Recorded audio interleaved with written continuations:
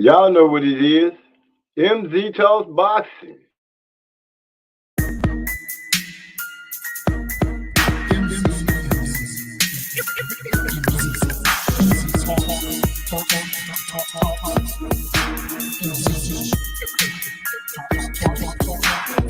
Let me make this abundantly clear. We talk about boxing here. My opinion is winning, but if you ain't feeling, you're good on your boxing. Yeah, it's been no headshot sting. So do these body blows that I bring. You wanted the big step to the ring. Let's go to the toe to the final bell ring. MZ Talks Boxing. Yeah.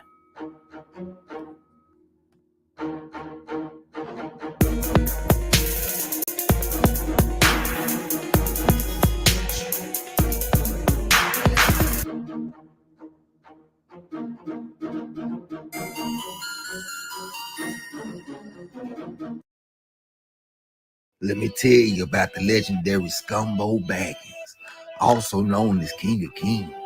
The man so cheap he went to the strip club and the stripper told him to make it rain. That cheap motherfucker checked the weather and told the bitch to do a rain dance. Straight scumbag behavior. Scumbo, this nigga full of shit like gumbo. Self-proclaimed king of kings and king of kinfolk. Don't wanna pay his debt cause he been broke. So now the men joke. Yo, I don't fuck with the shady type. The Flakegate, Belichick, and Tom Brady type. 10-ounce gloves that been 90 degrees in a title fight. Or niggas that bet but don't wanna pay their debt. Scumbag, can you see the light? I then explain. Talk to me. How you have the mental fortitude to play the game. How? Place a bet on a round in the fighter's name. Then in victory, you quick to run and collect your claim. You fucking lying. But in defeat, you quick to vanish. This ain't the multiverse with 5 rings on the hand of Thanos. There's only one ring involved, and it has a canvas. And since you're gone, stay gone, nigga. You're banished. We gotta do it, cause it's only right. You broke a bond with the fellas that was airtight. The way you be nigga has got these motherfuckers hype. Guaranteed when they see you, nigga, it's on sight. We talking about Scumbag of the decade. The man so cheap he takes his own limits to the lemonade stand to get the price drop from a quarter to a dime. Nobody off limits, not even a kid. So now the men joke, Scumbo. This nigga full of shit like gumbo. Self-proclaimed king of kings and king of kinfolk. Don't wanna pay his debt cause he been broke. So now the men joke. Scumbo bagging, his pockets must be lacking. Welching on a bed and then folks like that's what's happening. Jumps on the show, chest out, bro. I'm really hoping he say he's about to pay or brother no. Scumbag behavior. Did that boy just say that shit? Right then and now, say he get this wig split. Trey Egg starts it out. Hyphen getting hang, Eric R. stutter ragging. Coming up with Scumbo Baggins. I done got pissed. His bragging made me mad. I really thought he was better than that. He showed himself a fag. MZ stutter roast. Dude didn't give a shit. He was proud of the shit he did, laughing like a bitch. Now he in his feelings. Don't get mad, bro. You know you're supposed to pay our bets. Gucci gotta go. Hiding in the wing. We see you scumbag king. Bet you wish you didn't say that shit. Pay your debts, king of king. I wonder what you really thought when you came out like that, bro. Said fuck it, let me have it. I can take it like you really like to be a scum, yo. You must have thought we was some lame ass niggas you could bully on this boxing talk show. You got us twisted, now you're missing. Don't hear you laughing, scumbo. Scumbo Baggins. The man so cheap his son told him he wanted to grip. So Scumbo told the boy to stop fucking bitches without a rubber. Now that's a scumbag. No son. So now the men joke, Scumbo. This nigga full of shit like gumbo. Self-proclaimed king of kings and king of kinfolk. Don't wanna pay his debt cause he been broke. So now the men joke. I got a call from the block, fams, yes. He asked me to take your head and place it on his dress. Put your body on the pike and let that bitch fest. Let the rats eat out your tongue cause you a whelp. Damn, we tried to make it business, dog, but this be personal. Niggas wanna find your location and straight up hurt you. It used to be like when they meet you, nigga, what it do? Now when they meet you, it's more like, nigga, what it do? You a stranger in a foreign land, and everything is cool until you come around with that bullshit we don't understand. Put his money to his word, then he told a lie. So when it comes down to his word, he's always gonna lie. He still ain't paid that bet. I thought his husband said he paid him already. Man, that's messed up. Welcome to another episode of MZ Talks Boxing. I'm your host, MZ. Let's talk about it. Gotta say over to my family. Trey X in the house. He say, salute, OG. I'm saying salute right back to you. We got social scientists in the house. He say, smash the like button, you dusty foot, corn chip, toe having hoes. Whoo! He come out the gate swinging. I see we got somebody new here. Family of 6 Rocks. You say I don't know if it's a he or a she. They say, hey, everybody. We say, hey, right back. And I noticed they here on the word of Trey X. So I got to say thank you to the best fight caller in the game on YouTube that I know this is an earshot. Trey X, I appreciate that, man, for bringing them through. So family of 6 Rocks, glad you stopped by. I'm going to go ahead and say y'all hit the like button on your way in. I'm not really used to saying that, so I'm going to throw it on out there and say it anyway. We got Socially Minded in the house. Who the fuck is that? Scientist, is that you? Yeah, man, you know it. What's going on with you, my brother? Hey, chilling, man. Shit, I went around for a minute, man. The brother was down. I had got sick on him. I had vitamin A toxicity on these hoes. What's that? That's when you consume too much vitamin A. The nigga was drinking too much carrot juice. I had to slow down on the carrot juice. Are you serious? You really I'm got sick for having too dead much ass, vitamin? brother. Dang. Yeah, man, I was fucked up. I was weak and shit. My head was hurting like a motherfucker. Like, it felt like my eye was about to pop out my head, bro. So damn. So what? You were trying to become a Bugs Bunny relative or something? I just like carrot juice, bro. I was drinking too much of that shit. I was fucked. My hands was all yellow and shit. Oh man. Anyway, man, I know your boy was supposed to hit me up on a little side note. Your boy was supposed to hit me up about the song, but that's why I ain't said nothing about it, because I was like sick. I couldn't sing anyway. But yeah, if he's still trying to hit me up, I ain't getting nothing. So Okay. I have to make sure that I give him your email address. It's probably my fault because old dude he travel while he works in different states. But yeah, I'll make sure that he know so we can get it to you. all right, And see what happened with that. But man, I'm glad to know that you feel better. You're not sick anymore. I used to man. like carrots when I was young, but you know, Yeah. older gentlemen, I'm not really trying to deal with no carrots if I don't have to. Well, the carrot juice, the shit to me it tastes better than carrots. I appreciate that, Trey X. But yeah, it's much better than carrots. But yeah, it's kind of sweet. So Yeah, carrots used to be kind of sweet to me back in the day. But I just like I said, I ain't just all into it. So, how you on the crow deal? You got any crow you need to eat? shit, I hadn't even really been predicting no fights. I was looking forward to that Joe Joyce and Joseph Parker fight. You say you weren't looking forward to it? Now I was looking forward to it. Well, it happened. Who was you riding with? I didn't really make no pick. I just wanted to see it. Oh shit. My ass eating crow like a mug off of that. Damn Parker, man. Oh my gosh, I don't know what to say. Go out there, get knocked out, and get stopped in the 11th round. Trey X told me he came in 255 pounds. Yeah, I saw Trey X say he changed his pick after he saw that. Ah. Anyway, I stayed on the long road by myself, sitting at work, listening to him call. No, I didn't listen to him call the fight. I was just sitting at work on pins and needles, looking to see who won. Yeah. And that's when I found out he got stopped. X hit me up first, you know. X was like, I can't even remember. It's all a blur.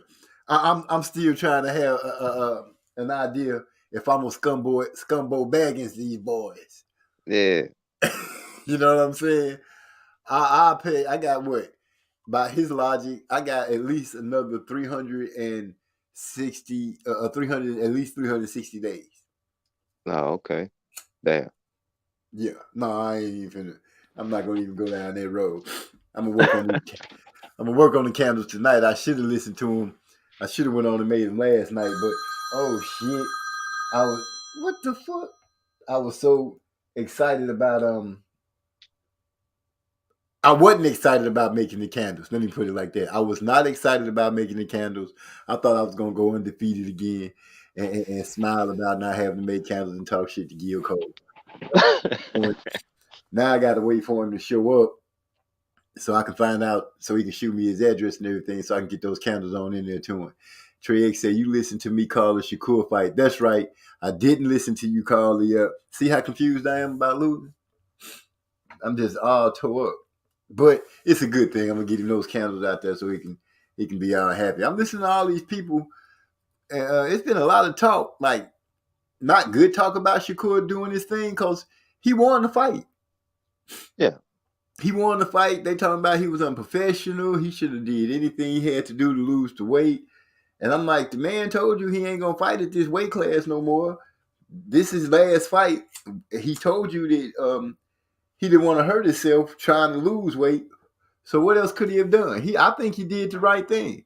He still went out there. He beat I can't say an ex-gold medalist, but he beat a gold medalist that was in the Olympics, and he did pretty well. Some people say he was fighting too much.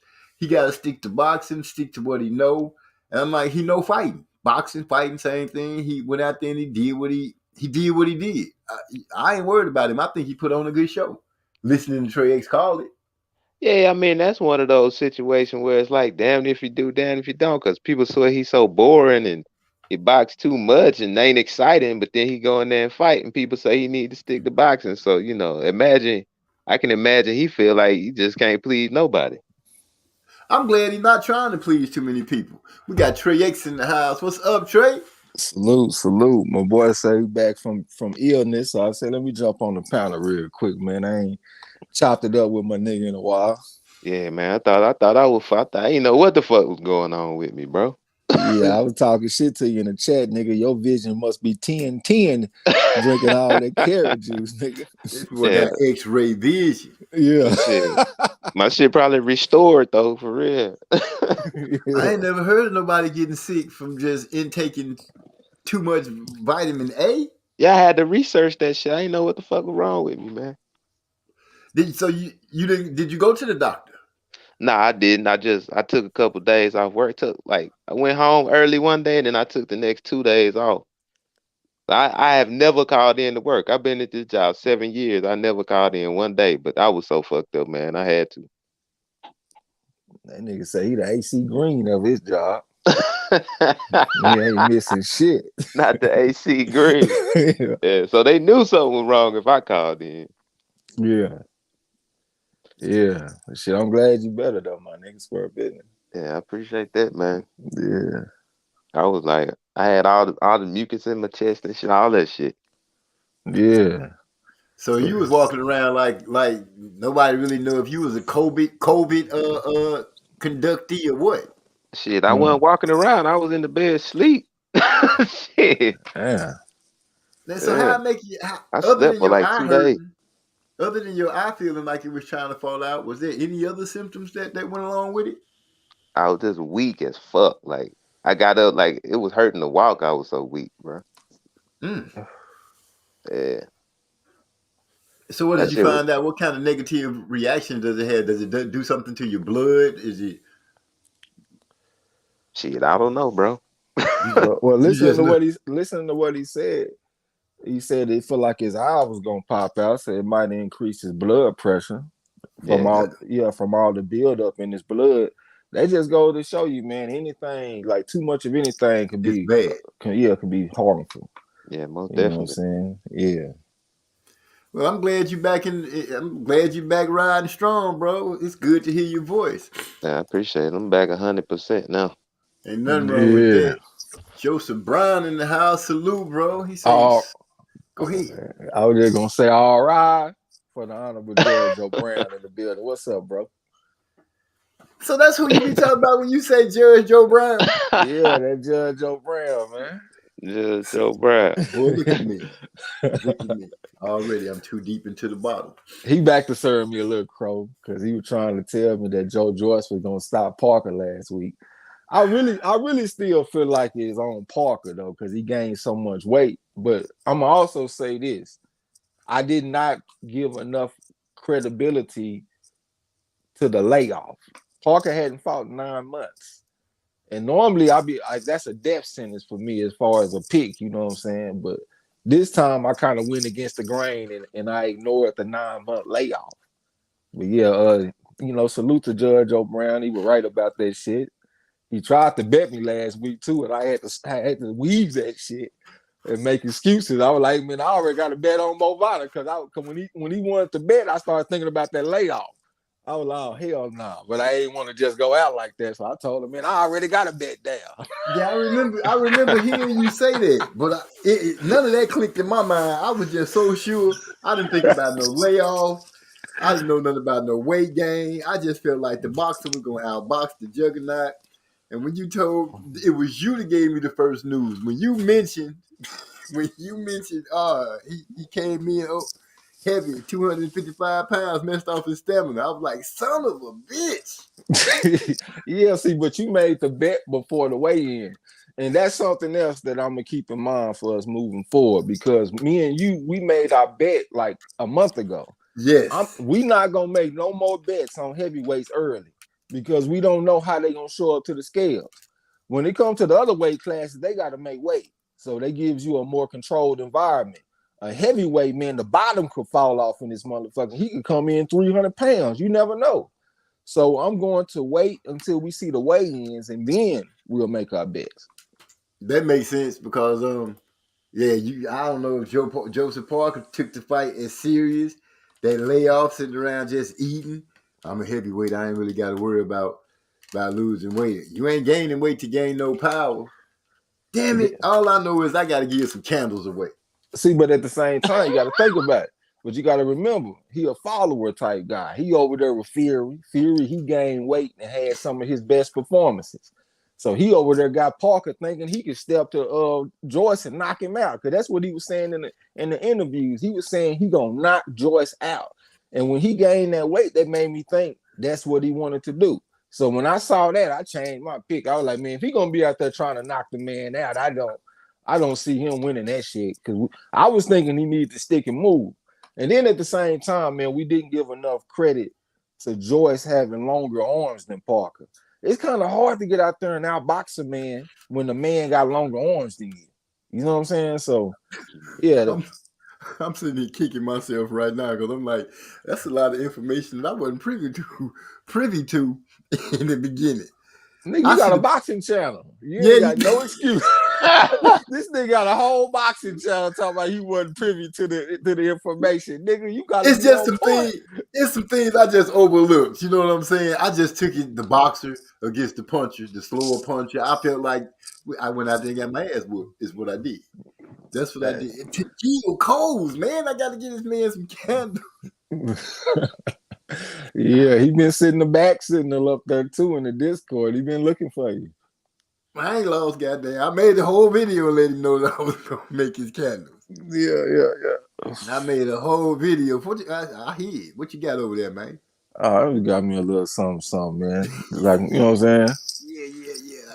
Trying to hold it in at the same time. Yeah, a little Pineapple Express. Okay. 60-40 hybrid, you know what I'm saying? Yeah. My daughter was just trying to pick up some of that the other day, but she ended up going with some other kind of deal. And I done hit the Pineapple Express a couple of times already. Yeah. But I ain't complaining about it. It's all good. It's all good. So Keyshawn Johnson. Davis. Is that his name? Davis. I said Johnson, didn't I? I'm already messing people's names up. But Keyshawn, I saw him talking a little spicy on his little Twitter thing. I guess that's what that was, Twitter or Instagram. He was talking spicy on something. Talking about I don't even know why he was talking really. I don't know how nobody can make you mad. You just like he said, I'm just 12-0, 6-0, 6-0. Yeah, 6-0. I'm just 6-0. I don't know what the noise is. I'm like, well, if you just 6-0, You making a lot of noise though.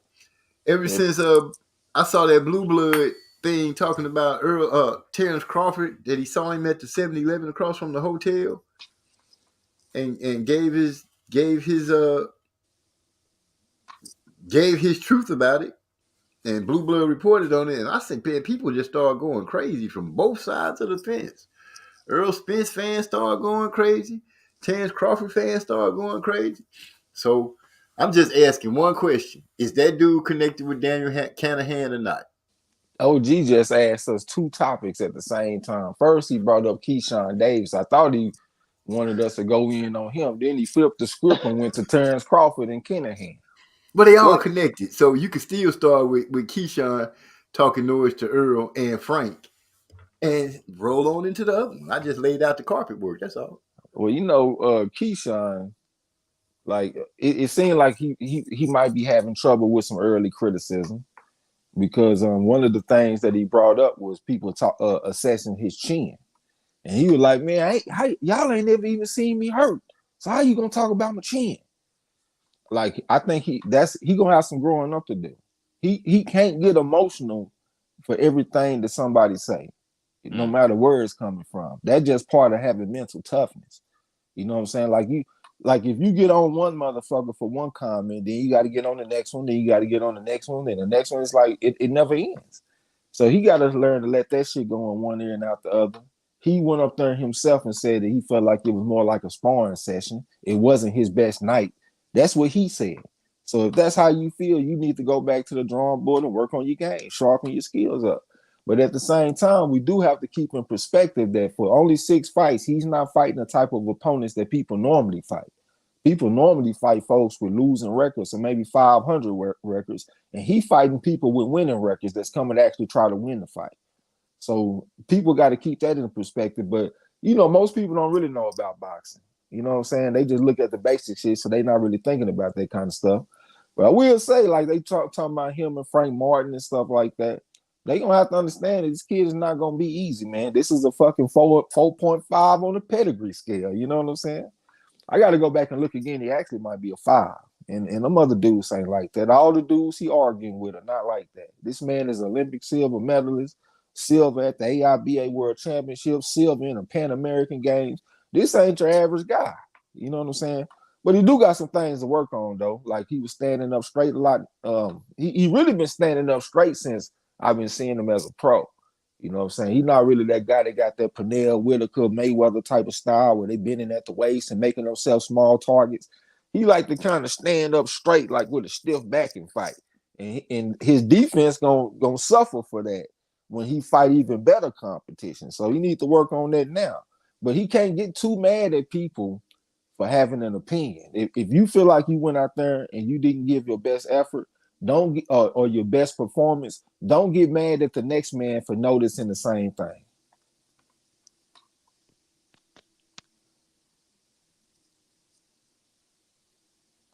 I'm trying to get back in. I was getting ready to ask Joseph Brown. Is that Joseph Brown in the back?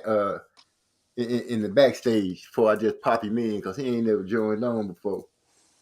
Yeah, be careful with that shit, I'm man. just waiting for him to give me an answer. You know them trolls, man. Yeah, I remember the last time, but like I said, they can't make me erase nothing. I edit their ass right on out of there. Keep it moving. So I like Shakur. I'm not Shakur, but I like Keyshawn. But I do think it's funny what they've been saying, talking about how you've been co-signing Shakur all tough and all that kind of shit.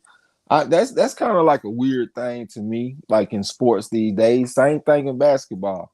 Like the kids, they come up together so tough, like playing AAU basketball, that they don't really be having real rivalries. This man right here, Keyshawn, he connecting himself with somebody that's in his weight class. Like, fuck all that, bro, and this is my nigga and my brother, and nigga, would you fight him? You know what I'm saying? Like for me, if it's anybody that's not my immediate brother or something like that, anybody can get these hands. But I don't know if the same thing can be said about these fighters. They getting real close. These friendships and shit are turning into brotherhoods and all that kind of shit. Because me personally, Shakur Stevenson versus Keyshawn Davis is a fight that I would like to see one day. But just looking at the type of relationship that they have, I mean, we probably ain't gonna see that shit. So I think that kind of criticism is definitely warranted, man. Stop being so goddamn friendly all the time. What's up, Yo. Joseph Brown? I'm gonna say something that to piggyback, but I'm gonna be a little bit more harsh about it. Keyshawn is a 4.5. There's only one dude who was able to outbest him at the highest level in the Olympics, and we all know who that man was, Andy Cruz. But yeah, Keyshawn looked too much like a damn groupie, man. I'll be honest with you, man. When I saw him, when Shakur Stevenson was in the ring, you know, telling us who he wanted to fight next, he called out Devin Haney. This man looked like he was a straight up cheerleader, man. Like, and it's cool to be friends with somebody, but you know, at the end of the day, boxing is a sport where only one man could be the top dog. And so I don't want to hear none of this friendship getting away. I want to see them get in the ring and fight each other eventually, and see who's the best guy once it gets to that point. You know, so that's what it's all about, man. The best fighting the best, regardless if you're friends or not. Break bread with each other, make that money, get in the ring, and y'all can be friends afterwards, and bless your families, you know, by putting money in each other's bank account. That's what a real friend do. I can agree with that. Makes good sense. And look, that don't mean that you can't support your brother. I would now, so whoever that is got the background noise, go on mute. I'm over here directing traffic like this my shit. It ain't me this time. It ain't me this time, brother. I was on mute. But I was trying to say that don't mean that y'all can't support each other. I was just watching Marvin Hagler versus John the Beast Mugabe maybe a few days ago. And Sugar Ray Leonard was in the front row cheering louder than anybody. Come on, Marvin. You know what I'm saying? And they would eventually fight one day. You know what I'm saying? But they was friends, but they still had that underlying tension. Even Tommy Hearns was at the fight. He did an interview during the fight, and he was supporting Marvin Hagler, but they ended up fighting one day. You know what I'm saying? Hell, Hitman and Sugar Ray had them fought twice. You know what I'm saying? Maybe not at that time, but they would at least eventually go fight twice. You know what I'm saying? But they all there, they supporting each other, they cool and all this kind of stuff. But it ain't like we so cool that we like family. And I wouldn't fight this man. Like, nah, that ain't how that's supposed to go.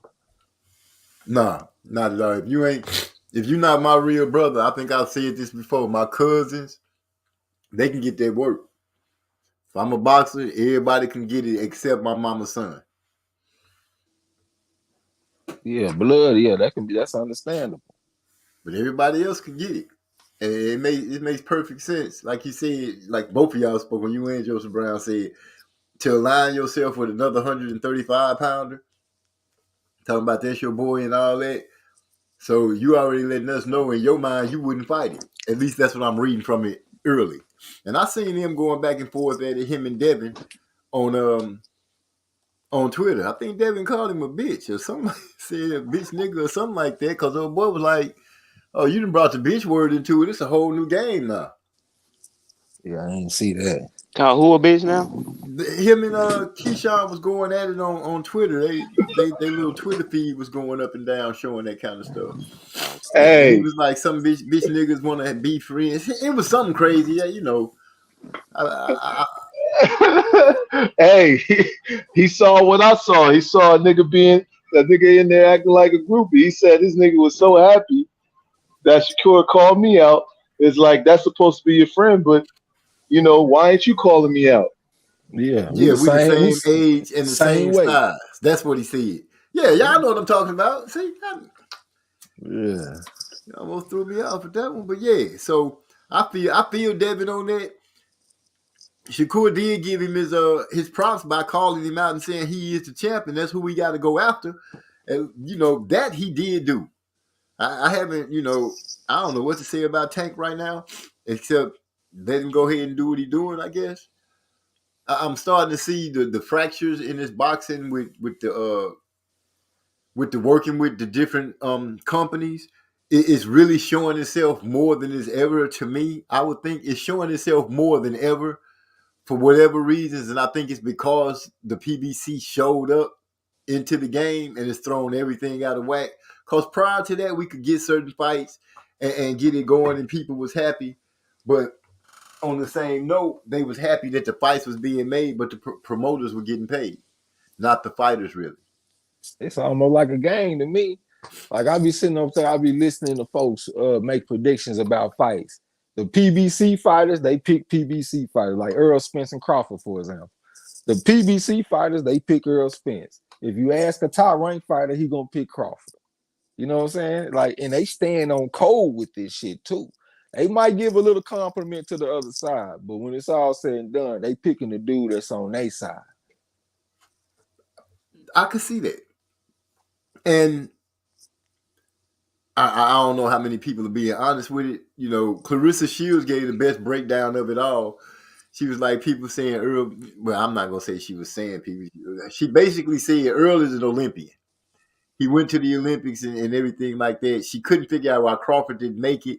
And then it hit me. I'm like, yeah, Crawford was supposed to be at the Olympics, but his ass couldn't stay out of trouble. He wanted to fight everybody. No, he lost at the Olympic trials to Saddam Ali. That's the ultimate. Oh, that's the ultimate. I was about to say, well, what was Kenny Porter speaking on when he was saying that he was having problems, he wanted to beat him up? That was going to the Pan American Games. Oh, okay. Yeah, that's the same Pan American Games where Sean Porter when he got knocked out by I can't think of his name. He got knocked out by this Cuban that's homeboys with Ugas. They grew up together. But yeah, Terrence Crawford was supposed to go to that Pan American Games, but he got in trouble and couldn't go. That's the reason why I say he officially a 3.5 on my scale, but he could potentially be higher. Because if he would have went to the Pan American Games and won a few fights or maybe even medaled, I would have to put him higher on the scale. So that's why I say a little bit of a wild card when it comes to that regard. Right. And she also mentioned that when Crawford gets hit, he kind of let his pride and his mental state, he got to get his lick back instantly. And she says she noticed out of Earl, you might get him, but he stayed the same focus and just say, I'm going to take it round for round. And I'm just bringing it up to look at, like I said, the question I'm asking, it's not like, it's almost like everybody glossed over the fact that when Daniel Canahan names started really popping in the news and they was talking about him and then the government jumped in and all that kind of stuff, Crawford did go over there. Now, Bob Arum might be a little senile, but he tells the truth when it benefits him. And he did say that Crawford had let him know that he was going to be with Canahan. Canahan was just going to be his advisor or what have you right before he left Bob. So could that be what's holding up the fight? Yeah, it could be, because if I don't see nobody want to do business with you if you tainted by that, especially if it could affect their business somewhere down the line by dealing with you. Now, if that's what the situation is, Crawford should just let that be known, or somebody should be balls enough to ask that question. Hey, are you affiliated with Canahan there? And then trying to negotiate a fight, knowing that nobody want to touch you because you dirty, but you letting people argue about the situation of you and Spence, knowing that right there is a major bombshell to blow the whole thing out the water. That's my thoughts on it. Yeah, that's assuming that's what the holdup is. I'm saying that, but it is a question. It's not the first time that situation came up. And like I said, when Bob mad or Bob will spit a jewel out every once in a while because he has spoke on Crawford. And I know I had said Bob just tripping. He just saying stuff because Terrence want to leave him. But some things, when you start to look at it and see how things are dragging the thing, I've seen Crawford arguing with a fan that was outside chilling, up on the roof chilling. He asked the man if he could fight. It's just little nuances that I'm starting to see that's bugging in my mind. And I'm like, dude, ask that question. Somebody please ask him that can get to him. Ask him, dude, do you have anything to do with this man? Is is there any fire where that smoke is coming from, or is that just all smoke? Yeah. Because to say that you accepted everything, why we not getting the fight yet?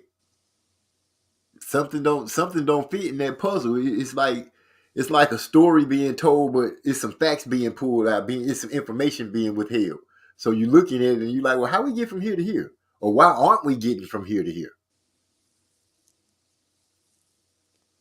Man, this shit, I ain't gonna lie, they done kind of got on my nerves a little bit.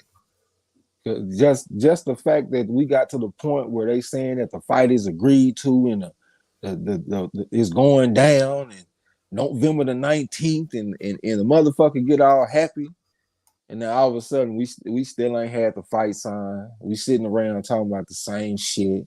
Now we got to come up with theories on why the fight ain't signed and shit like that. Man, that shit done got on my nerve. And then like I've been looking at a bunch of boxing because we betting on this shit. And I just realized how many good fighters it is out there that don't get talked about. But we talking about motherfuckers that might fight all the time. So I just said, man, fuck that shit, man. I'm just going to put my thoughts and my energy into who actually fight. You know what I'm saying? Right. That motherfucker need to sign something, man, and come on with it. Now, I came up with another option on the Crawford side and say, what if this is some genius way to promote the fight? And we look up and it really be going down on the 19th.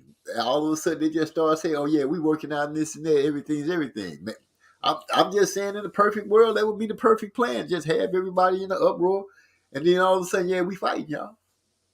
Maybe Terrence Crawford is a marketing genius and we just now getting a chance to taste it. I have no idea. I think that would be stupid. That wouldn't be smart to me because since they have said that they agreed to fight until right now, I have heard several hardcore fans that they ain't even interested in this shit no more. Like Napoleon Armstrong, he said he ain't even buying this shit. I don't believe that shit. You might, but I'm just saying, like you having people thinking thoughts other than I'm excited for this, man. Like I can't wait till this shit go down, man. I got my money already ready. I've been saving up. I'm going to the fight. Instead of people having them kind of thoughts, you got people like, man, what the fuck going on, man? I'm sick of this shit, man. And like, I don't think that you would want them kind of thoughts when you got a big fight going down. We need to be excited and happy, spend some money. I was just saying maybe. I wanted to keep it fair and balanced. So I wanted to make sure I gave you maybe a good scenario to go with the bad scenario of being connected to Canahan. I don't know.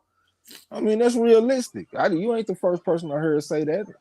A lot of people been saying that shit. It's been all over boxing scene. Anytime you see one of these articles about Spence and Crawford, there's somebody down there talking about Crawford being connected to Canahan. Now, I've been hearing that shit for a while, actually. You know what I'm saying? So it ain't nothing new. It's just something that we talking about other than how we getting ready to see this fight. Right. And then Earl Spence, he was talking to somebody on Twitter or something. He was responding to a message. He was like, you must be talking about some shit you heard on YouTube, huh? So to me, it sounds like ain't no credibility around nothing right now. Until Earl Spence and them come with some sign a contract or they make an announcement or we get a press conference from Showtime or whatever, that's when I start paying attention, man. If it's just some fucking sports writer or some motherfucker on YouTube, like I ain't even interested in that shit. Hey, and another thing is the thing that I can't stand is that, you know, boxing fans for the longest, before this fight was even talking about going to negotiations, what do we get from all the boxing community? Oh, we don't want to hear about no splits. We don't want nobody negotiating in public, blah, blah, blah. We want the fighters to be doing all the stuff behind the scenes. But then now a nigga like Earl ain't saying nothing. They want him to say, they want him to come out and speak. It's like, I just look at the boxing community as a whole, just a bunch of schizophrenic fans, man. They don't know what the fuck they want. Today they wake up wanting something different than they wanted yesterday. Like, you can't win. You know what I'm saying? Earl is just doing what he always do. The nigga don't talk about when the fight is in negotiations. He never speaks out. He doesn't do that. So it's not like he's performing out of character right now. This is something he always does. Hey, I'm not even mad at Earl, bro.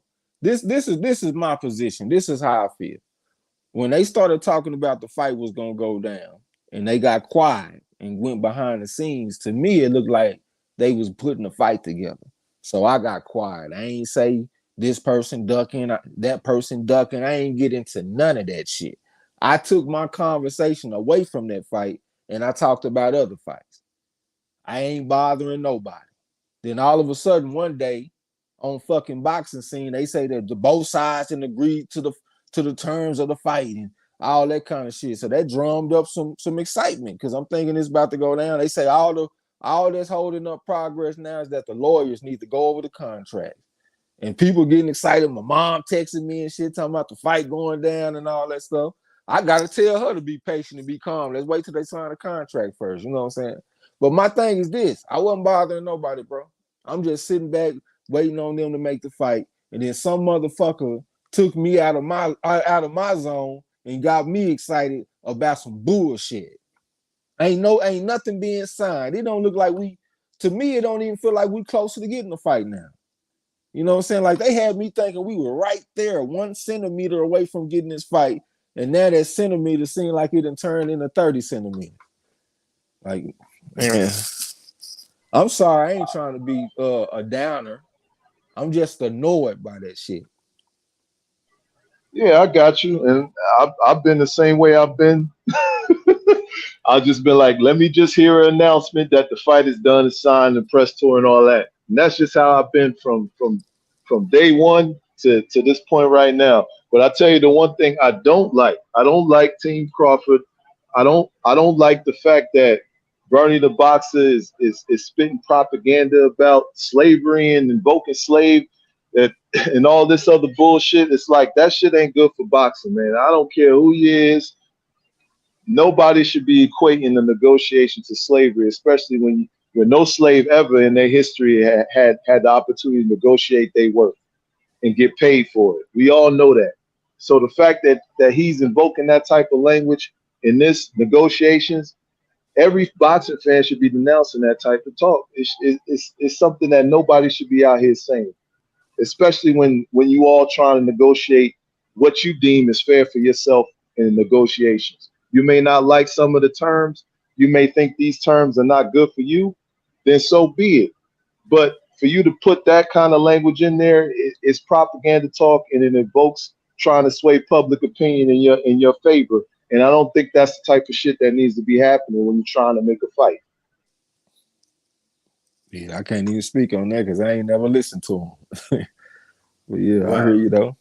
Eric R in the building. What's up, Eric R? He say, salute family. What's good to the panel? My brother at MZ and my brother at Trey X. Salute. He also said we might need to put out another diss track up for them playing games. That's scumbag behavior at its finest.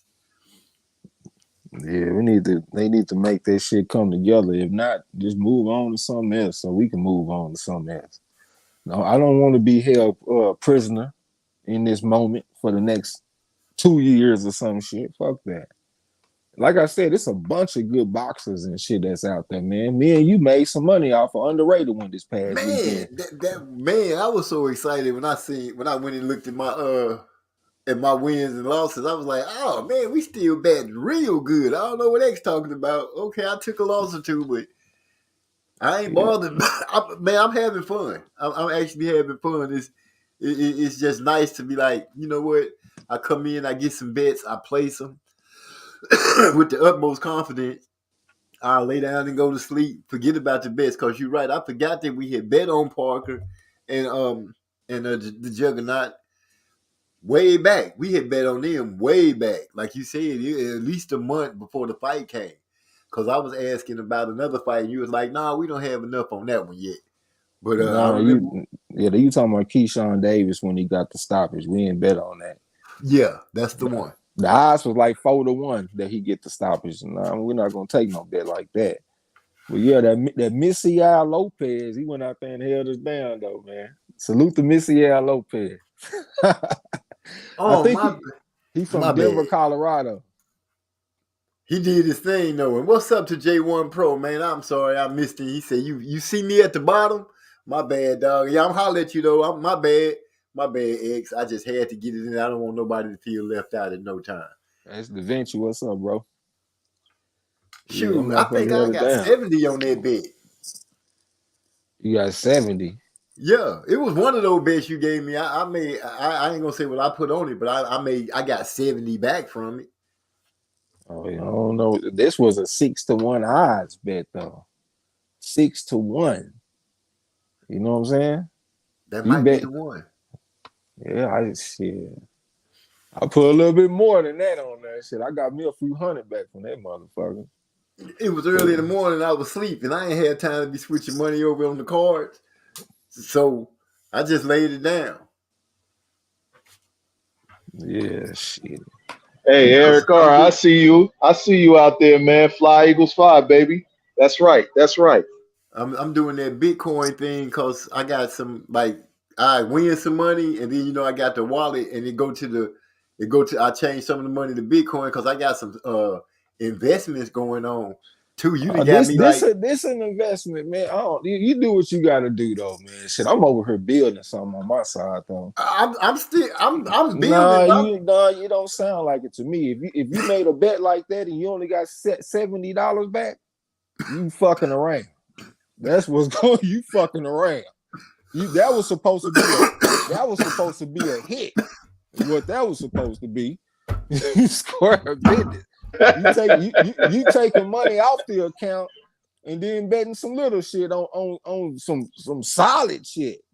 Because I told you, I said, man, this man 6-4 going against somebody that's 50-5. He won gold at the Ringside World Championships. Woo-de-woo-de-woo. Nigga, that was something that you supposed to put a nice little bet down on. Like right now, I got the most money on my account that I done had. You know what I'm saying? The little shit that I started out with, I done multiplied my money probably about at least 30 times. Yeah, I'm not fucking around.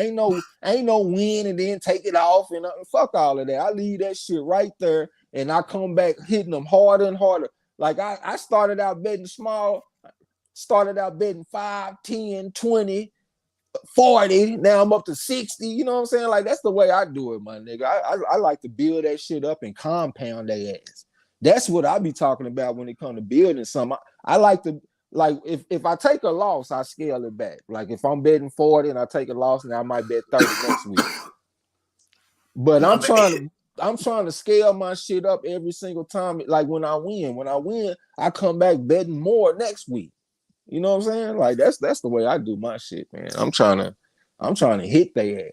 And I know they sitting up there looking at me, nigga, because once I get into your system, I'm like a cancer, nigga.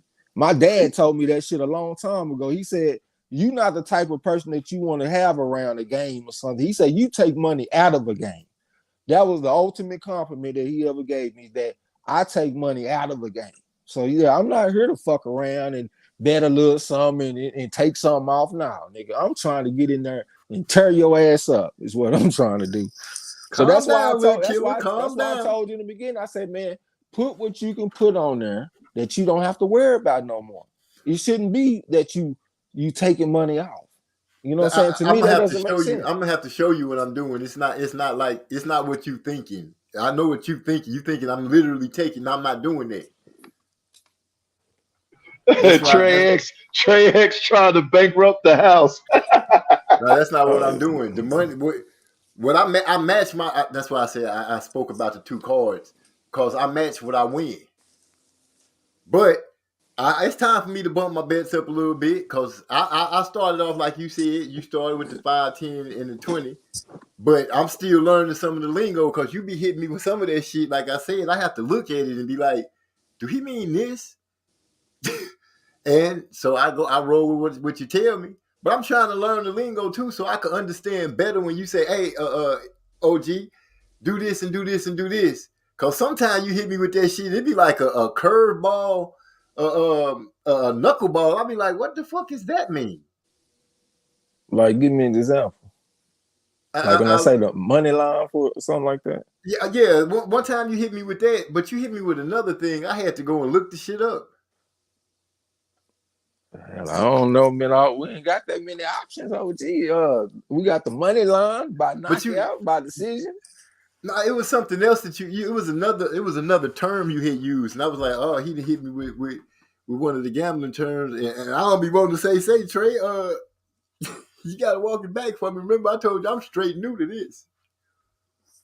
Yeah, I mean that's why I've been trying to send the odds with it. Like I say, take this person at plus 600, or take this person at plus 250. Okay, so the plus 250 and plus 600, do I give more money or less money? Man, if it's plus 600, that means you're getting 6-1 odds. If you bet $1, you win $6, and you get your other $1 back. So that's why I say. Okay, so I go heavy on the pluses. It ain't, man. I bet the same amount of money on each one of my picks. The point I'm making is that I compound my shit. If I win, I don't take nothing off. I leave all that money right there. Like, let's say I got $100. If I win $100, I'm not gonna take $100 off and then bet that $100.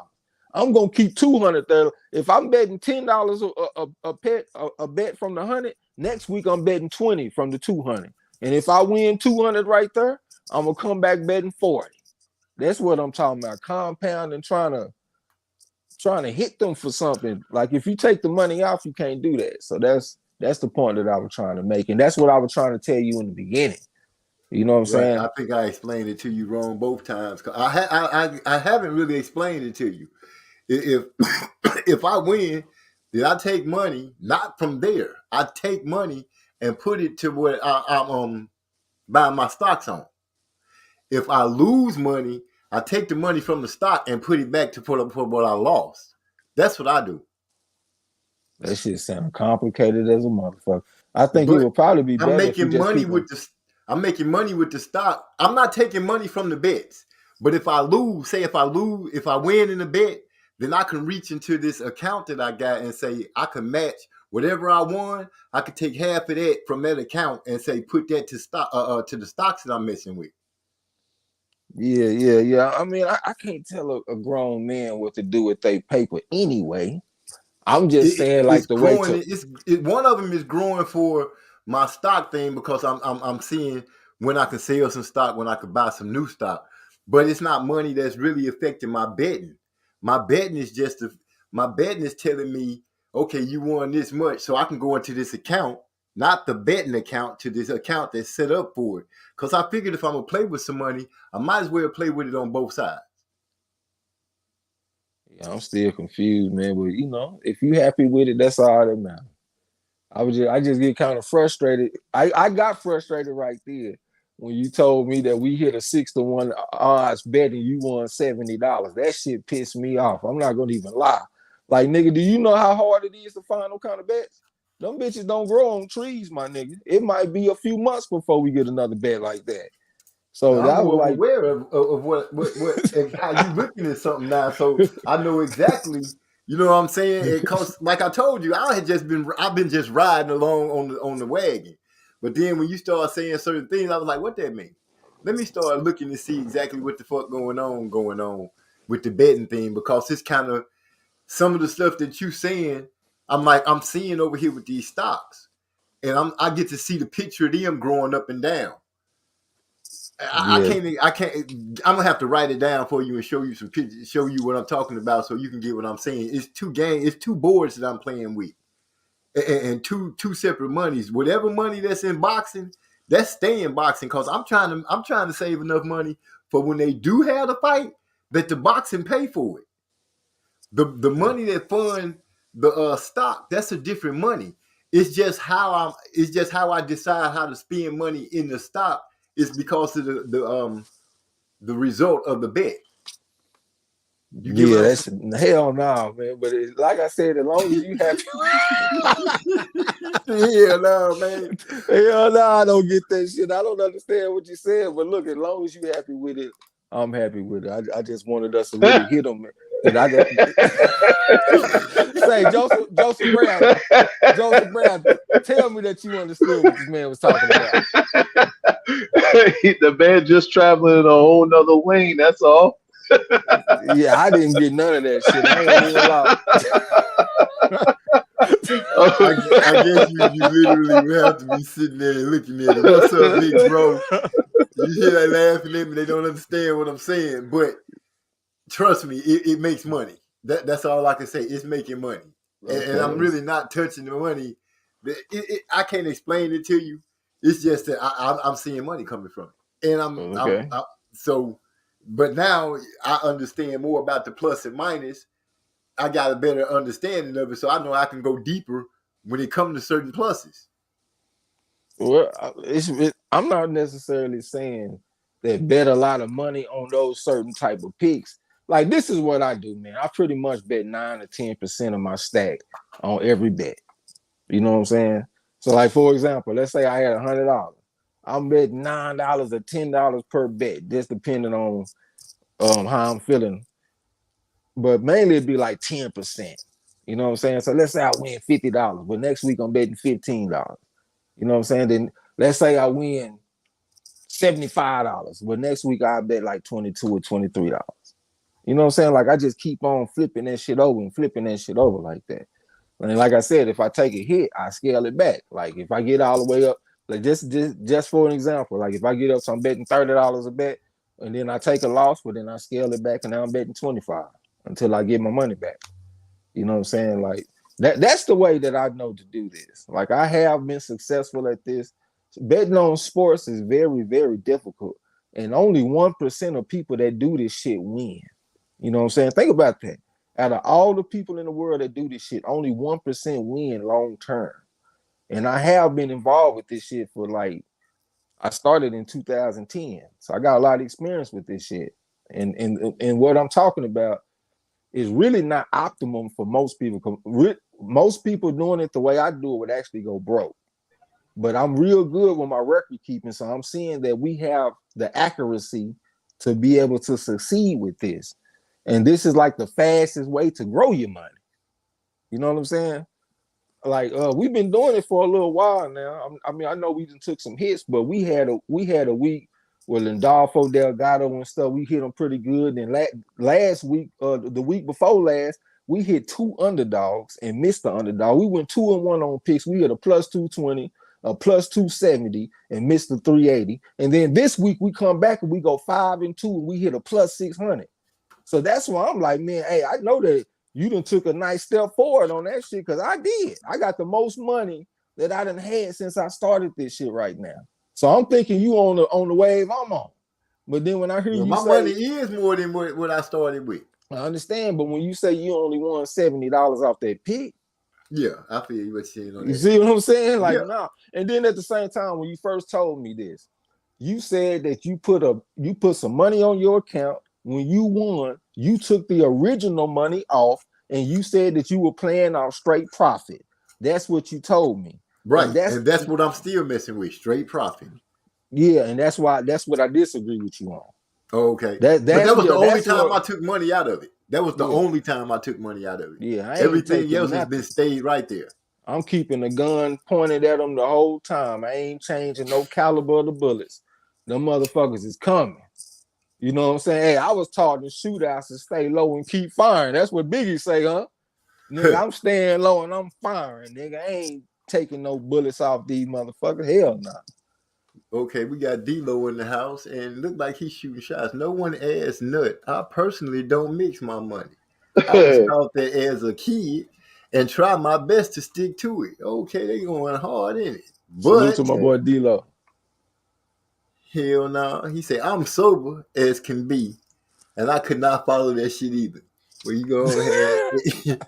Eric R. say, I'm rolling over here. I'm over here rolling. Well, I'm glad everybody happy and feeling good. Big E in the building. Salute, OG. Yeah, I said what's up to Big Bro earlier in the fact, sitting here thinking about, dang, Shakur Stevenson is 135 pounds now. The baby world beater. Yeah.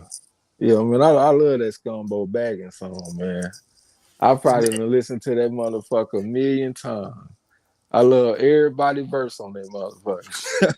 I like how you got a little style where you rap, but you kind of sing with it at the same time.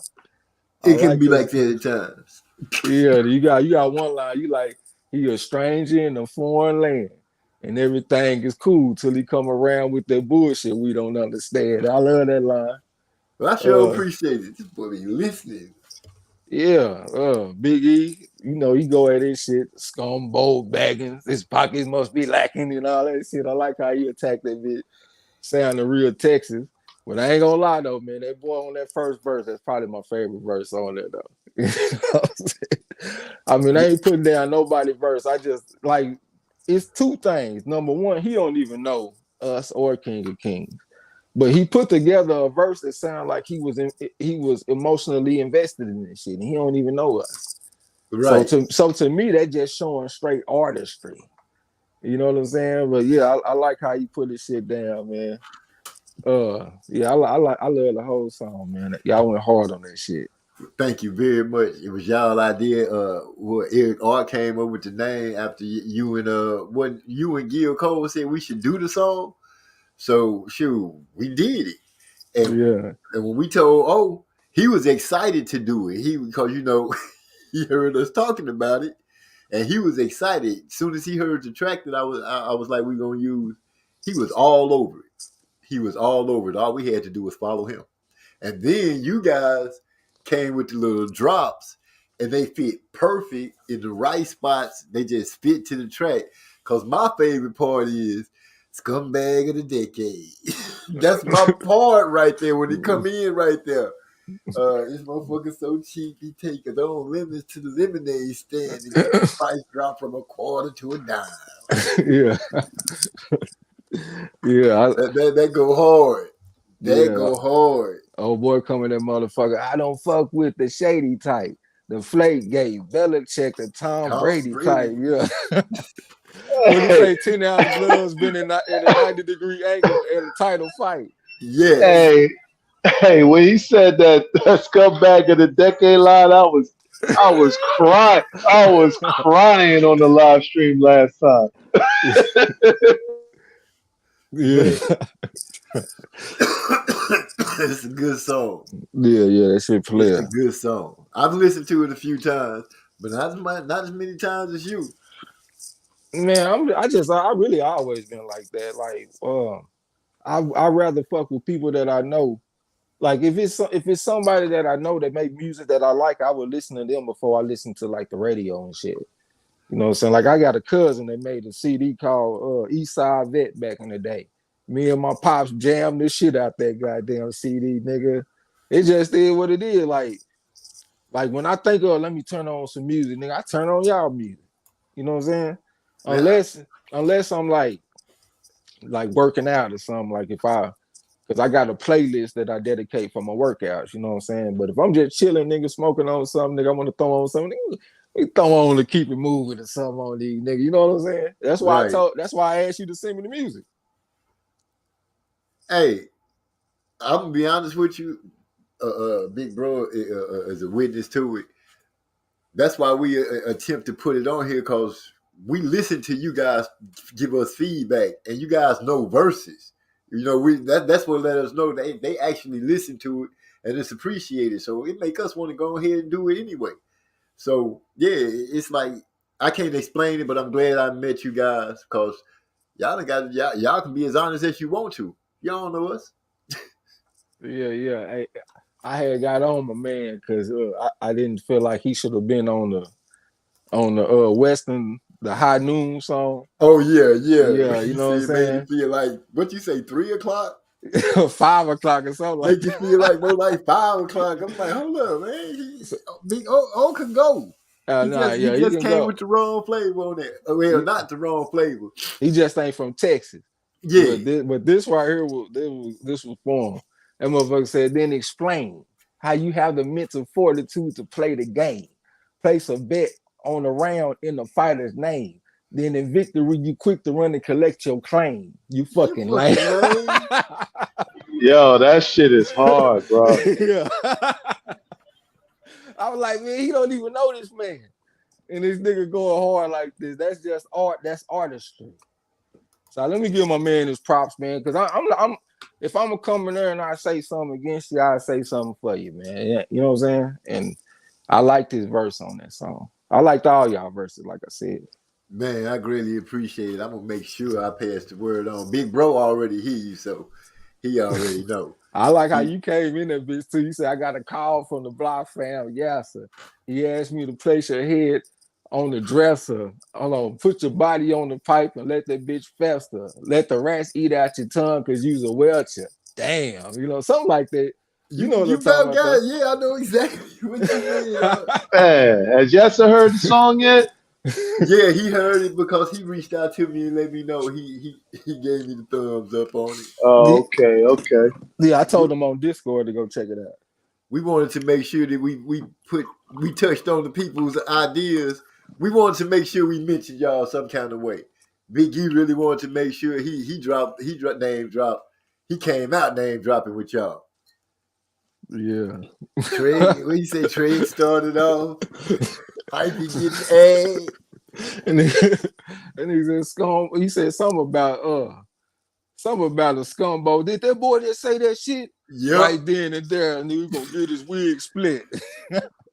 And then that's when he go into that part about Trey X said it all. Hypey getting hype. I can't remember his verse. Like Hypey getting egg. Yeah. Hey, you know I done listened to that motherfucker a bunch of times. You know man, I know you listen to it because I'm hearing you say it. I'm hearing you spit that word, man. I'm tripping. I'm hearing you spit it. Yeah. Big E made that track and shit. He made the beat and all that. I made that track. Oh, you made the track. Uh-huh. Oh yeah, y'all nigga got something with the music, man. Yeah, I fuck with y'all niggas on the music. Yeah, you can hear the chemistry, man. Y'all got a magical serum working, man. Man, me and Big E been with me doing music since, man, I can't even say, but you're right. His sound, we got a sound, we just fit. We mash together real good. What's up with my man Master Rod? He straight? Actually, Master Rod is working with the band that he was working with at first. They done got back together and doing some stuff. So they doing that. He's doing that right now. He's still working in music and everything like that. And when we need him, he'll be here for us. Yeah. But you know, he likes to be like, he likes to perform. He likes to be on the instruments and perform and stuff like that. And they doing some stuff together. And it's an opportunity for him to get out there. So sure, we wish him the best. And they told him go and handle up. Yeah. Salute to Master Rod. Sure. He was like a little special ingredient on it all day. Yeah. You know what I'm saying? Yeah. I like how Master Rod was on this song, man. Yeah, he did his thing over there. Yeah. All day. Yeah. Let me see what we got here. Let me see. Say Trey X came in hard. That's what Eric R saying on y'all drops. Say most men would emotionally feel that shit. It really ain't nothing to play about. He's talking about him, but it was his idea to even call himself say he said scumbag behavior. Yeah, that's what he said. Did that boy just say that shit? Right then and there, he gonna get his wig split. Yeah. Big E told you exactly what happened that night, pretty much. I know. Yeah, I know. Like that's really why I can remember y'all lines more than his, because his wasn't really like punchlines. It was him getting on this nigga ass. Right. Just straight out the gate, nigga, what are you doing? I swear, it was like a conversation between an OG and a mark ass young nigga. You know what I'm saying? Yeah. I swear. Nigga, what are you doing? I'm over here making. Go ahead. What? Oh, I thought you were saying I was making noise or something. Nah, I wasn't going to say that at all. You like, nigga, what you doing over there, nigga? That's exactly how he was making it seem on the song. Yeah. And when he spoke on the 90 degrees of the gloves. Yeah. I was proud. I was like, yes, because I know I've complained about those damn gloves so many times. I felt that part instantly. I laughed when I heard that shit. Yeah. Because I knew that you liked that part of the song. I swear to God, I thought that shit. For real? Yeah, I Man. know you be on that tough. So when that nigga said that, I was like, damn, did he write his verse? Oh. No, old master writer. He could write his ass off. Oh yeah. I can see he lyrical and shit. Like I could tell he from like the East Coast or some shit. You know what I'm saying? Yeah, he a military child. So yeah. I think he said they grew up in they spent a lot of time in Japan and stuff like that. So he got a lot of different mixture up in him. So his idea of hip hop is a little more broad than how he look at it and jamming. So it's a good mix. I'm glad he joined up with us and doing what he do. Everybody doing what they like to do and having fun with it. I've been seeing that the Party Leg and all the other songs is doing a little something too. You already got it on the iTunes? Yeah, when they came out on the 15th, they went out to everything just like All Day did. Oh, okay. I got to go show my support then. I didn't know it was already on the iTunes. Yes, sir. I greatly appreciate that. You always, that's love right there. This man buy music. He go to the spot, just snatch it up. And I greatly appreciate that. But I can't tell you, it's a thrill to listen to y'all say these words and like, dude, they listening to your music. Oh, yeah, I listen, man. What my man say, I drop landmines like storming Normandy beaches. You know what I'm saying? I like that shit. Man, that verse right there is like the hardest verse he wrote to me. I don't even be knowing what you saying all the time. I ain't gonna lie, but I like the way you deliver that shit. Cause it's like it be sounding real melody. Like it got like a melody to it because you be kind of singing with that shit. So I be singing along and I don't even know what I'm saying sometimes. I swear, but the shit, I like the way it sounds. Like when Michael Jackson be on there, Chamoon, what is Chamoon, nigga? I don't know, but it sounds good, don't it? Boy, Trace, I don't even know what you be saying sometimes. Sometimes. Like it was one you were kind of singing, oh man, I can't catch it how you was something what it do. But you was kind of saying it. Something what it do. I can't recreate that shit. When they meet you, they used to say like, nigga, what it do? Now when they meet you, when they see you, it's more like, nigga, what it do? There we go. That's the song right there. What song That's Gumbo Baggins. Okay, so I was trying to sing. Oh yeah, I couldn't. I knew you was going with that shit, but I couldn't really understand. You know what I'm saying? Well, yeah. It was but it was really another song too. When it comes to my mind, I'll say what it is. It might be that cipher that y'all did that you got some lines on there. Oh, it might be the cipher because I kind of put that style. I kind of used that style again. I hit it after practicing to spit it automatic. Understand it ain't no practicing when they already got it. Who they claiming that they better? If you writing, then it's no 21 plus. We gonna finally let it go. Then boom! I love it. You go ahead. Damn Z. Oh, wait! I threw myself off.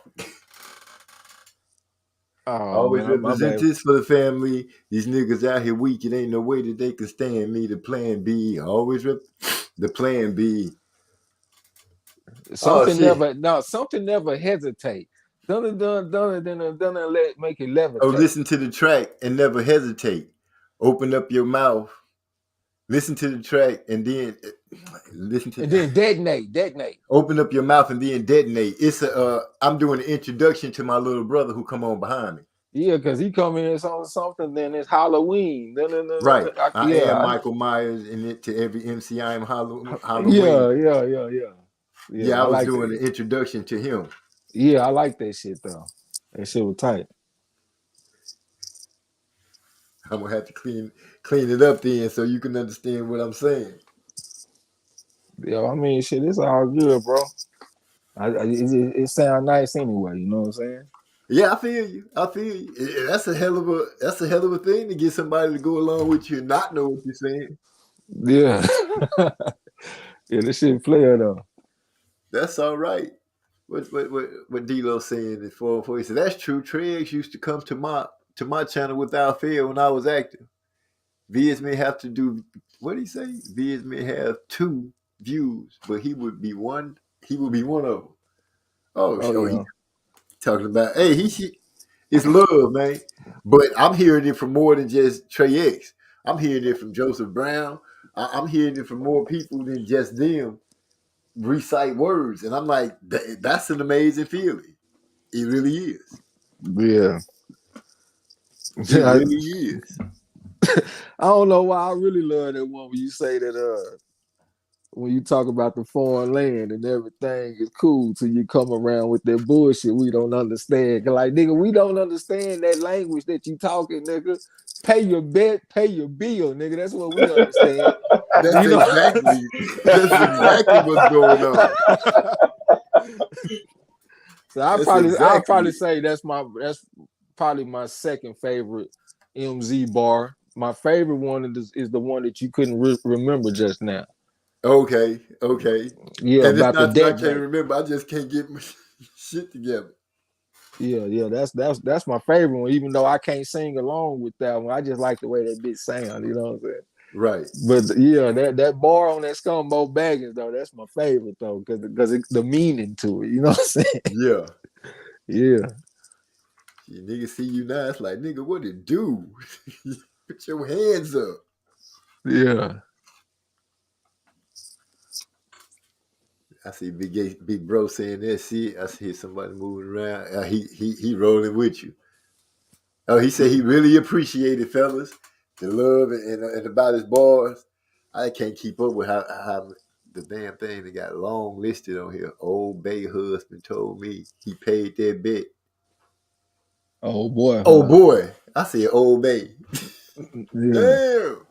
I be hearing myself mess up and still mess up. I don't get it.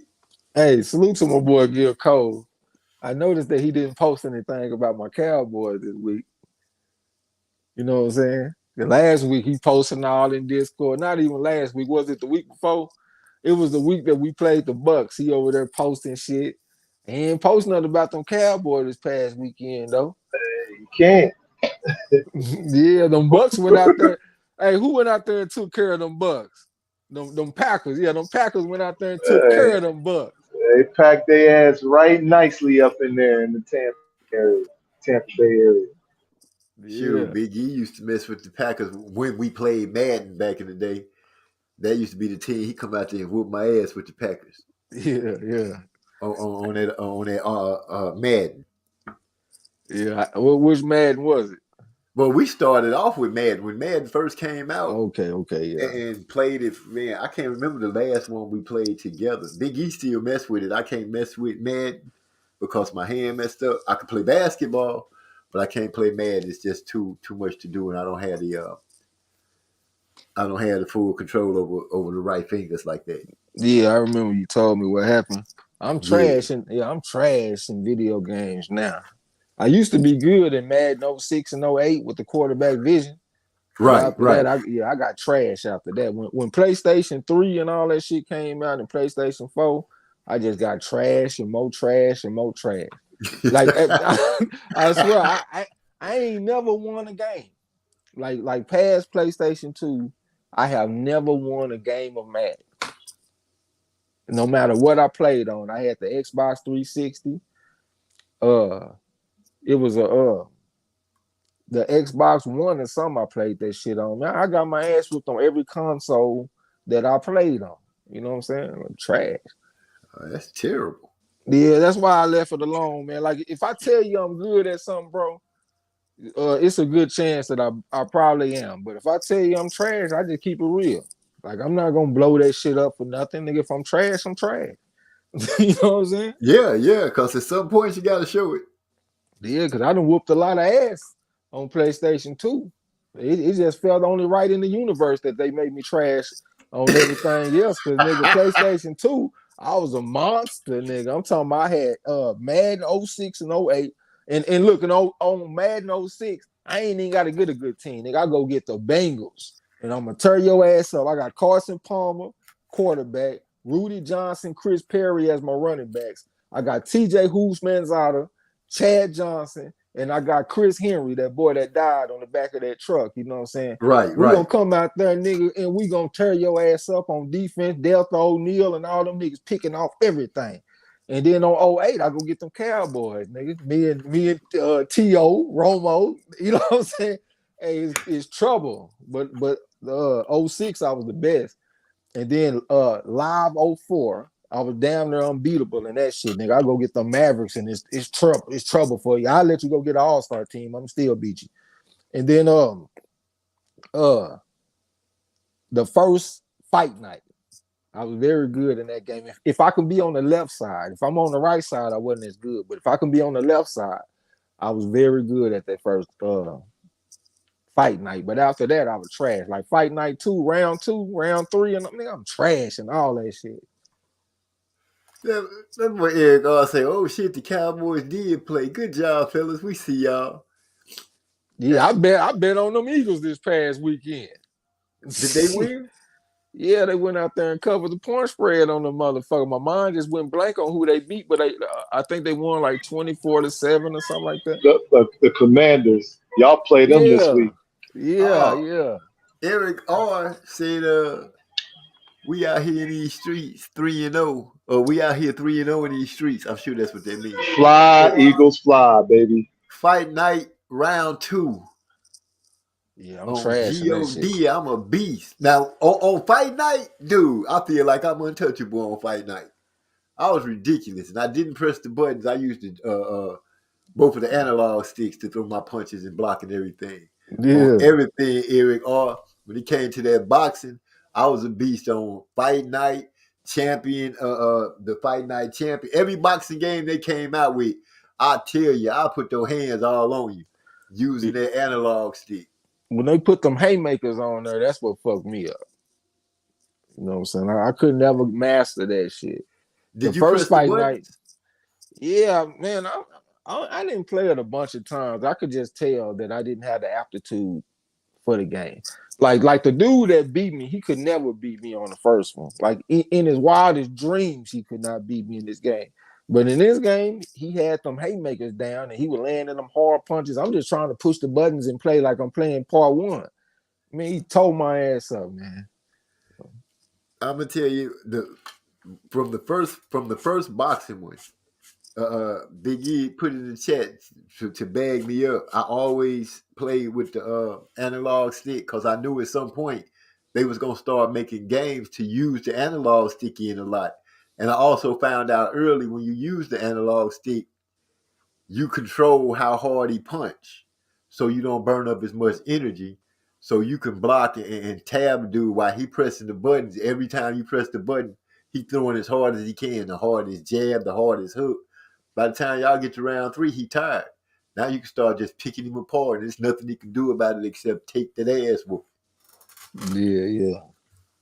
So yeah, that was my game. When boxing came, when they came out with boxing, I stopped messing with Madden or basketball. Me and Big E and a couple of other partners, man, we used to sit at the house, have a cloud of green in the air, going hard on that station, whichever one it was. Going hard, just enjoying life, enjoying seeing our wives and our kids running around and doing their thing, and we in the chill room going hard, gas in the air all the time, knowing our children gonna grow up and be just following their daddy's footsteps. And lo and behold, mine is really not all of them, but my little girl go hard in the paint. Yeah, we used to be gambling on the games and shit all the time. That was we like never one of did that. Yeah, we gambled hard in a bitch. I remember 2 times like that really stand out to me. My partners came to get me to play a nigga, and when we got to his house, he went and got another nigga. You know, so it's like, wow. This guy was supposed to be pretty good. Now he going to go get the guy that he think is good, and there was a bunch of people over there too, man. Everybody betting and shit. And this nigga, we on 06. And they got the Patriots as the best team. He go get the fucking Patriots. I told you I played with the Bengals, and they like a 83 on the team on the game. You know what I'm saying? This nigga going to get like a 95. So I got scared. and I went and got the damn Eagles, Donovan McNabb and them. In my mind, I'm telling myself, like, I might need to scramble if this nigga know how to play defense. I don't ever even scramble on the game, bro. I got like some very precise passing, nigga. I'm talking about I drop back and I throw my shit on time. I don't even know why I went and got this team. But we battled in that motherfucker. I'm talking we playing real football, bro. We out there punting and all kind of shit. We kicking field goals. And then we get to the fourth quarter. It's 2 minutes to go in the game. I made a stop on this nigga. He beating me 13 to 7. So I get him my 2 minute nigga, and I'm driving on his motherfucking ass. And then we get down, so we got 7 seconds to go in the game. I called my last timeout. I really don't know what to do, so I just think this. I lined up in a I formation big, and I told myself if he bite on this situation, I might can get T.O. one-on-one. But if he play obvious pass defense, he'll probably stop me. When I got in this shit, this motherfucker got in a damn 4-3. So he bit on it. I went out there and I put everybody, I'm talking about max protection. I had the running back block, I had the fullback block, I had all the tight ends blocking. The only people going out for routes is T.O. and the other nigga on the other side. I don't even remember who it was, but I was running a comet pass. Nigga, I remember I dropped back and I looked at all my people pick up their blitzes. They're perfectly, nigga, just picked up them blitzes. Soon as T.O. cut on that post route, nigga, the ball gone. Touchdown, Eagles, nigga. You know what I'm saying? 14-13, pass that money. Yeah, you know what I'm saying? That was one of my favorite times. And then there was another time, my partner on this Madden 08, I got the Cowboy. When we was playing for free, he was beating my ass. He kept on getting the San Diego Chargers and running screens with LaDainian Tomlinson. I kept on blitzing him. You know what I'm saying? I'm blitzing and he running screens on me. So I went to work because we all worked at the same place. This was before work. I was like, man, how can I beat this man? Because we were going to gamble for money after work and shit. And then someone just told me, nigga, stop blitzing. Start dropping them linebackers out off in the flats. Drop them defensive ends in the flats too, since he want to run screens. That's all he got. Nigga, when we got our work, nigga, I broke that screen shit up, nigga. I probably beat this man like 42-7 or some shit. Like I destroyed that man when the money was on the line. He beat me when we was playing for free, but when the money was on the line, he got his ass tore off the frame. You know what I'm saying? You sure you wasn't? He wasn't ready for prime time. Yeah, when the lights came on, it was a different story. Yeah, that sounded like somebody got suckered in. Nah, I really was trying to beat him though, because my thing was this: when I play Madden, I get the Pittsburgh Steelers offense and I go get the 4-6 defense. I love that 4-6, and I'm very aggressive. I'm blitzing. So when he would run these screens, I would just blitz him even harder. I might blitz him from the other side, or I might bring an extra guy. Like all I'm doing is blitzing. And when he would catch, he would take the screen to the house. I ain't talking about no he get a good gain. I'm talking about he taking LaDainian Tomlinson for 80 yards, nigga. Dang. Yeah, that 46 defense is like all out fucking blitz, man. Like you vulnerable if you don't get home, man. Yeah, he would turn my ass up, Joseph Brown. But something just told me, nigga, stop blitzing. And I never not blitz. You know what I'm saying? Like I always got some kind of blitz, like a zone blitz. I always got something for you. But this time I had to drop back in coverage, nigga. And that was against my nature, but that's what I had to do to beat him. And that's what we did. And on offense, he couldn't stop me. You know what I'm saying? I moved T.O. everywhere, nigga. I have T.O. on the left side, the right side. I have him in the slot. You know what I'm saying? I run a play action or something on you, nigga. I have T.O. in places that you would not expect to see him. You know what I'm saying? Miles away, nigga. Yeah. I feel you. We used to go hard like that. We used to be in leagues. We used to have leagues where they actually had a draft. And I mean, it take a whole group of partners, and we had enough guys that we literally knew that we would come together, pick the whole squad of football teams, have a draft, and go out there and play year for year. But each year, whoever won the Super Bowl, we partied in and brought them the next Madden that came out. Yeah. So that was as far as gambling that we was gonna be doing. what's this Gil Cole say when this new ESBC boxing game come out? Y'all can come get this work. I hear you. I got to get my hands on another boxing game and see how well I can do with these fingers. And then Eric R talking that noise. MZ, I'm gonna have to see you. I'm gonna have to see you, MZ. I will beat the break. What? Wait, what? Do that say the brakes off you, fam? You are still my family, but we got to get it in one day. Oh, he done went. Man, I'm going to tell you what. Just because you called me out like that, I'm going and practice on making sure that I can figure out a way to manipulate the stick and hold the stick. I'm going to beat your ass. Hey, I'm going to tell you what. That shit'll be live as hell. We had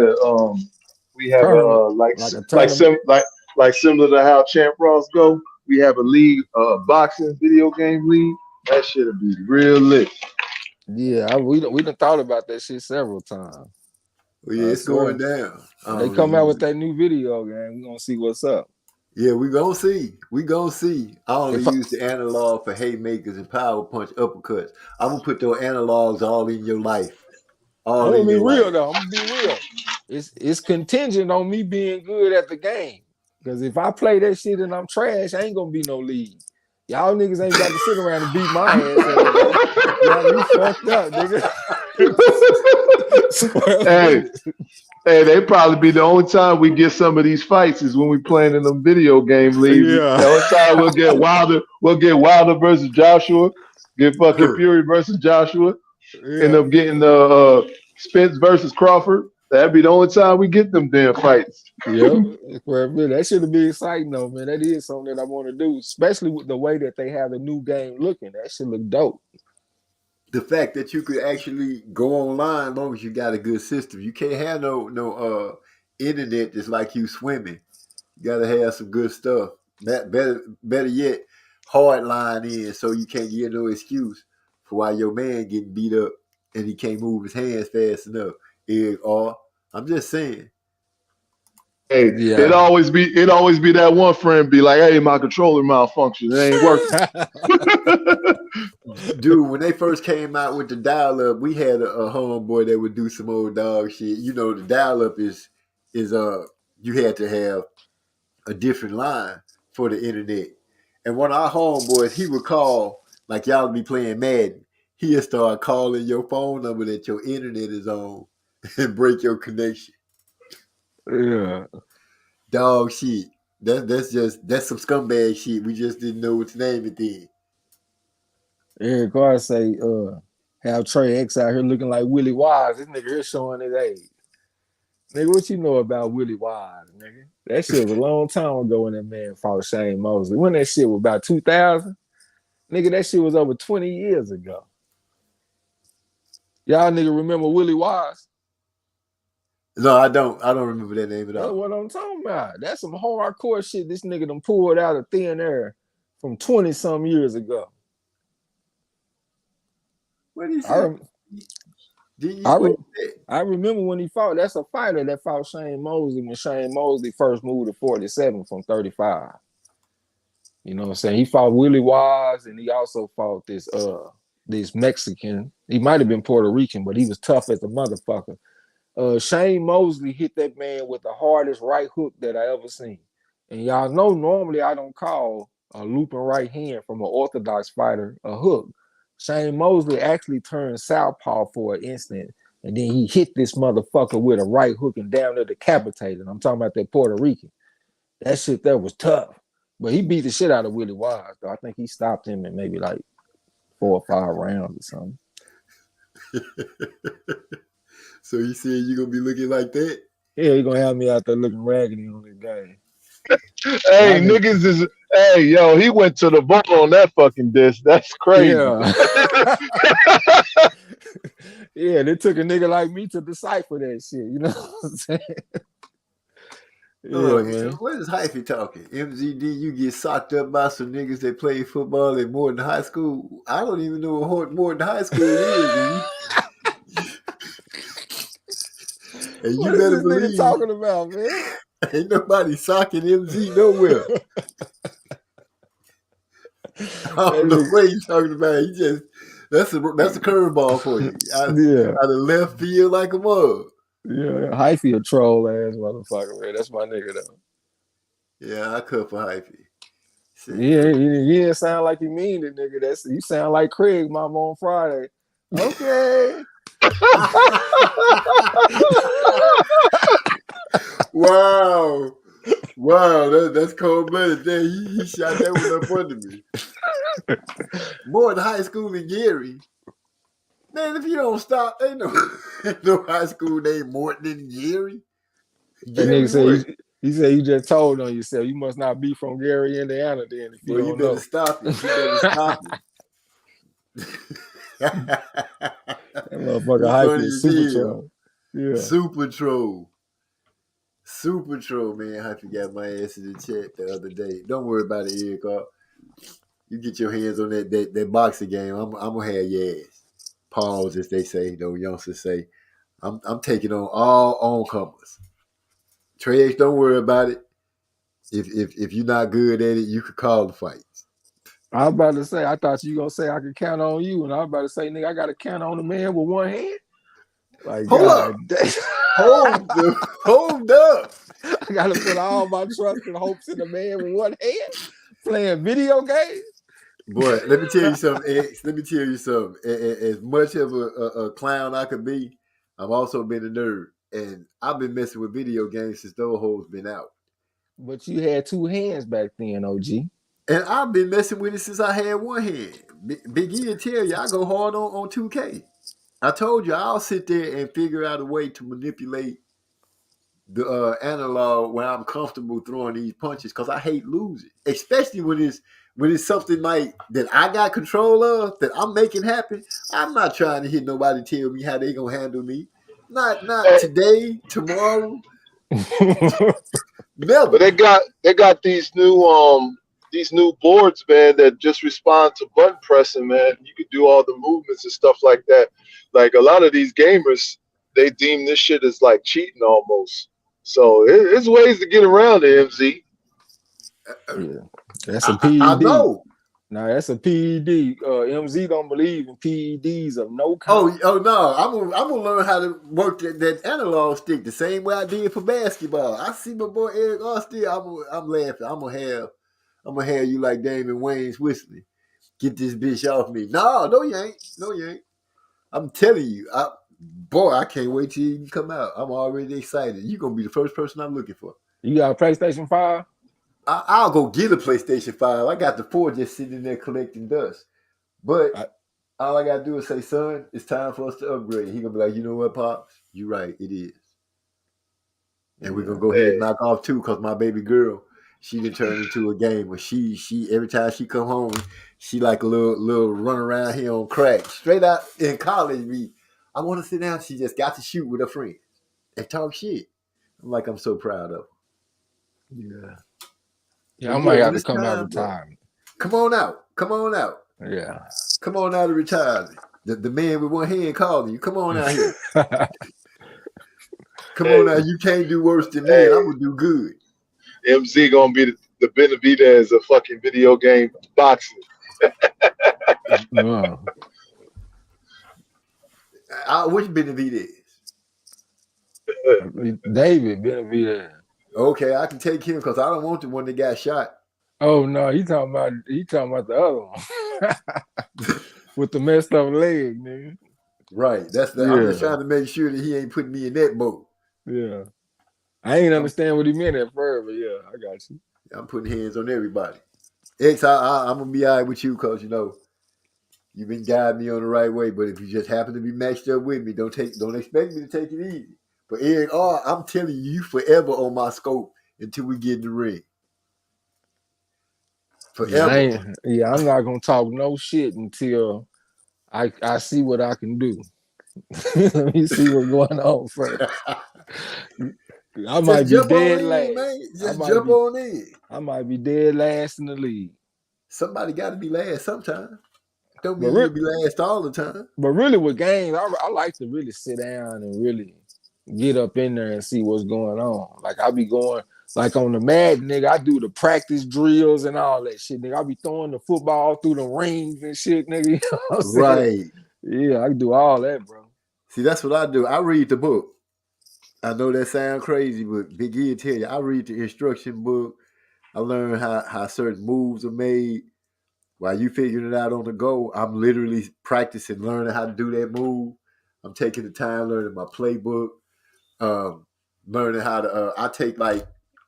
I do substitutions in the line, so my line don't get tired on every play. So if you in the 4-3 and you run like the nickel out the 4-3, well, I change the backs, I change the line, I change the linebackers, where the other linebackers and stuff will get a chance to get win and recuperate. Man, I feel what you're saying. So yeah, I get head over heels in the Shit. game. With Madden now, it's all about, knowing the schemes, different schemes, and having your audibles and shit in play, so you can audible out of certain plays in your defenses. You know what I'm saying? Having your users in correct spots. And there's some glitches, but you definitely got to know your playbook. You got to know the playbook, and you got to know what defenses is going to work to stop these different combination receiver routes. Right. Yeah. But just imagine when you think about it, how many times, I'm just asking, I don't know if you might, but if you played the game, how many times have you ever thought about substitute?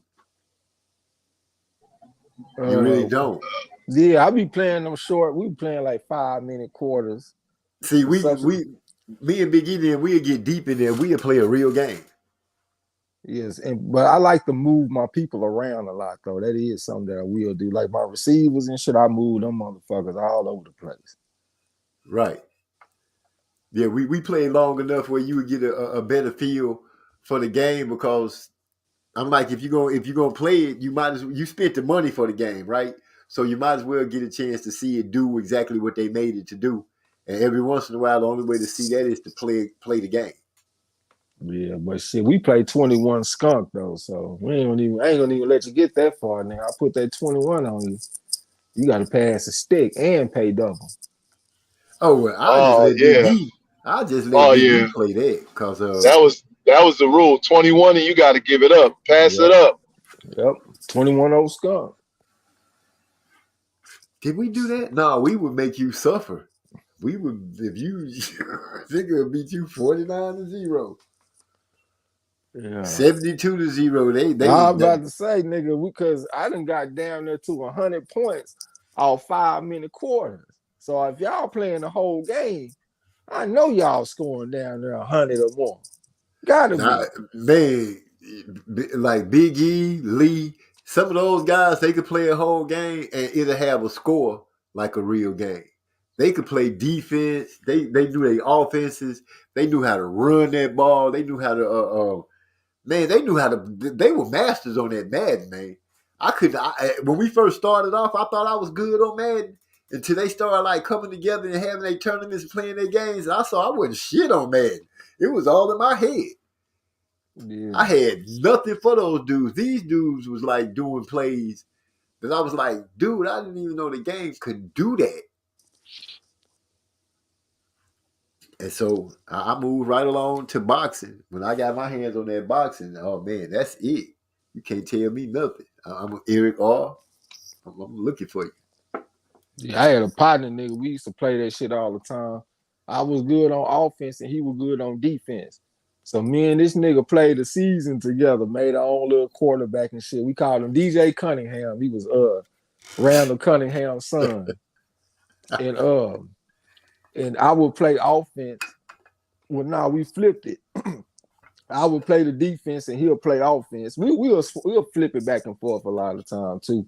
But we did that shit so I could teach him what I knew about offense. He could teach me what he knew about defense. Because I wasn't even thinking about zone blitzes and all that shit until he taught me that. And then I had a certain way for throwing the ball with the quarterback vision that he didn't know. So he mastered that shit. And we both got pretty good off that. Right. So the sports games don't come with books anymore? Nigga, they probably came with a scroll back in your day, OG. Whoa! Shots fired. God damn.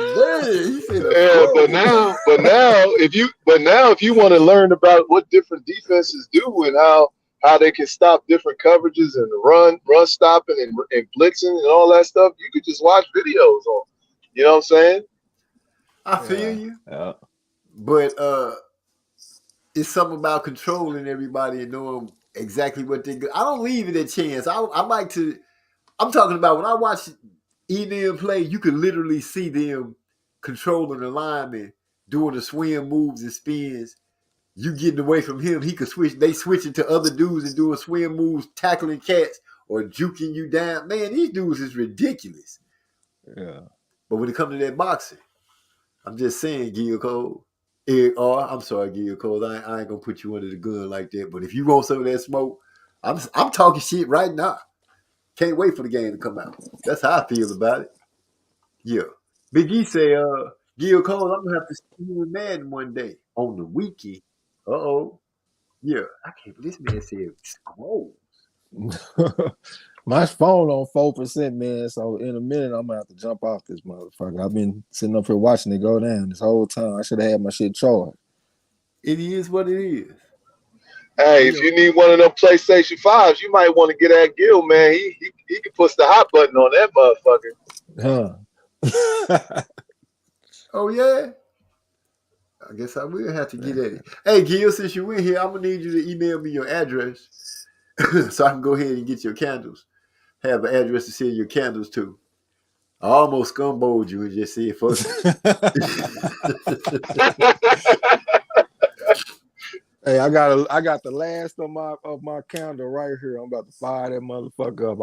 I've been savoring this motherfucker. Man, you've been having that mother for a minute. Yeah. I had some other candles too, though. You know what I'm saying? I feel you. But shit, when I heard you speaking about how I put you to sleep that day, I was like, oh shit, that was a hell of a plug. Yeah. Yeah, that bitch, that was a straight KO, nigga. That's that KO blend. That'll knock you, you know what I'm saying? Oh, motherfucker. You said that's that KO blend. Yeah. Yeah, I'm gonna send Gil that one for sure. I owe him 2. I think I got another one called Cowboy. I think I'm gonna send him that one. I got some people at the job that want to buy some, so I might as well go ahead and make some money off of it. Since I lost the bet. I can't believe Joe Parker took his ass out there and got bastard. If it was a 10-round fight, I'd have been good. Nah, you would have lost, but we would have made some money. I would have won on the fight going the distance. I'd have lost and he lost, but you would have won some money. Yeah, I'd have won on that. Yeah, we lost both ways. Nigga, you lost on that I lost shit, everything. And you lost on both bodies. Yeah. I'm like, God damn. My whole head just swimming right now. And then I had us cancel a bet that won. Man, I was looking at that. I was like, what the fuck? I don't know what you know what? I outthunk myself because I saw that he was on a small promotional card and we done got fucked over a couple of times on them small cards with split decisions and draws and shit that we should have won. So when I didn't even know they was on that small promotion. So when I seen that, I got spooked and I was like, man, let me go ahead and cancel that shit. And that motherfucker went out there and handled his business, old Eric Donovan. Did he know? Yeah, he was a decorated amateur and shit too, man. So he went out there and boxed that man up, man. Unanimous decision. And you know, something told me to just not cash it out because you kept saying, if you want to stick to it, and take the risk. And I was like, he talking like that, I should go ahead and take it because he going to come back and say, man, I should have took that risk. And I didn't. Well, if you notice, most bets that I cancel end up winning anyway. Right. That's what made me say. But after I had pressed it off, I was like, dang, I ain't going to go back on it and put it back. I'm going to tell y'all, this nigga MZ is the most optimistic motherfucker that you will find. His energy is damn near. I can't even explain it. Like him and Yasa like that too. Like if we take a hit, Yasa be like, oh, man, don't worry about that shit, man. We get him next week, bro. And shit, we've been playing with the same money this whole time. You like, man, if I'm playing by myself, I probably would have been a lost money. I'm fucking with you. Hey, we making money, so don't even worry about it. And you be the same way. And then I swear to God, you betting 1,000. Anytime you done said that we gonna win a bet, we win that motherfucker. That's why I told you that one time. I said, man, bless the picks. And you were like, well, what you doubting?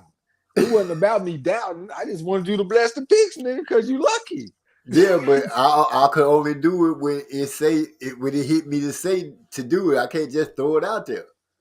Nigga, we had 1 week, man. We had lost some early picks, and then it came down to the last 3 picks, ending with the Ryan Garcia, and we also had Alexis Roca, and it was another fight I can't remember. And I said, man, we need these last 3. If we hit these last 3, we make us a profit. Oh yeah, we gonna hit all 3 of them. Like you just said that shit like it was just nonchalant. Oh yeah, we gonna hit all 3 of them. Nigga went out there and hit all 3 of them motherfuckers. I'm sitting over here like, man, we should have parlayed that shit, nigga. Cause they just hit dot, them hoes just hitting, you know what I'm saying? It just happened. But based on what y'all seen Joe Joyce do against Parker, how do y'all feel about him as far as matching up with a Fury or a Wilder or Usyk? I got my thoughts on. I think as far as size wise, I think physically, I don't think Fury could bully him the way he bullied. The way he can't. I don't think Fury could bully a Joe Joyce in there. Oh, I thought you said Parker. Nah. Yeah, I'm about to say Parker ain't gonna never be the same. This man just experienced something that he's never experienced. This is the first time his chin betrayed him, nigga.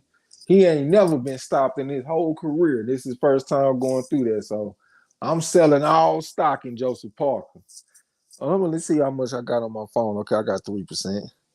But that motherfucker, Joe Joyce, when it comes to the people at the top, he might be the most decorated out of all of them. That was another reason why I changed my pick. I said, man, hey, at the end of the day, I'm about to go bet against an Olympic silver medalist, huh? That's what we doing. I'm about to go bet against a man that won a bronze in the AIBA World Championship. That's what we doing, huh? I said, man, fuck that, man. Let me change this pick, man. This man that came in 255 and I'm going against an Olympic silver medalist. Man, fuck that shit. Let me change my pick. But them other dudes, they ain't decorated as this man, man. Go look at Joe Joyce's amateur accomplishments whenever you ain't doing nothing. You just feel like looking at something. Look at that long list this nigga. No, I know his amateur. I know his amateur pedigree. I look at his motor. He's got good stamina. He applies pressure. He goes to the body. He does things like that most heavyweights don't do. And he's consistent with his attack. He keeps something in front of you. He keeps you occupied thinking about where the shot's coming from. It may not be fast, but the shit gets there. Yeah, well, my coach always say, I'll be like, man, I want to be fast like Sugar Shane in Florida. He said, man, you ain't got to be blazing fast. You just need to be fast enough for your punches to get in there. And that's what crossed my mind when I saw Joe Joyce. Like what you just said, he's slow. But them hoes do get there. You know what I'm saying? But one of the main things, too, is that we kind of got like 2 different types of heavyweights right now. Like, we got motherfuckers that's 270 in this bitch. Like Tyson Fury and these motherfuckers. And then you got other fighters that's like 230, 240, but they trying to bulk up so they can compete with these bigger guys. Man, Joe Joyce can get with the motherfuckers, man. Cause his size and shit, like how Tyson Fury gonna bully Joe Joyce? Like he can't fight Joe Joyce the way he fought Wilder. He gonna have to get out there and try to box this guy.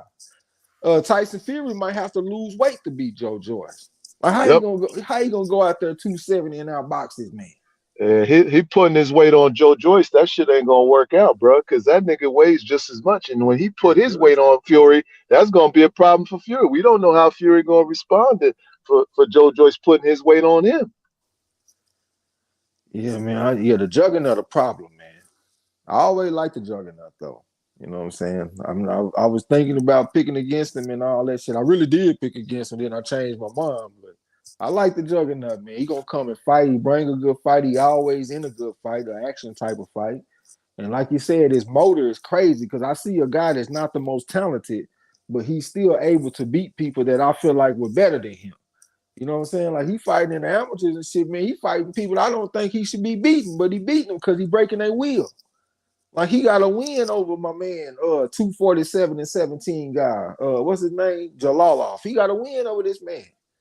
Like, man, yeah, that man a problem. Huh. Well, let's see what he do. Think he might be the next champ? If they Or give one him of an them? opportunity, but he got a small window. He already 36. Yeah, I already said it. This man could be champ if he gets the chance. Yeah, he got to get the opportunity, man. But he got a small window because he already 36. Or who we over there with? Who we over there with? Eddie Hearn. I guess Frank Warren, one of the motherfuckers. Nah, he's a Frank Warren fighter. So Frank Warren got right now. He got two of the best heavyweights in the world in his camp. He got Fury and he got Joyce. He got to figure out how to make him appeal into over here. Nobody's really worried about. I'm not feeling Fury. I'm ready for him to go ahead and sit down. I don't think that. I don't think he's keeping it real. I think he's trying to cherry pick Anthony Joshua, trying to fight AJ at the time of him coming off of 2 back-to-back losses. He wanted to hurry up and jump on that. You think that's a cherry pick? At this time, yeah, I do. Because, I think I'm thinking, and I'm going to be honest, when Joshua lost to Andy Ruiz, I was looking for Andy to come back and beat Joshua the second time. And I felt like that would have pushed Joshua down off of our radar at the most. Because now that he's lost 3 times, which if Andy had handled his business and came in on target weight, I think he would have beat Joshua. Joshua is just not the same since he lost to Andy. I don't. His exchange rate is not the same. So yeah, I consider it. I consider Fury trying to cherry picking.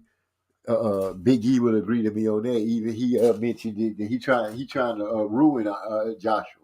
He trying to make it where he can't come back.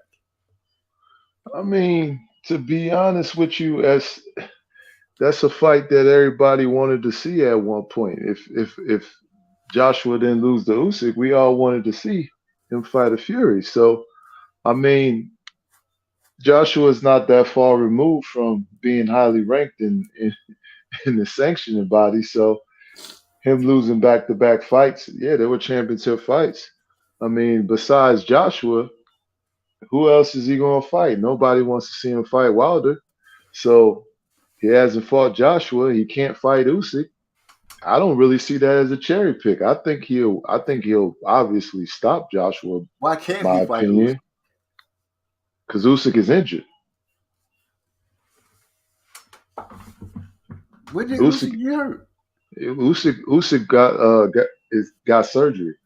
So Usyk's going to be out until next year. So Usyk ain't fighting nobody. That's why that fight didn't happen. So he was looking, what's the next biggest moneymaker? Fighting Anthony Joshua. So I could look at it that way, or he could have fought one of the other heavyweights. It's some more heavyweights he could have fought. I'm just looking at not defending or tearing down on Joshua, but I'm looking at his slight meltdown after the fight, his 2 losses, how he lost. I'm taking all that into account, and the fact that it seems like this dude don't really know who he is. It's like he has an identity problem, and to me, that does not make a champion. That lead to a guy getting hurt. That's just how I'm viewing Anthony Joshua right now, and I don't trust Fury as far as just trying to be, trying to help make money and stuff like that. We all know that dude dirty. That dude is dirty. He not gonna try to fight Joshua without a motive. It ain't about him making big money, because on the cool, like I said, nobody in America's looking for Fury or Joshua to fight. That's fine. Somebody big over here. That's fine, but you're looking at it from an American standpoint. It don't matter. It's a big fight in the UK. That's going to generate a lot of money over there for them. Yeah, I get that. I get that. But I will see if how they really feel about they fighter Anthony Joshua, because I don't trust Fury. I don't trust Fury to fight anybody fair. Come on, man. I don't. Come on, man. I don't. Look, all he you giving Fury the scumbag treatment without us giving this man a fair trial. Come on, MZ. Well, when you get caught with something, you know what I'm saying? What fair trial do you need? Your ass got caught. You know what I'm saying? He right there with the shit. It's in his system. He caught. So, no, it's just that he could have made a mistake the first time. Okay. But you got caught more than one time. So I just don't trust him. It don't matter who he fight. And I'm not an Anthony Joshua fan, but I don't trust Fury to fight Joshua fairly. I just don't believe it's in him. He gonna pull something. He just got to. Dillian White, he didn't have to pull it over him because Dillian just wasn't big enough and just slow and keep his head on the line and walked into that crazy ass uppercut. But yeah, but what uppercut Dillian White hasn't seen that he didn't like? True. The man's been knocked out with the same punch every time he's been knocked out. and see, one of the hardest times that I see Anthony Joshua go hard, was against Dillian White. Excuse me. They were having an exchange, and Dillian was up against the rope. He caught Anthony. He did that little drop move, and but he kept swinging. He kept fighting, and that's the Anthony Joshua that they need right now.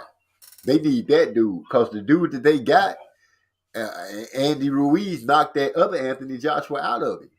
Well, the AJ, you saying the last time you saw was Dillian White. The last time I seen it, the AJ that showed heart and showed grit was when he fought Klitschko.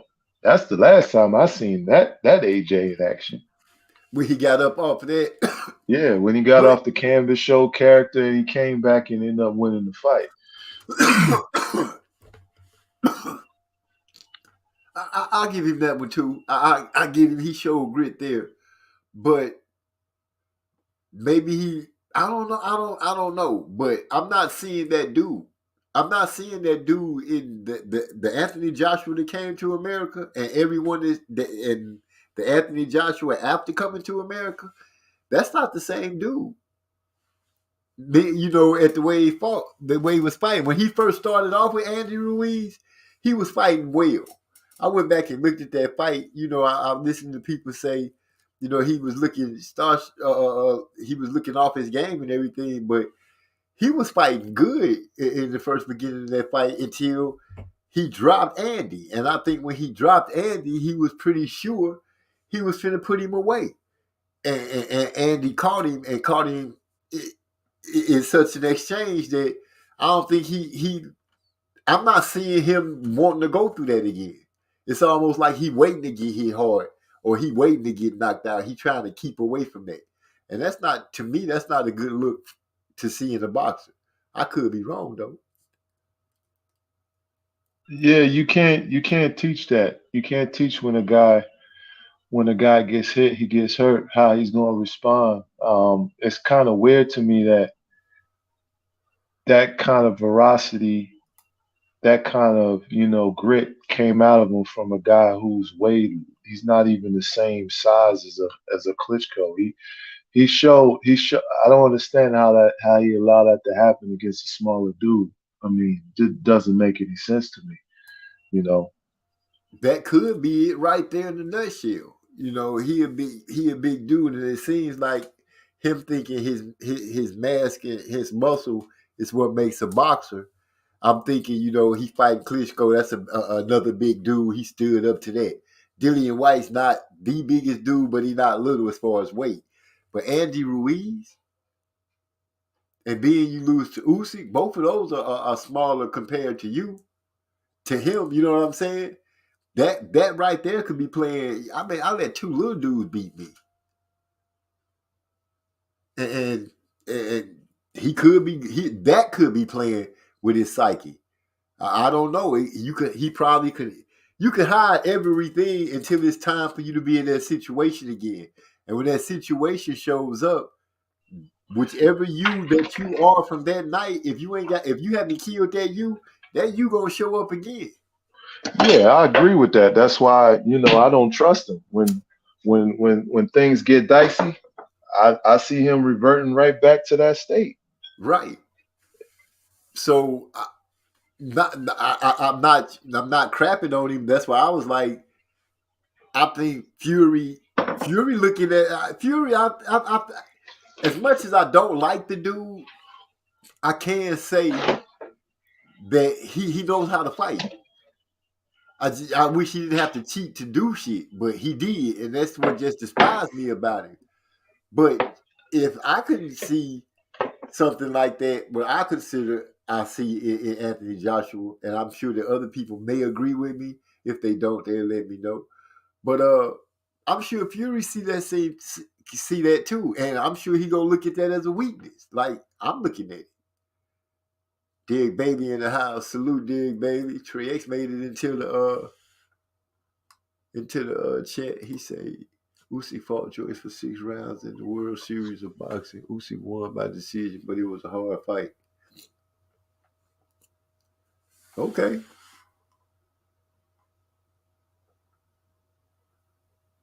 But AJ, I don't know. Dig Baby said he's scared to exchange. Said Eric also, you right, MZ. It's almost like AJ and AB both got gunshot after their adversity. It's just the amount of adversity. I'm not for sure. Somebody tell me if I'm right or wrong. But didn't AB get hurt in that fight against Maidana? I'm not for sure, but yeah, he went in there. He fought like a warrior, but he got dropped. He got dropped, but I was thinking, did he get hurt? Like, yeah, he was hurt. Was something wrong with him after the fight? That's what I'm saying.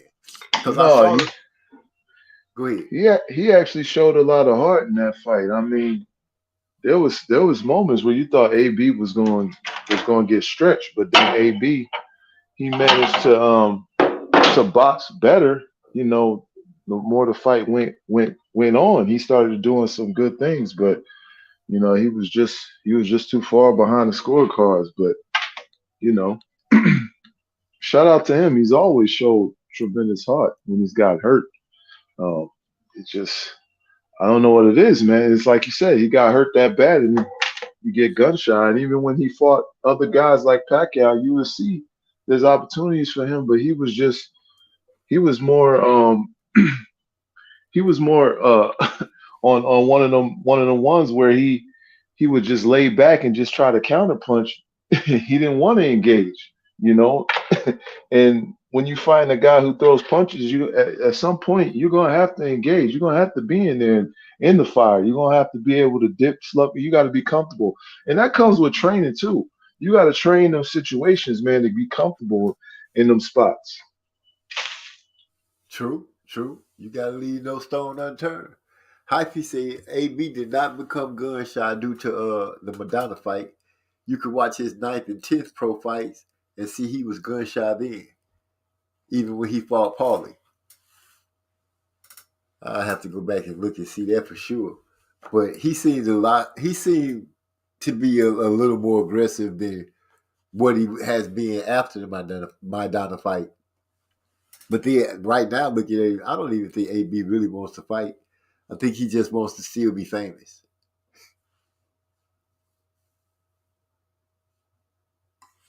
Let's see what else we got here.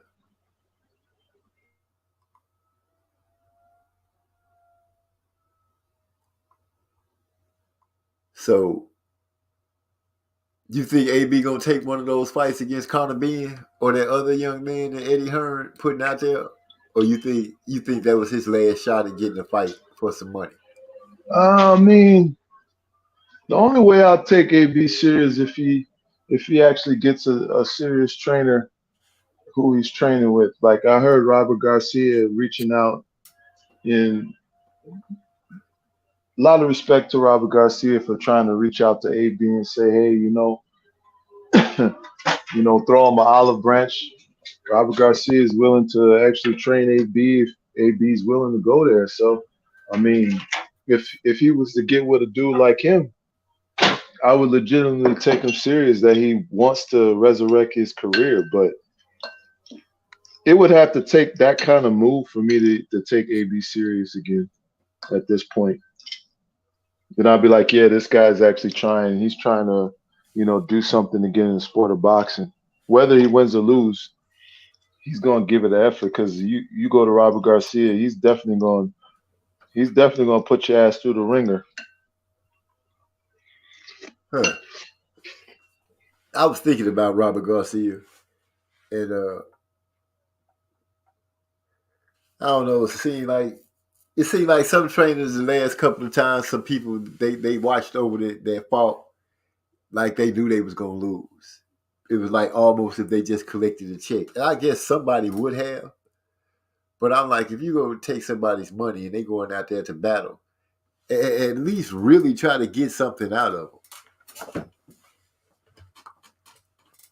I understand AJ fought well against Usyk, and I know he put some hurt on Usyk a couple of times from listening to the fight and everything.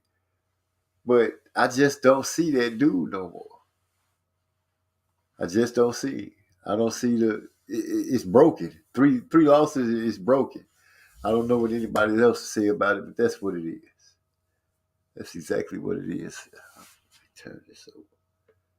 Now, we've been here a lot of time. I'm about to, and yes, I say about to light this up. Oh, let me check. Wait, you see, he said check the Discord. Okay, I'm going to check the Discord so I can get the Trey X. I think Lomachenko might lose his next fight. I'm not feeling, what's this? I'm not feeling, I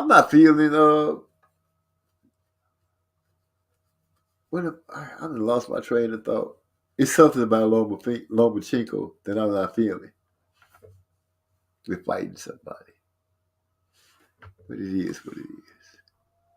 I hope he lose to like Devin because I feel like he tried to circumvent Devin when Devin tried to fight him the first time by giving up the belt and getting elevated to the franchise champion. So now he got all the belts, and Lomachenko coming back to have a tune-up, which is all right. I guess that's what they considered a tune-up. Because if he really was about it, I guess you would say that he coming back to just fight. Go ahead and fight Devin. Because if he was in the war, I'm just wondering, how do you just get out of the war like that? Unless you wasn't really like in the war. But I'm going to leave that alone. I'm not going to dig about that. Sebastian Fundora, that just popped out real quick for me. He said, I felt like AB's best performance. If he could have kept the same urgency, he might not have lost to anyone else. Yeah, but I guess that's what they mean when they say the fight got beat out of you. Hyphy, I like Sebastian Fundora. I know who he is. From Towering Inferno. The Towering Inferno. He fight, but he gets hit too. The last guy I watched him fight, he was taking some licks from that dude, but he was walking through him. I guess he realized that the dude couldn't hurt him. But I like Fundora. I can't wait to see him, get it on a bigger card or get to fight one of the top names, because he beat the brakes out of what's his name, Lubin. He just beat him up. And the last fight that I saw, he knocked out the guy. He beat that guy up. He just overwhelmed him with constant pressure. Such a big guy throwing punches, and he got a good inside game. He throw hooks and uppercuts real well on the inside. To be so long, and, it might not be like one punch knockout power that he got, but he looks to like break a person down like like I would suspect Earl Spence. He just hits you enough times, or constantly, till you just give in to him. So yeah, I like Fundora. I'm excited that he's getting closer to the top names. I want to see what he's going to be able to do and who's going to be able to defeat him, if anybody. I think he's a big chance, and he's at 154. You know what I'm saying? So I want to see what that is. I dropped the link in there again, bro. What's going on? Yeah, I had to charge my phone up a little bit. Yeah, I want to tell you about Lomachenko, man. I'm putting that ball on upset alert. All right, number one, the loss that he took against Teofimo Lopez, that was coming off a layoff. He hadn't fought in like a year. And going into this fight, he ain't fought in like 9 months. I think his last fight was last year in November. It might have been 10 months. It was something like that, man. He might have fought in December or something. It was like 9 months ago, though. So, like, the guy that he fighting, he a 3 on the pedigree scale. He a silver medalist in national tournaments in the United States. But he is in his entry division. This kid, Jermaine Ortiz, he going to be moving up to 140 soon. This guy is big for the weight class.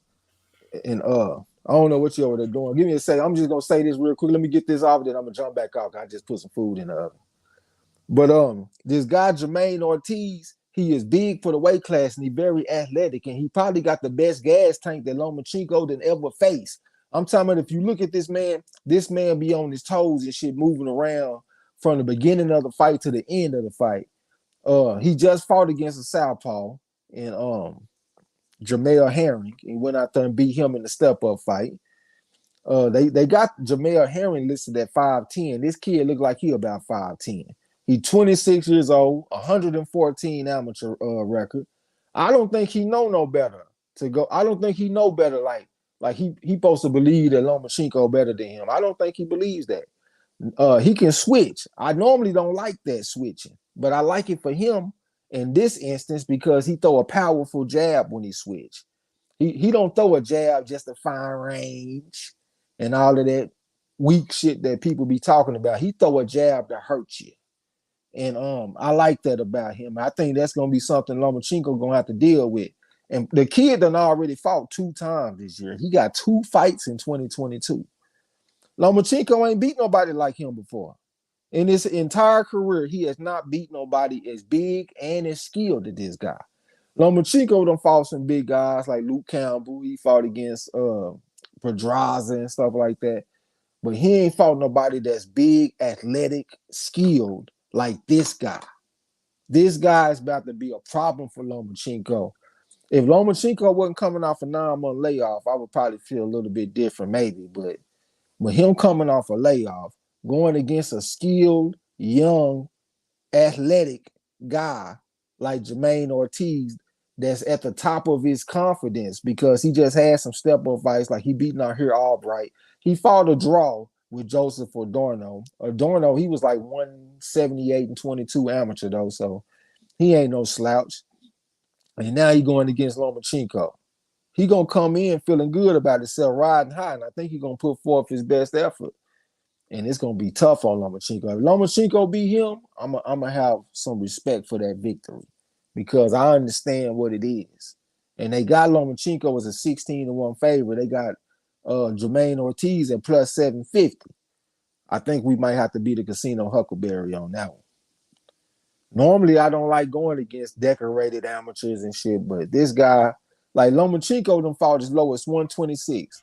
This kid has not fought below 135, and he gonna be going up to 140 after this fight, more than likely. Yeah, this is a tough spot for Lomachenko, man. What they say, a good big man beats a good little man, right? Exactly. We about to see. Yeah, they might have to get a few of our dollars on that one. Yeah, because I'm looking at he kind of facing a TO situation, and you saying this dude is he got some decoration to him. That's gonna be a problem for him. Yeah, he bigger than TO too. TO is 5'8". They got this guy listed at 5'8", but he ain't 5'8". He at least 5'9".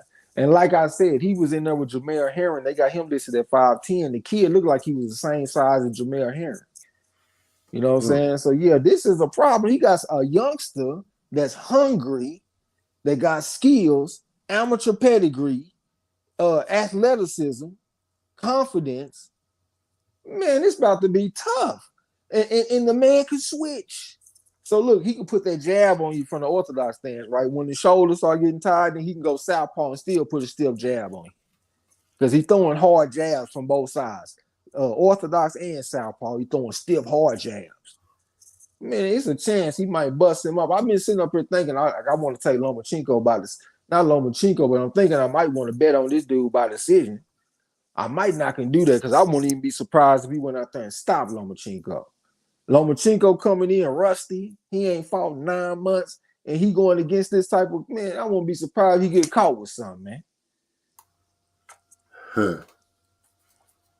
He'll go down. They'll put it as a slip like he did with Gary Russell. Yeah, I just want to jump on and tell you about that shit, man. I'm put my phone back on the charger. I appreciate it. Yeah. Yeah. Oh, yeah. Also, too, don't be surprised if Fundora is in a hard fight in 2 weeks. I think he fight on the 8th against Carlos Ocampo. You remember him, right? Yeah. I was just about to say where he fighting because you just heard me going off about Fundora. I like Fundora. I like what he brings to the table, and I want to see who's going to be. I'm not saying that he like that force, but I do want to see who's going to be able to deal with it.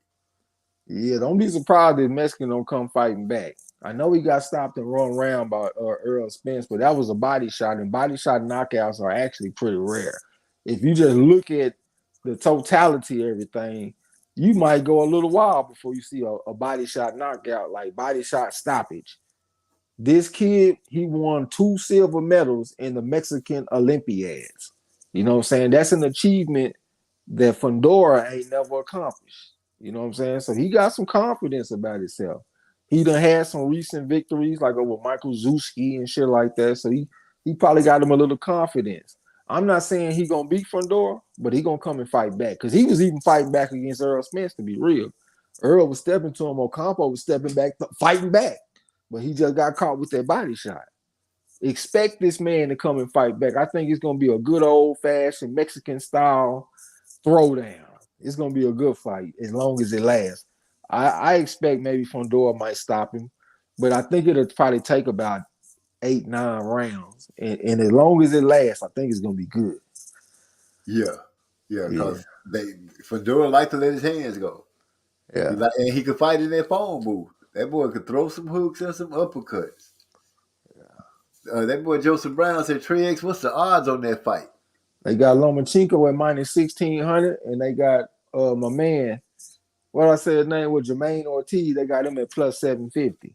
Now, I think he's talking about the Fundora fight because he said after that, I won't in on that bet, fam. And then he said Ocampo hasn't lost since the Spence fight. Yeah, I think he's talking about that Lomachenko fight. Okay. I ain't too interested in Loma until he fight either Devin. Man, the only person I really want. If Lomachenko lose and we get 7-1 odds, 8-1 odds, I'm very interested. Oh, we could. I'm about to bet.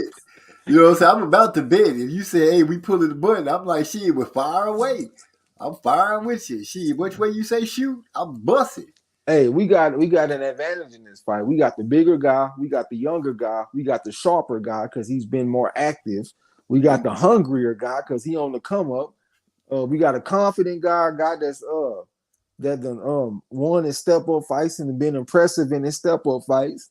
As a matter of fact, he got a win over Nahir Albright, and Nahir Albright just got a win over Esteban Falcoa, and he come from the Falcoa family, Esteban Falcoa.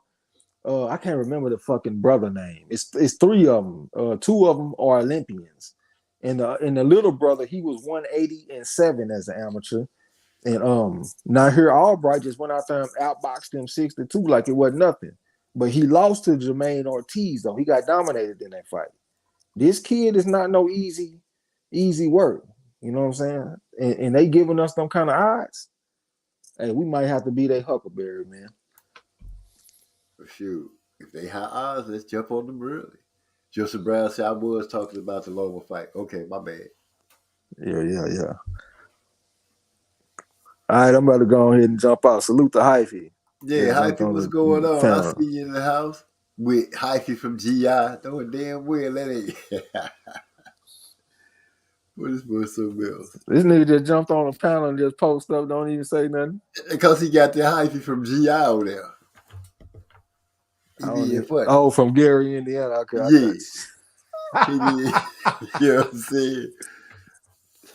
Only a troll could think such a way. All right, Trey. I'm going to go ahead and let me see facts. I was looking at that also. Suspense Alcampo has been whooping ass. What's up, Hyphy? What's going on with you? Yeah, I was over here washing some dishes. What going on with you, brother? What going on? Shoot, nothing too much. Chilling, enjoying life. Enjoying talking to the fam tonight.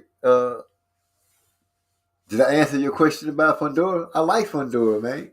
I like the way he fight. But I want to see, I'm not looking at as much as how much damage he going to do. It's who's going to stop him from doing it. That's what I want to know. I want to see him fight the likes of maybe Hurd,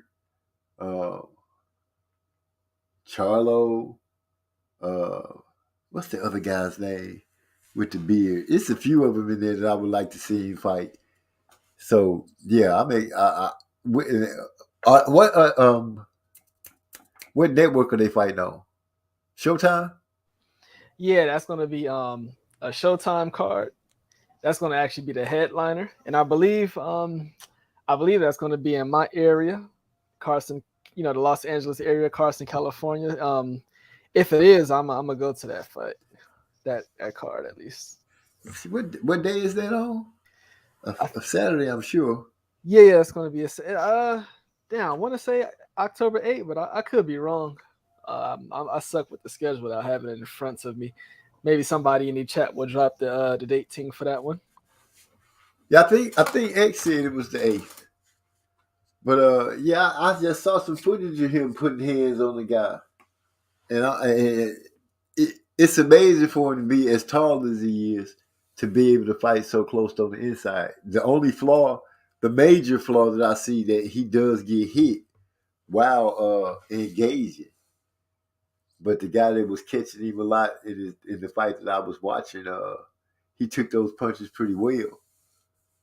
But Lubin did stick him. He took a knee in that fight to keep him getting dropped. So, yeah, he got to tighten that up. Other than that, I like his motor. I like his aggression, his aggressiveness, how he stays on the person, and how he lets his hands go. Joseph Brown says it's October 8th. Appreciate that, Joe. Oh, and I'm letting you know I did recognize you said you had to jump on. I did see that. I'm sorry I didn't speak on it, but yeah, no problem. So, Hyphy, who you looking to see Fundora fight out of the so-called big names in 154? Well, I definitely would say after that last performance, nobody is running to fight Fundora, especially without him having a title. So, obviously it's Jermell. I think, that's that's the one. If he doesn't get Jermell, immediately next, and you don't want to wait, I think Castaño would be a good fight. But, once again, the question is, would Castaño even take that fight? Like Tony Harrison, I don't think Tony Harrison is running to fight Fundora. Just way too much risk. Right. I don't see nobody running to fight him at all. That's not something I don't hear anybody saying, I'll take him, I'll fight this. It's really time for him to start saying who he wants. And, it's not like he being greedy by saying he wants to fight Jermell, even though Jermell has a fight coming up in, January. But it wouldn't be far-fetched for him to start making that call. He getting ready to fight now. Jermell in January, yeah, he could call Jermell out. That could be a fight since he is undisputed. There's no need to really call out anybody else. But if he wants to just prove some things, then yeah, he could start calling out any of those guys. Start putting pressure on them like that, and we can see what it goes. But Yeah, he's gonna be a problem. I'm ready to see who I want to see who's going to try to solve the problem. Which one of those guys are going to do it? Well, the one person that's not, it definitely won't be Jared Hurd. That style matchup is all wrong for even a Jared Hurd. Yeah, obviously Danny Garcia ain't stepping up for that challenge also. Him nor Benavidez, I don't think they need to even put themselves in that conversation. No, I don't think no. Neither one of those guys. I think they should leave that to the top levels until they earn they way in there. They got to have some other kind of fights before they can be screaming for Fundora. This is how I believe. I don't think they should say the name of any of the top guys. I think they should have a few more fights and earn their way up because they weren't really holding down any spots in 147. So I don't see why they should be allotted some top spot in 154. It's not like they was having problems making weight. I don't even understand they move up, them moving up. I don't understand it. But I don't see either one of them beating Fundora. I don't see that. Not in my wildest dream. I think Mel and Boots will be the guys to stop Fundora. Fundora the Explorer. Here we go. Boots in 147 though.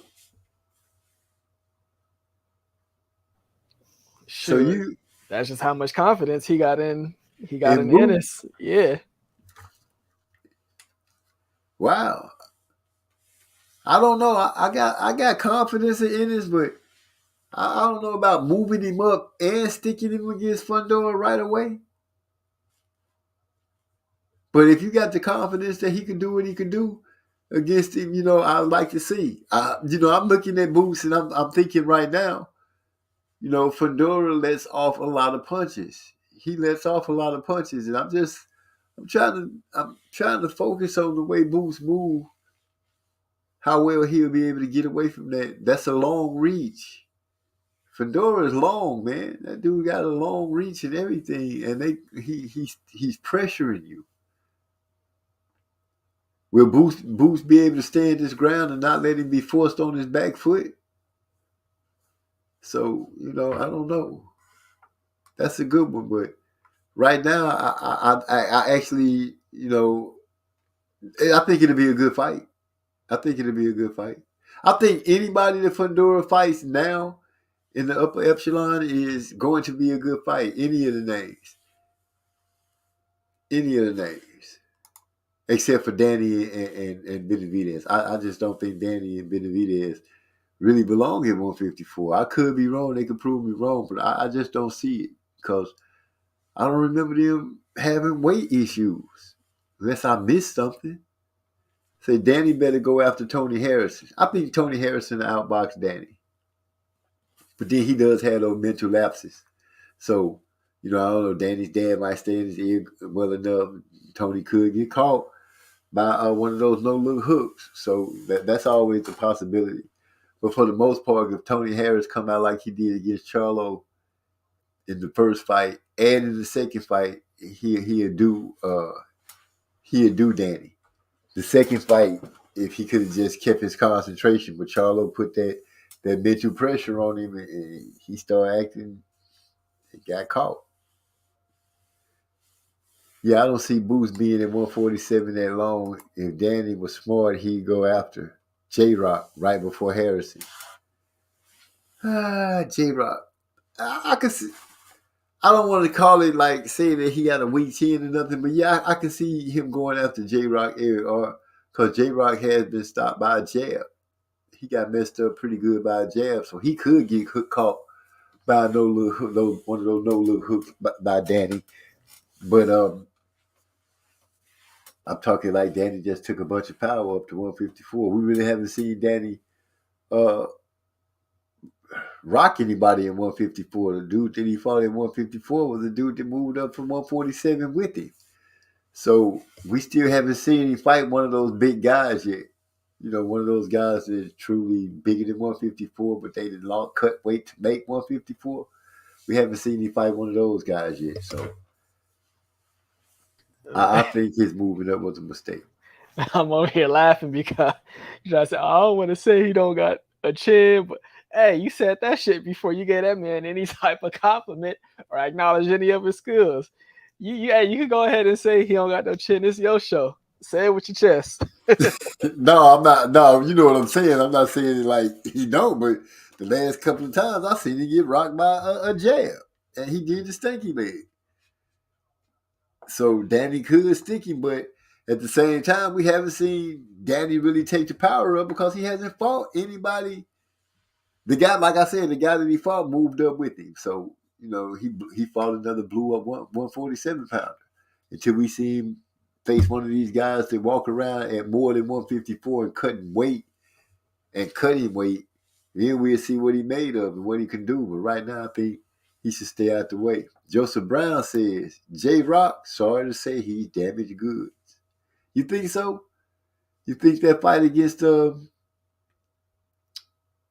what's the dude that what's the name of the guy that Jamea punched in the stomach? Jason. Who? Jason Rosario. Rosario, yeah. You think Rosario went on and ruined him? You think that's what took J-Rock out? You think J-Rock's damaged goods? You think it was Rosario? And I'm just asking because if it was to be anybody, I guess that's who it would have to be.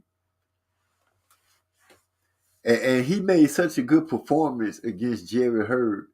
You would have thought that he was locked in and ready to go and really do something at 154.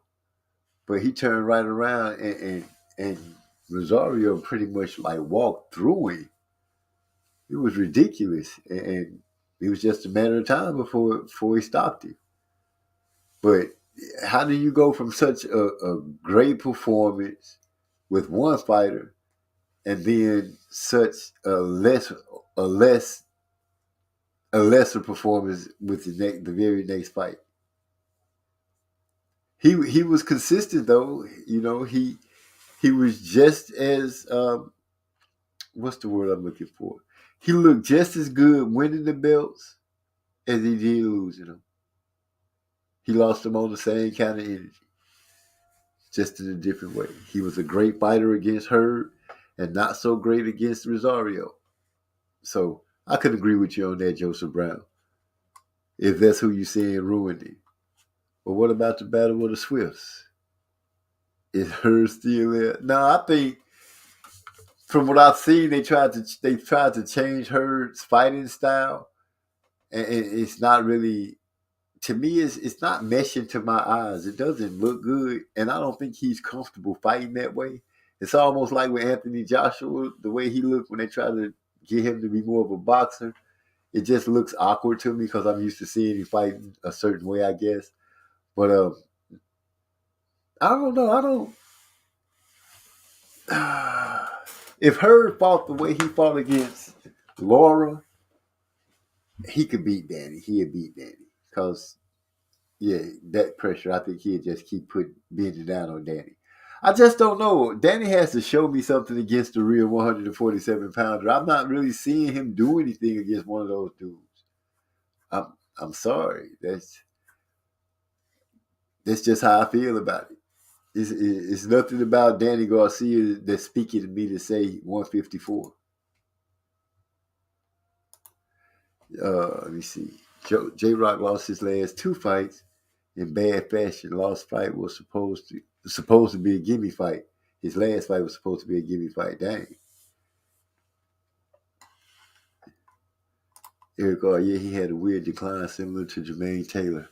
I'm talking about J-Rock. Yeah, it was funny how he went in there. He dismantled Jerry Hurd, in my opinion. I saw that fight and I was in shock and kind of awe. I was like, wow, he really went out there and just handled Jerry Hurd. I thought Jerry Hurd was going to really be something for him to deal with. Then he turned around and went right out there. And I'm like, okay, J-Rock, go handle his business. He handled Hurd like that. And boy, was I surprised. Rosario went out there and handled him. But that go to show you how dangerous 154 is. They really mixing it up. and the belts aren't staying in one hand because those belts transferred from a lot of fighters and quick. It wasn't no hold up with it. Those title fights came and went quick. J Rock took it from Hurd. J Rock took it from Hurd. J Rock lost him to Rosario.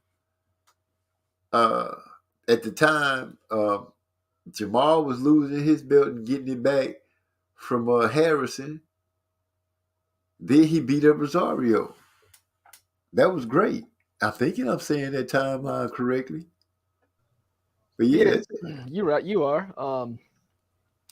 And to me, that was like that era that took place. It kind of set the playing field for what we got right now at 154, where you got, almost everyone has a loss. Now you did get some new young talent that came in without losses yet, such as your Fundora, your Tazoo. So yeah, you got guys who don't have losses yet, but the guys that you had there from 2018, 2019 that you wanted to see fight, they get in there and mix it up with each other. And it just became a point to where, that having that or undefeated, it, pretty much didn't mean anything. The Jarrett Hurd loss because it would have been an undisputed fight. And it was the guys that had the belts. It was a big fight, but then obviously you see what happened with Hurd taking that loss. But it's not the O that makes the fights the exciting fights. It's just the fights actually happening. Yeah, I feel that. And not to mention, I can't say that Hurd looked all that awesome in his last couple of fights. As a matter of fact, did he lose his last fight? Yeah, he was upset by Luis Arias. So he got back-to-back losses. Well, it wasn't back to back, but he had one win, one loss. And I thought he had the fight where he got outboxed, where he just got outboxed in the fight. You're referring to Hurd, right? Yeah. Okay, yeah. So that was the Luis Arias fight. Okay. Yeah, that was that fight. And then Luis Arias, he ended up having a fight. His next fight, he ended up losing his next fight. So that's not like a highly regarded. He's not a world beater. No, I wasn't looking at it as a world beater. I'm just looking at it as Hurd's performance and how them trying to change his style could have possibly affected his game. Oh, okay, yeah, yeah, pretty much. He's just a fighter with no identity. Like you can look at him fighting in the ring, and you can see that he don't have an identity. Yeah, he's trying to not be that fighter, taking shots to the face, using his face as defense and all. But as far as having an identity, yeah, you can easily see he just don't have an identity as a fighter. And a fighter who's fighting with no identity, that's you just asking for trouble. That's very dangerous. You're gonna get hurt in that ring. Exactly. I agree with you on that. Eric R said, yeah, I think Mayo losing propelled him out of his brother's shadows. That's a good point, Eric R. I can agree with you on that. Him taking that loss did open his eyes about being focused and staying focused, what it takes to get to the top and how to stay on top. It that statement, don't leave it in the judge's hands if you don't have to.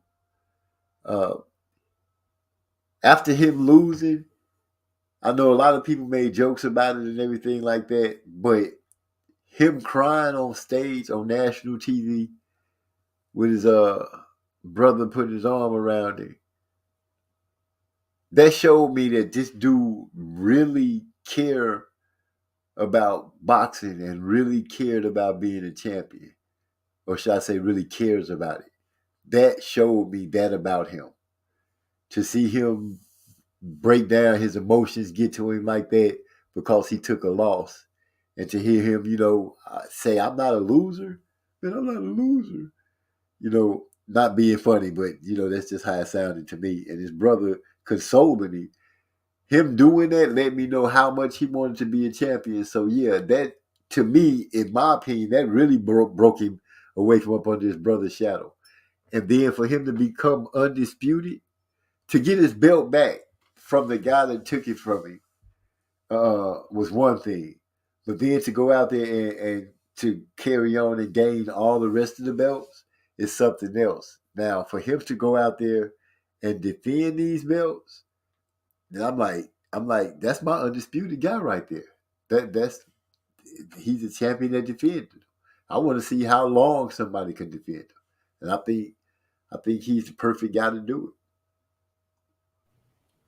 Yeah, as far as the crying thing, a lot of people, they tend to laugh, or a grown man crying, or if it's a fighter that they wasn't rooting for or have some disdain for, yeah, they tend to just laugh at him. But that's really, to me, it's a beautiful thing, even if you don't like the fighter, because you get to see the passion that he has for the sport. So not all of the love for the sport is lost due to other benefits such as the money and achievements, accolades, and celebrity status. For example, I'm not the biggest AJ fan, but part of him like losing it, that was because he was just so distraught based on the loss.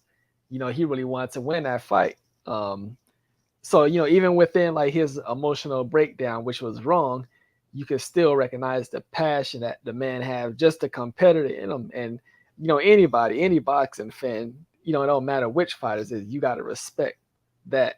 So yeah, like they say, blood, sweat, and tears, it all comes with it. I give you that, Hypey. I give you that. But when it comes to AJ, I have to stand by what I feel. I think that he has an issue now. I think his losses have taken away from him, and he's going to have to figure out a way to get that back if he wants to continue on fighting. And I can say that he could continue on fighting, and he's already paid. He already got money. So if you don't want to do it, I think he should stop, because trying to prove something to anybody can get him hurt. So yeah, I feel you with him having this breakdown, that being passionate moment and everything. I can't take that away from him, because like I spoke on Jamil crying, same difference, same thing. He just didn't show out as much. So I give you that with that. But Joshua has to find his identity of who he is, not who they said he was, not who they made him think he was. He needs to find out who he is in order for him to, one, become the star he wants to be in America, because he really wants to blow up here. I don't care what nobody say. That dude want to be a star over here. He wants people to love him over here like they love Wilder, like they speak about Wilder. But if he don't do that, he gonna end up hurt. Big bro agree with you. He say, I agree, Hyphy. Mel, Eric R say Mel is a throwback fighter. He's a good fighter. He got some heart. He a little hard headed, because his losses. He's we heard him in fights not listening to Coach James, and that could play against him. So he got to not be hard headed. But I do appreciate the emotion that he showed, and the passion of him crying, listening to Hyphy speak on AJ, which he said he's not a big AJ fan, but listening to him say, look at it in that situation, saying that, hey, AJ was just showing how passionate he was. He might have went about it a little flamboyantly, but it's the same thing. You thought I was going to say over the top or something, but I hit you with that flamboyant. Yeah, it's using them words he can't spell and shit. Yeah. Whatever, homeboy. I might talk funny and everything like that, but I did pay attention to class. FLAM, boy. As far as it, like Jamel, see, I think that loss that benefited us, because once that O was gone, there's no more moving around. Okay, I gotta protect the O. All that goes out the window. You more willing to take more risk as a fighter in your career. So, for us fans, that was a good thing because look at what the man has achieved now. And in all those fights of him trying to become undisputed, he was risking, he was in, tough fights. Even if he was a favorite, they wasn't easy fights for him. Fights that he very well could have lost. So that benefited us. And as far as AJ goes, his ego is broken because he always wanted to be known as the best boxer. Yeah, he was never going to be known as the KO puncher that Deontay Wilder was. No, he wasn't going to be known as the mover or as a Swift in the ring as a Tyson Fury. He wanted to just be known as the overall best, and he was built up to be that. But then him going up against Usyk, you getting outboxed and outfought by a cruiserweight, by not even a heavyweight, a cruiserweight. So yeah, his ego is it's just ruined mentally. But I think you got to put Andy Ruiz in there because Andy Ruiz isn't built. He's short. You got beat by a little flab. The little fat guy. I'm not gonna call him a flab, but you got beat by a little fat guy because he called himself fat. Here you are, a bodybuilder, sculptor, boxer, wanting to be the best, and you lose to this guy. Okay, that's hard to get over. I think he probably would have got over it better if he had lost to Usyk first. Then again, maybe not, because Usyk, like you said, is a smaller guy. Cruiserweight coming up to heavyweight. Not beating you once, but beating you twice. Where does he go from here? After losing to Andy Ruiz, you got to ride the wave of you got the belts back. And I think that win was a giveaway blessing because Andy Ruiz partied and put himself in a fat man body, literally, where he couldn't even move around the ring to cut you off and bring the fight to you. Because I think we would have saw AJ take 2 losses, but we can't rewrite the past, and it is what it is. He outboxed Andy, and he got to survive and live to see another day, and that was against Usyk, and he lost to him both times. And so again, I would have to say, who is it that would make you want to see Usyk now overseas? I'm sure that like Joseph Brown said, people would love to see him fight Fury.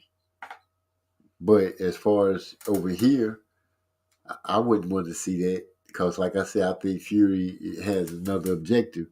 I think him taking a third loss would be enough for Fury. Fury might push the issue a little more. I don't know. I don't know what AJ should do. I almost don't care, but I do want to see the brother do something other than just go ball up in the corner. You can't go out like that. Not with 2 losses.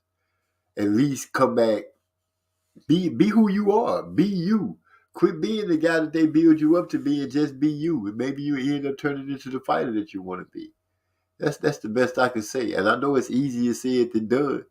But he going to have to figure it out like we all do. Shit, we all figured out how to be who we are. Pretend always gets you hurt. Yeah. If I was mapping out a plan for him, I know, maybe some Americans wouldn't want to hear this, but it would definitely be just go and have a fight with Derek Chisora. This is a dude that's respected by all the Brits because he fight everybody. He lose, he wins some. He's coming off of a solid win, Chisora at least. So yeah, if I was AJ, that would be the fight. Go and fight Chisora. Get your confidence back. After that, see walk on with Wilder or the win. Fury. Let's see where Fury is at. If that fight isn't there, all right. Well, you still got men like a Dillian White out there that you could get a rematch with, which would be a profitable fight out there for both of them at least. Obviously, I would say stay away from people like Hrgovic and Joyce. Those are fights that you don't want. Avoid those fights. Go for the veterans, and after that, you're done.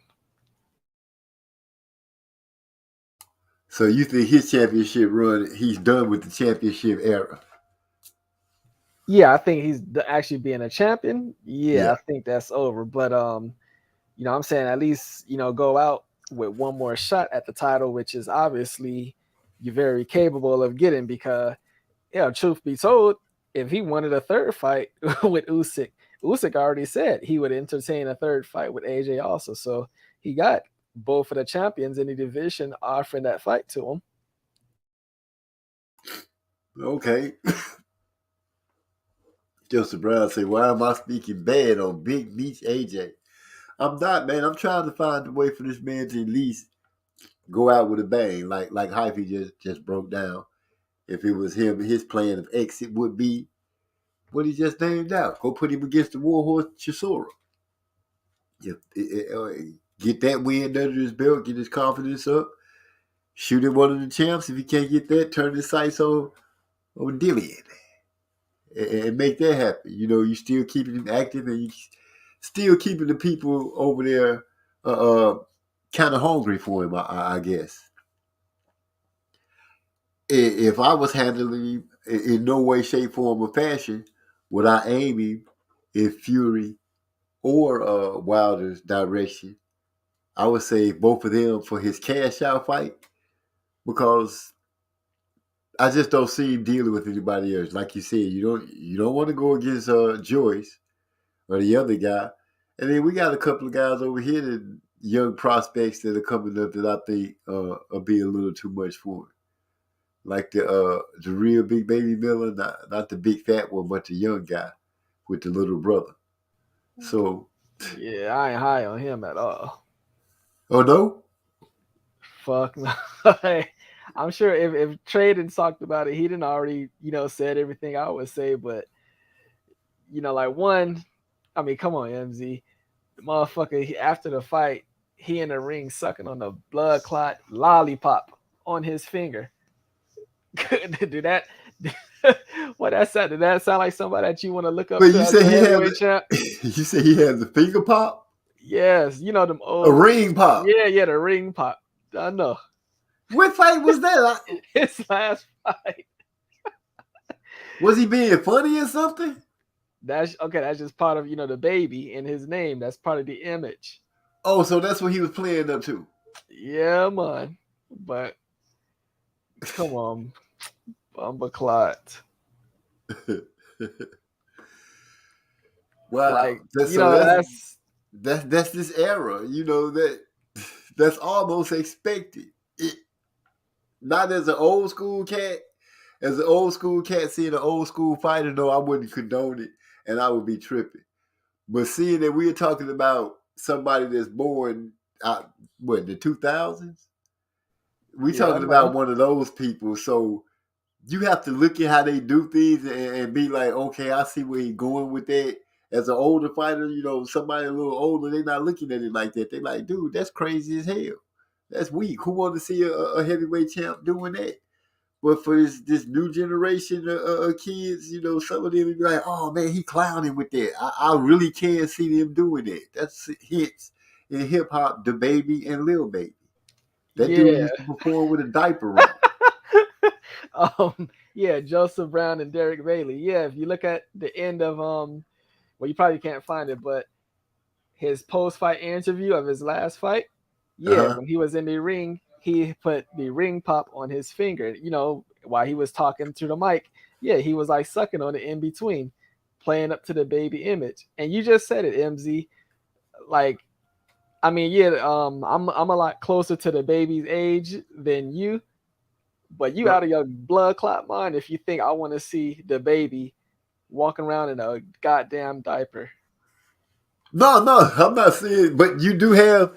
You know, you get what I'm saying. This generation lean more toward that. You know, you an exception to the generation, but for the most part, I hate to say these youngsters doing some weird stuff but hey, to different generations, it's weird unless you look at it and say, okay, you know, this is this time, and I see the way the flow of their feelings go. And so the way the flow of their feelings go to the way their lives are going. And it's just showing. They come up with a nickname and they try to let you see that nickname. They be in that nickname. It's part of their clout, part of their swagger. They building their swag. Yeah, That's what I get out of it.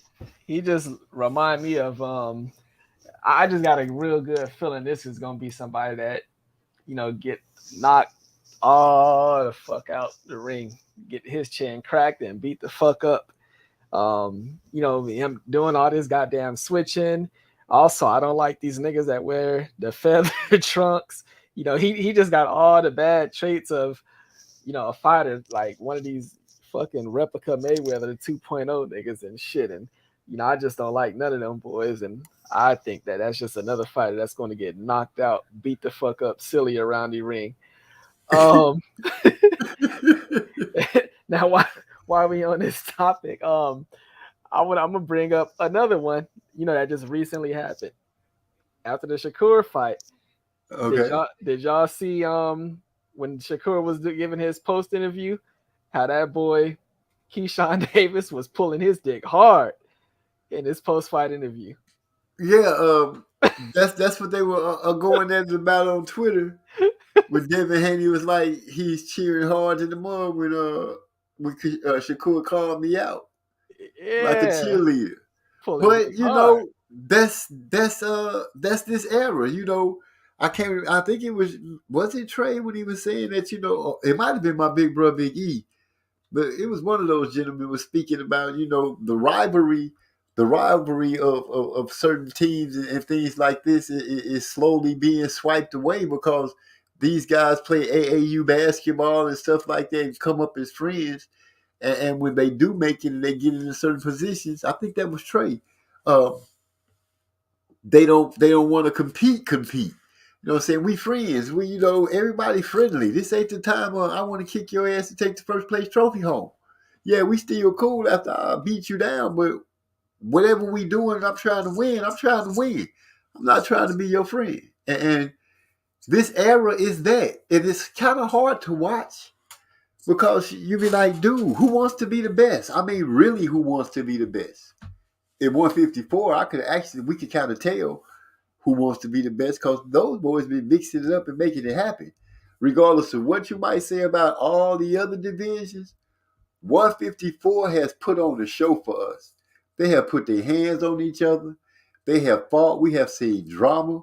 We've heard them talk noise to each other.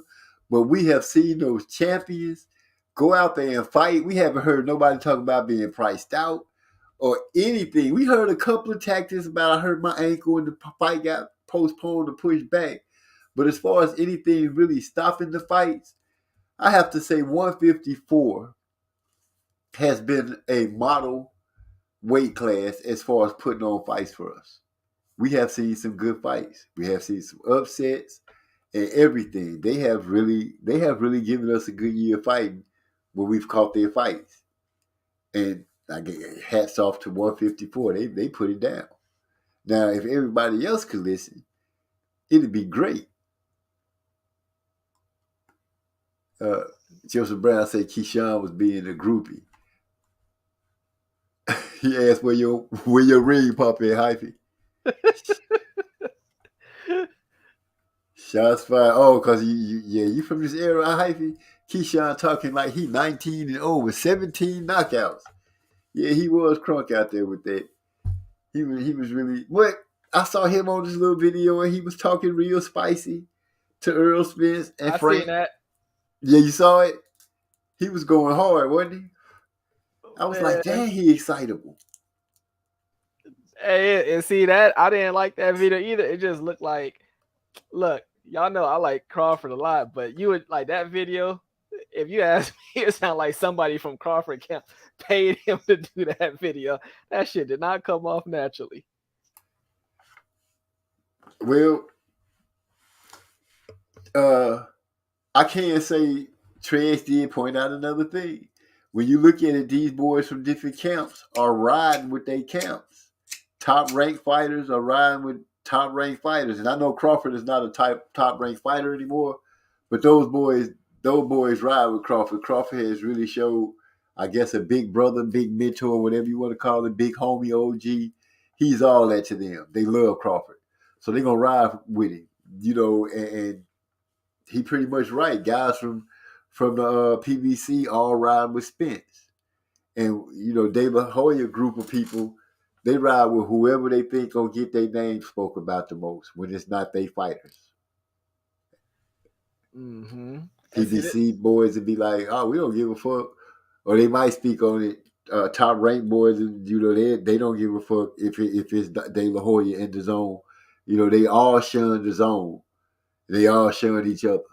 But when it comes to picking their fighters, they all ride with each other. They really teamed up, which is, I guess, a natural thing.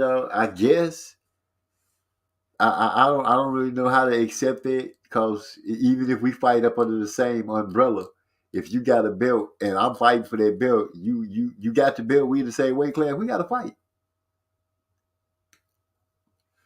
We got to fight. And you might be mad at me for a little while because I'm gonna have the belt, but you're gonna have to get over that. That's just and I'm talking that both ways from any fighter. But nowadays, what I'm saying, it seems like, well, I guess the in-house fights does happen. You can't say that top ranked boys fight each other. De La Hoya boys be fighting each other, and PBC guys fight each other. Terrence Crawford finds himself in a strange position because he's like without a home. And does he have a promotion company? Can somebody tell me that? Does Terrence Crawford have a promotion? Yeah. It's called TCV. Dang, you would think that name will be popping up a lot more in these negotiations with what's going on. You never hear. You just saying it's the first time I can remember even hearing it. Yeah. Speaking like what they speaking about in the chat, as far as like, the way people would prefer a fighter to act, like, not be friendly with anybody and anything. That's why I like Artur Beterbiev, because he's a very respectful fighter. Like, you're not going to catch him doing none of the trash talking. That's a very, very respectful guy, but he just know how to turn that switch on when it's time to, like, once you sign that contract to fight him, he turned into a whole different switch. He going to kill mode on you. As soon as the fight is over, he's a very respectful guy. That's what I really like about him. And, it's funny that I guess I was just made aware that Haney was on Twitter laughing at Keyshawn Davis, somebody pulling dick. Well, that's kind of funny to me because I forgot which fight it was, but Bill Haney and Devin Haney, oh yeah, them niggas ran up out their seats to go make sure they got a picture with Canelo at one of them top ranked fights. Them niggas be pulling all types of dick. Every time you see Devin Haney around any type of like rapper, oh yeah, them niggas make sure they go take a selfie. So they should be the last ones talking about anybody pulling dick like a cheerleader. Joseph know which fight I'm talking about. I actually thought you was talking about when they were cheering for Kambosos. Nah, yeah, Canelo and Devin Haney, they was at like a fight both together attending. Yeah, them niggas went out their way to take a picture with Canelo. Let me see. You can't be friends with anyone a weight class below or above, because more than likely you'll end up fighting. Well put. Well, maybe not this era. Like I said, if you could point to a weight class other than 154 that has literally just gave us the fights without hang-ups, that was exciting fights that you really walked away from saying that was a good fight, please tell me. Because heavyweights, they've been having that bull crap. We didn't get to Anthony Joshua Wilder fight. He ended up just messing it up for everybody because Wilder got beat twice by Fury, and Joshua just lost his third fight. So the luster to that fight is just completely gone. 154, literally. And when I'm like, just thinking about it, just made me want to go and watch some of the fights. But Charlo, Tony Harrison, tell me that those two fights weren't off the chain. the drama of him losing, about the way they talk noise at the end of the fight. Tony Harrison talking about he said that he know he won and all that. You know, the drama that broke out at the very end of that fight, how it bled over into the next fight, how they talk. That was good TV. That was good boxing action and everything. That fight was promoted from the end to the next fight. And just to see Jerry Hurd talking his noise and screaming what he had to say, losing and all that, man, we got in 154. If that didn't give you an appetite for boxing, I don't know what to say. We had some other fights to break out in the other weight classes, true, but 154 held boxing down. They held it down. I said earlier, 20 years from now, instead of seeing highlights of this era of 135, we're going to instead see screenshots of their Twitter exchange. Wow, Eric R. Joseph Brown said Keyshawn was the same silly ass after he lost to Andy Cruz in the Olympics. Tell the world how much of a better winner he going to be in the pros, while Cruz was winning. Cruz, the winner, was dancing in the background. Funny. I saw that. I heard that footage today, and they had a picture of him doing it. I don't know where I heard it at, but I did hear him. And they were Snoop Dogg and Kevin Hart. You know how they do the little breakdowns of the athletes and stuff like that? They were doing it, and they were making fun of him. They were roasting his ass, talking about you should have been talking about how you was going to win that fight. He going to be a better winner. Yeah, he the same cat that did that. I should have had that up on the screen. My fault. Derek Bailey say, facts, Eric R. And Joseph Brown say, Eric Canelo. Are they talking to each other? Honey, my Instagram got followers to yours.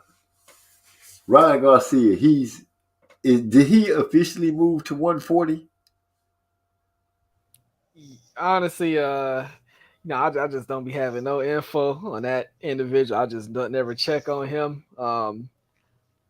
But I just put it like this. If he been at that, like his last fight was only at 140 because his opponent couldn't make that weight. So I mean, him saying, he's officially 140. That's just more so him not wanting to deal with, the extra effort that it takes to make the weight. But I mean, shit, you keep attaching yourself to the name of, somebody who's just want to fight the most. Yeah, at 135. I mean, you might as well stay in that division. But with him, shit, if he one of these people that's going around saying, he don't care about the belts, then hell, he gonna do the same thing Canelo did. He not gonna care about the weight classes either. He make his own fucking weight class, isn't it? Yeah, but I don't know. It's hard to gauge how they try to move him and what they try to focus him on. It's just hard to gauge because he's told so many lies.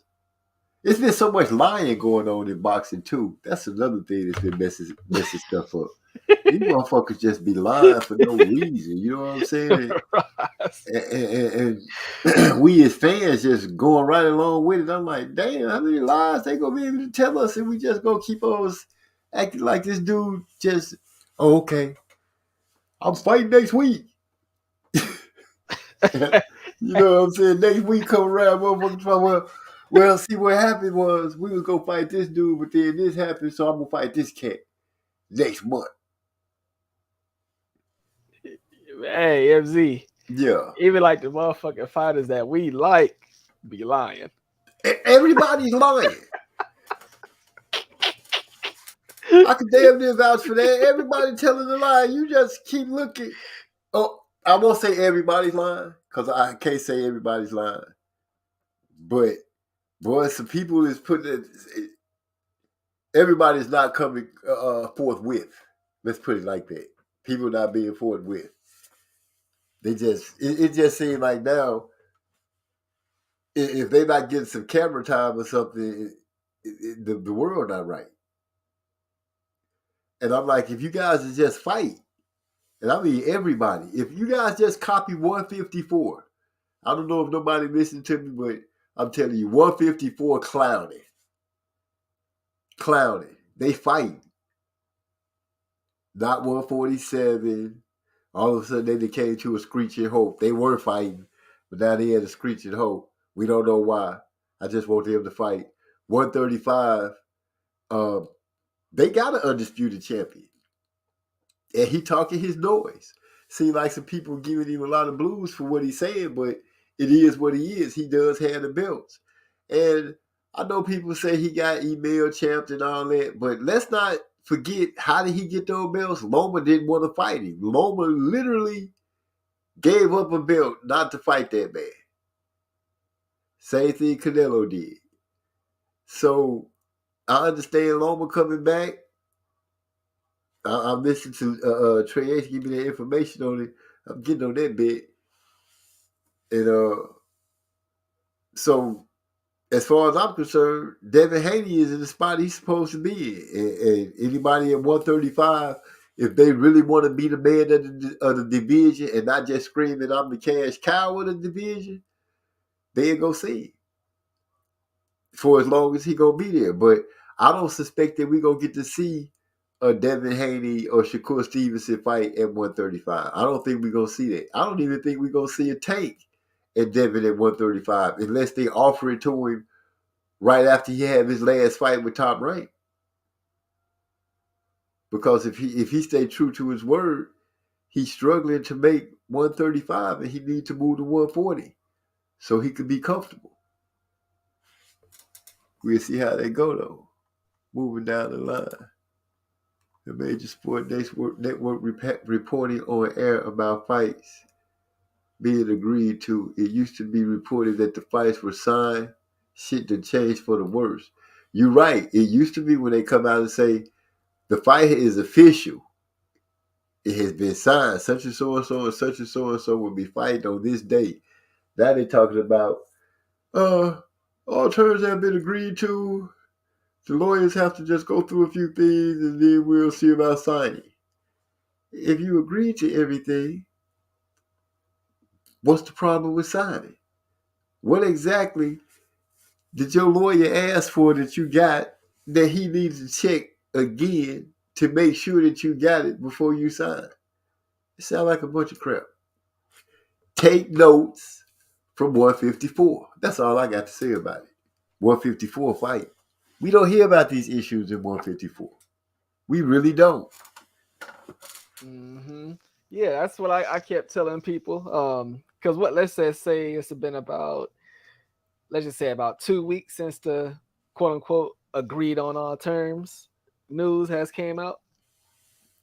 Yeah, and conveniently, not conveniently, because I don't want to put no sour on nobody's name, but Blue Blood ended up running into Terrence Crawford at the 7-Eleven across the street and all this stuff. And I'm like, Terrence Crawford ain't denying it. So I guess Blue Blood telling the truth about him saying he agreed to everything.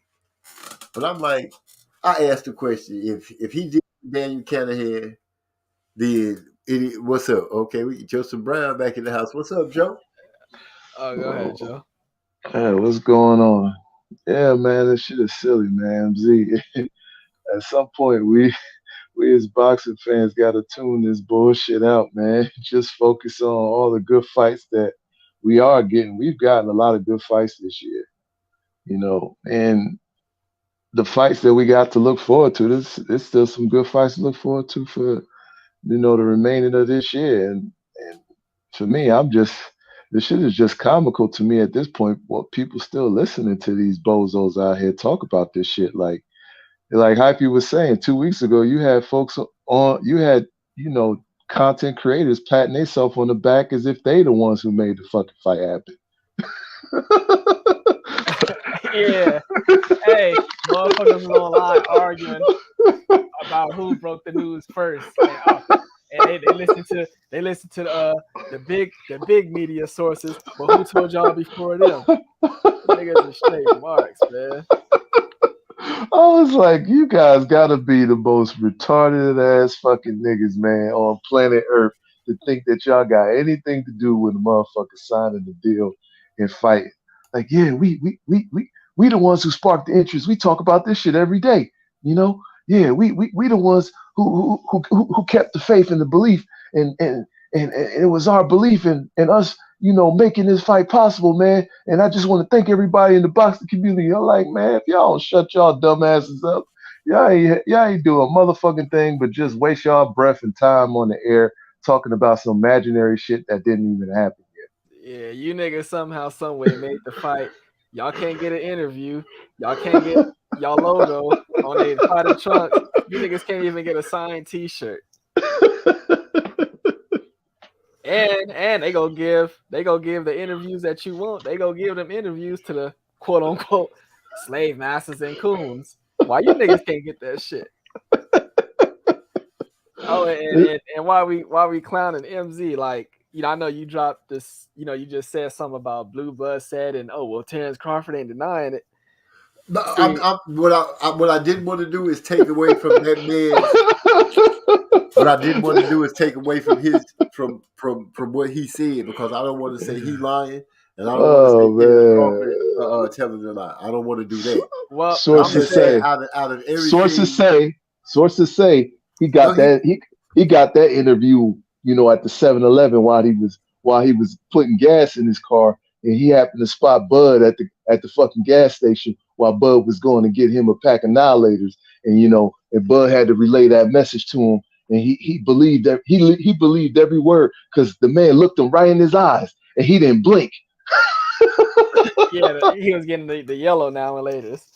Hey, MZ, like, I understand, like, I hear what you're saying, but to me, we giving Blue Blood way too much credit. And like, hey, just disclaimer: this is Hyphy speaking. These ain't MZ words. This only a guest Hyphy speaking.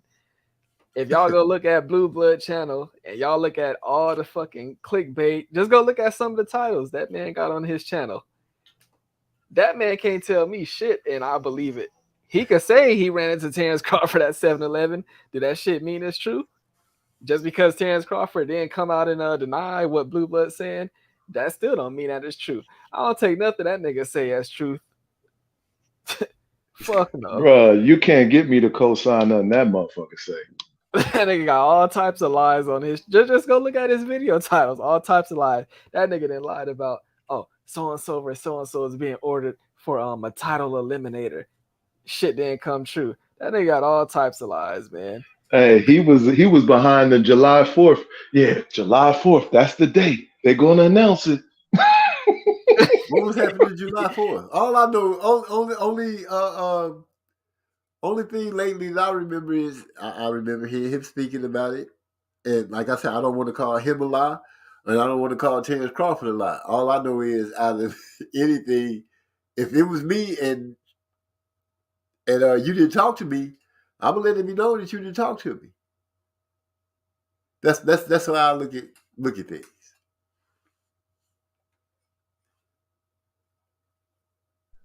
But y'all started going hard on Blue. I didn't know. I had no idea that Blue was doing clickbait. Come on, man. Stop it, man.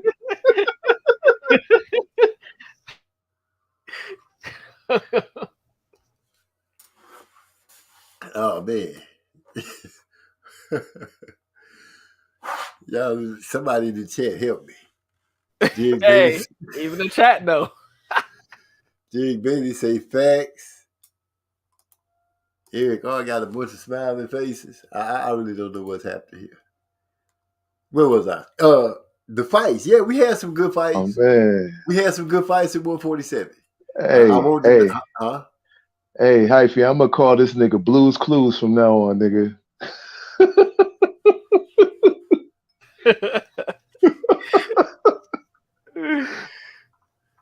Jerry Baby say, "Come on, MZ, are you serious?" What?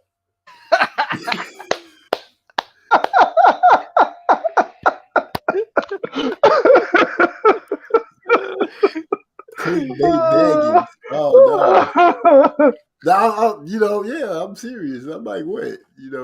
Look, I'm just riding the conversation how it go. I don't know what's going on. I just know that 154. Yeah. That's what MZ specializes in. 154. That's right.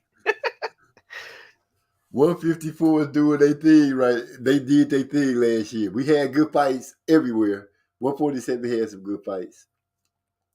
People complained about 135 too much. They complained about Shakur Stevenson too much. I think he just what 135 need. I don't think they giving Devin enough respect. He earned it. I think he should get his respect. He fought whoever he needed to fight to get the belts. And all the guys in the middle who's not really doing anything, Brian Garcia just the pullout king. Tank chasing the bag instead of greatness. This is how people are looking at it. But the heavyweights, they did their thing. It was rumble in the jungle for a little while, but then the two main characters took losses, and the people that replaced them are not what's the word I'm looking for? Their energy is not what the people want. I'm sorry. Nobody's looking at Tyson Fury or Usyk and just salivating on their greatness of how good they are and expecting to see their next fight, then dismantle somebody. No, they wanted to see Anthony Joshua, the big muscle dude, go out there and box somebody and knock them out from England. And the Alabama dude go out there and bomb squad and then knock somebody out with the right hand. That's what people want to see. But then when they see it in the little guys, they say the little guys can't box. When the little guys box and don't get knockouts, they say the little guys don't have strength. Okay, so I hear everybody, and I'm just touching on this. I'm hearing everybody talk about Devin Haney has no pop. He has no power. But he could box. And he's a boxer. But that's not good enough. Now I'm hearing them say that Shakur Stevenson should stick to boxing because he don't have pop. And I'm like, but he's a boxer. And he could box. And he winning. So I don't really see, boxing fans are they do have problems with doing what it is they want. They want Muhammad Ali and Mike Tyson roll up into the same fighter.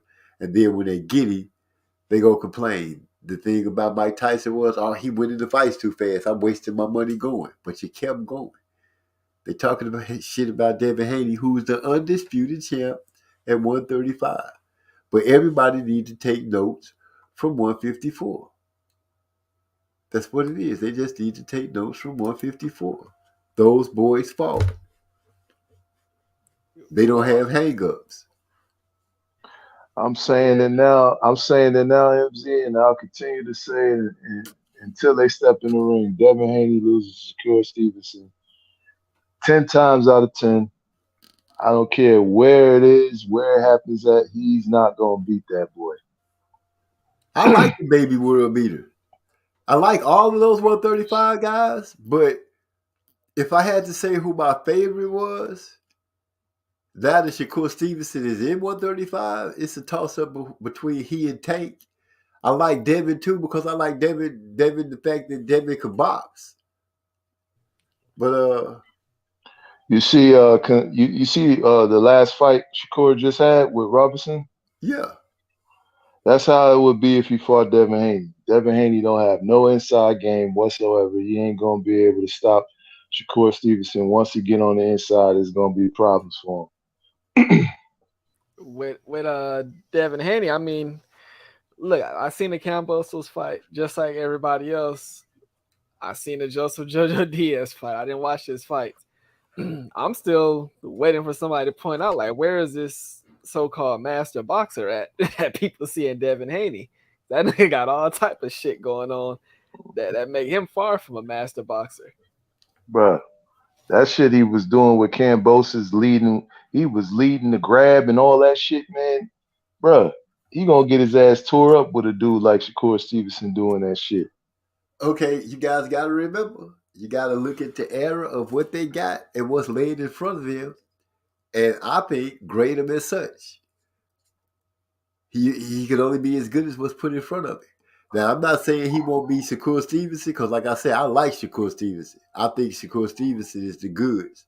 And when it all comes down to it, I think he'll probably be the last man standing. I think he's the best. Him and Tank, I don't know. I think that'd be a hell of a chess match because I think Tank's boxing is underrated.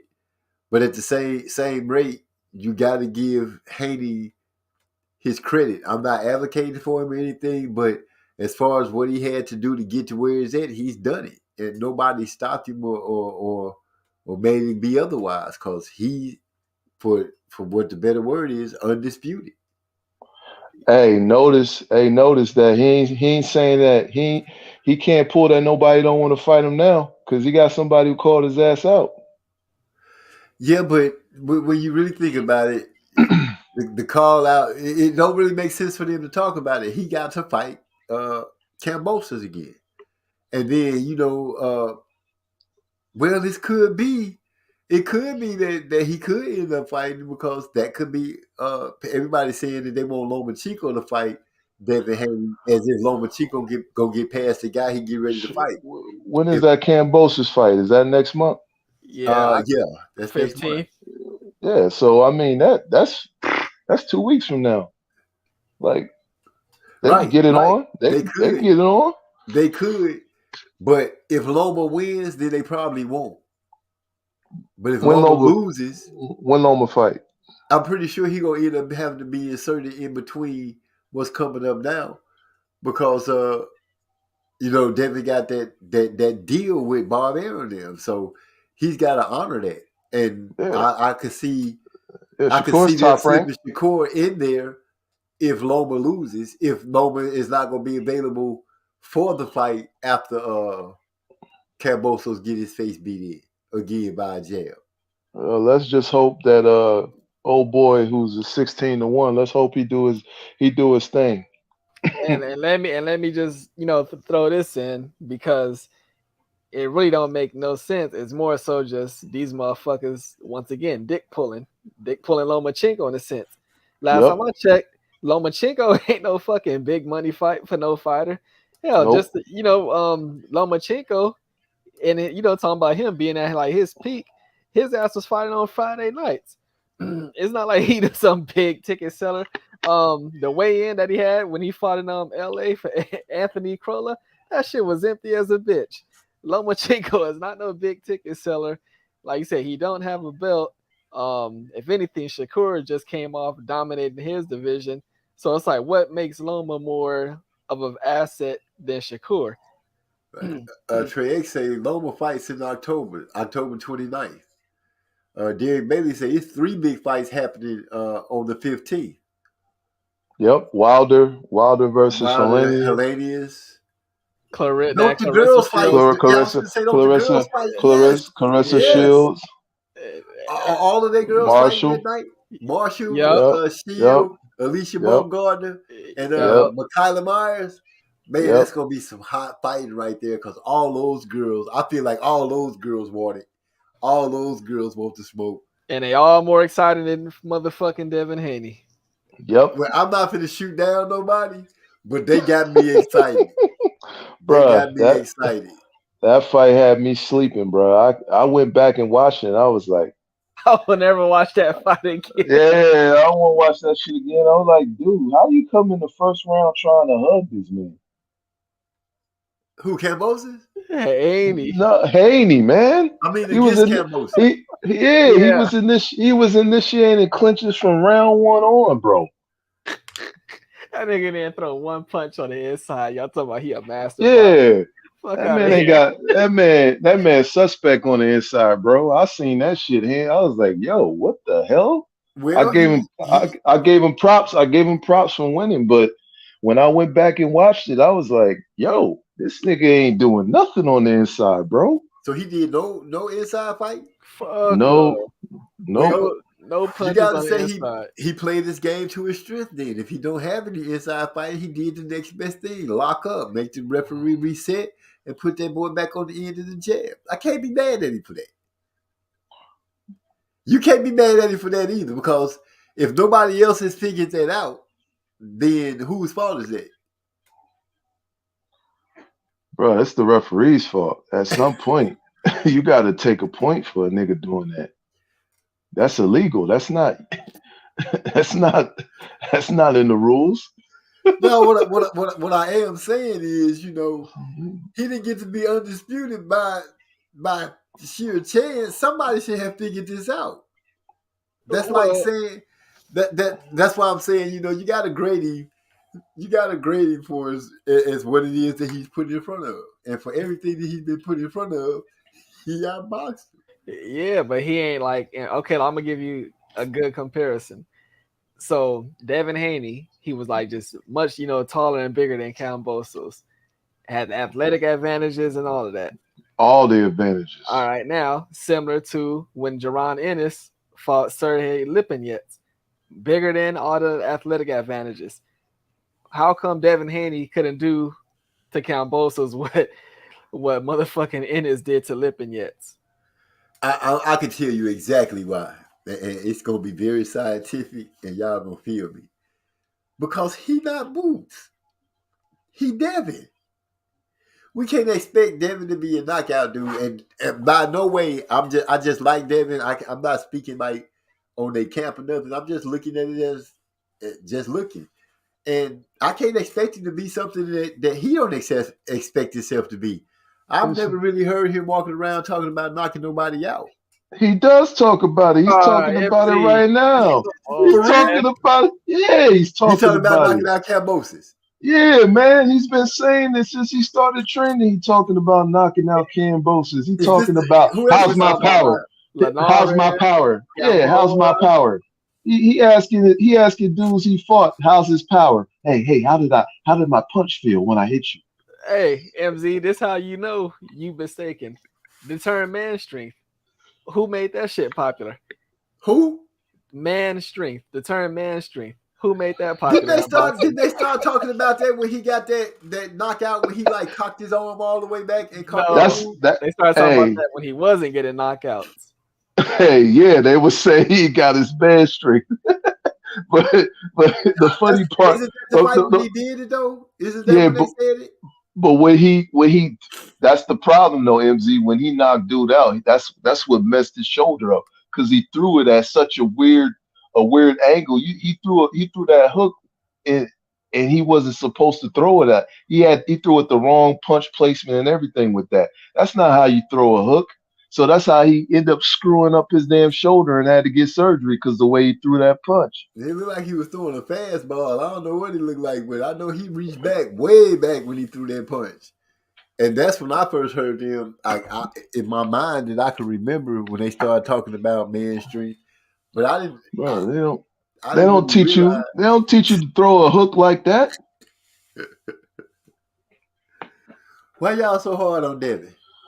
Somebody got to tell the truth. Bro, man, I'm not here to worship no fighter, bro. If he's got flaws, I'm gonna point him out because I want him to improve on it. You know what I'm saying? That's the whole point. Bill Haney ain't coming on my panel swindling me. I'm just asking because I don't follow him like that. I look at him when he get in the ring. I don't spend a lot of time listening to their conversations because I have learned that listening to their conversations kind of leads you astray. I just like to see what they're gonna do, how they work out, and how often I can see them working out. Are they gym rats like Boots, Terrence Crawford, Floyd? Are they gym rats like that? Or are they working out and then going to party like Adrian Broner? Haney working out his fucking social media analytics. Yeah, man. I just like to see if a fighter's comfortable, he could be comfortable wherever the fight is taken. And there's few fighters that I see right now who are young who are comfortable wherever the fight goes. They're comfortable in those spots. And those fighters would be Shakur Stevenson. Okay. I like Bam Bam. Raleigh Salim. Yep, Raleigh Salim. Even that what's that boy name? The one who I got on my avatar right now. I can't see his name. I like him. He's a good prospect. I think what's the name? David Benavidez. I think his pops is training him. But he gonna be a problem at Diego. Diego gonna be a problem. Oh, another one. I'm sorry. Go ahead. No, go ahead. Xander. Yep.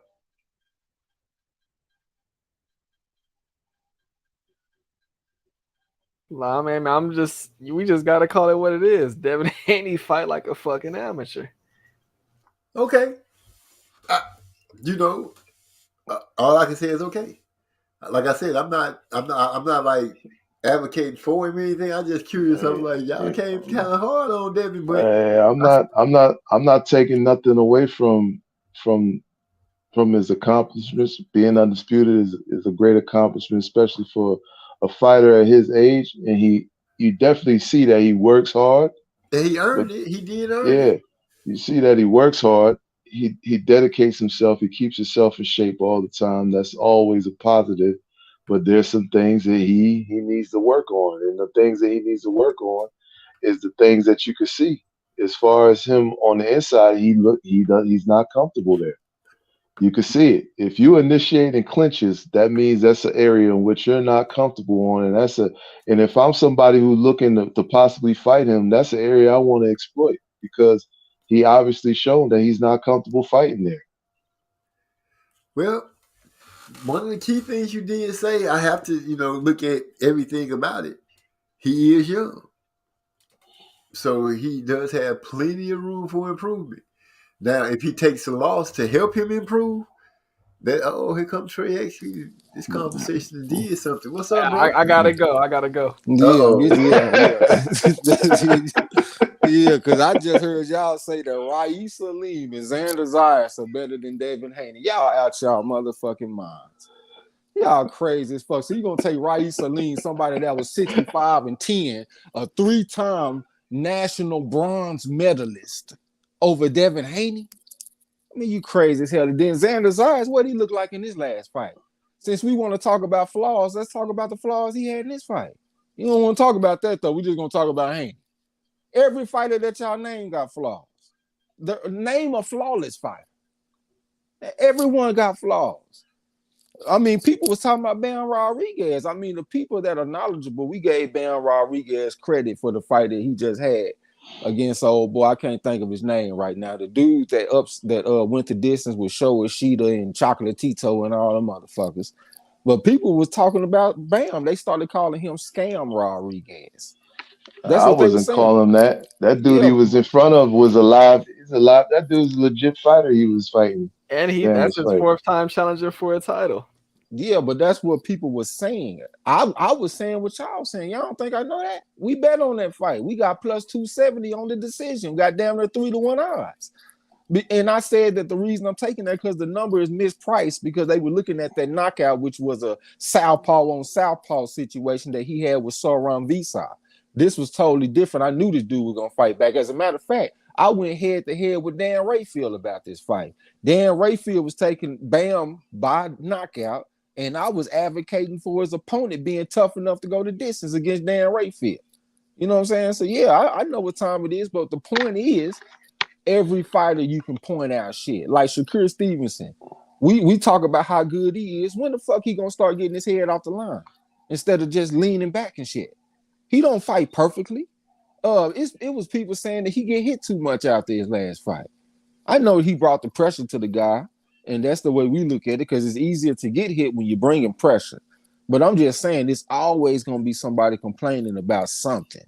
I think that Devin Haney is a very good fighter. He ain't no killer like no Jaron Ennis as far as being a finisher and all that kind of shit, but the man has a lot of attributes in that ring.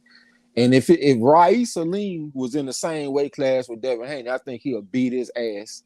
If Xander Zayas was in this weight class, I'm taking Devin Haney all day. Xander Zayas didn't look like no fucking world beater to me in this last fight especially. That's the first time he really just didn't impress me, and he wasn't coming off no long layoff or nothing. I can't even give him an excuse, except for his opponents are getting incrementally a little better. So now they start getting a little bit better. Folks is fighting back in this motherfucker. He keeping his head on the line and shit. Dead center, getting caught with shit. So, yeah, I think y'all being a little bit unfair. It sounds like it's something a little bit deeper than y'all seeing flaws in it. I'm just saying, it really sounds like y'all just got some hate for the man or something. I think y'all been a little bit excessive. Y'all said Raees Salim was better than Haney. That's what really got me. I said, hold on. Hey, it is deeper. I told you, Bill don't come and give us no motherfucking interview. Let us talk to his son. I ain't hear what you say, Ivy. What you say? Let me hear it real quick, Judge Joe. No, I was messing around. I said, yeah, you know, Bill, he don't come to the channel and bring his son. Haney, it's Haney time. Haney. But hold on, y'all really had a problem with Haney's performance against Kambosos? Y'all thought this shit was trash? Man, that shit was boring. I mean, but if you look at a fight like that and you think about it like looking at it like game theory or whatever, philosophy, I guess you could say. If you're thinking about it being a firefight shootout, I think that favors Kambosos. Like if I'm looking at a fight like that, I think that the more boring it is, the more that it favors Haney. You know what I'm saying? Like sometimes you gotta win today and look good tomorrow. Like I done seen Haney go out there and look pretty good. Like when he fought against Jojo Diaz, I thought that was a good performance against a southpaw with experience in the amateur background and all that kind of shit. I thought he looked good. And then like we talking about what Haney did against Kambosos and comparing that to what Boost did against Lipinets. Lipinets is a 140 pounder. Matter of fact, since that fight, he's went back down to 140. So we giving Ennis a lot of credit for knocking out a blown up 140 pounder with 30 amateur fights. And then we get mad at Devin Haney for not looking the same against a natural 135 pounder. And the man, like, not nobody that just came up for a few fights, but he done been at the weight class, 85 and 15 amateur background, national champion over there in Australia, a guy that fights back, a dude that faced adversity against Teofimo Lopez. He got dropped in the fight, got hurt, fought like a warrior. And we think that Haney supposed to look the same against him as Boost did against Lipinets. Like, that's crazy, man. Like, come on, man. Y'all niggas is unfair. Bro, you look. I didn't say look. I didn't say nothing about Boots. Nah, I did. Yeah, y'all niggas is raw and uncut. What he said. I love what Eric R said. He said, yeah, he just don't like Bill and Devin's corner, stay in your lane. Hey, Trey, you remember that fucking fight where I guess Floyd Sr., he had been like training Haney, and then Floyd Sr., you know, he was serving as the head coach, so he was about to hop in the ring. That nigga Bill hopped in the ring and cut off Floyd and made him not get in the ring. Nah, I don't remember that. I think it was like Mason Minyard. Okay, I do remember Bill Haney trying to talk to Big Floyd about a move. I think it might have been a pull counter, and he was trying to like demonstrate it or some shit, and like he was trying to get his opinion or something. And Floyd was like, he was waving his hand in his face, like, man, get out of my face, man. I ain't trying to hear that shit from you. I thought that shit was funny. Y'all gotta see what I'm talking about. You're gonna die laughing.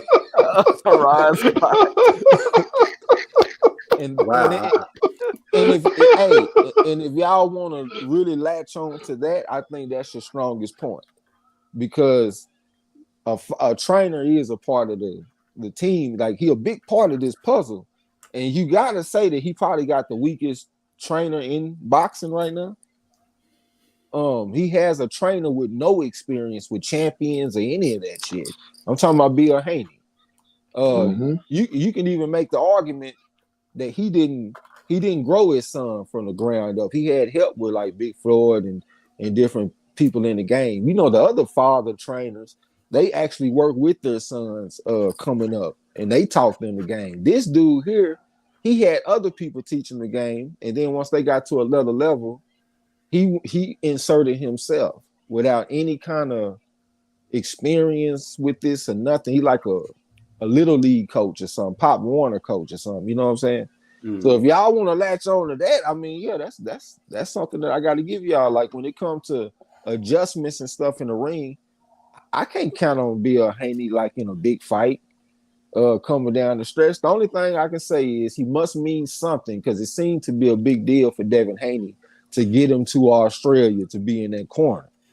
But as far as boxing knowledge and adjustments and tactics and strategy, and I can't trust him with that. You know what I'm saying? But he paid for that, don't he? Oh, he been getting some help too. I forgot. He been working with my man that was gonna fight Tevin Farmer. The Mickey one that, Bay. yeah, Mickey Bay. Yeah, I forgot about that. You also had Yoel Judah, Ben Davison. Oh, forgot about that too. Yoel Judah. Who is Ben Davison? He cultivated a relationship with some heavy hitters in the game, and pretty much got them to teach his son. Yeah, I also saw I think it was Yoel Judah.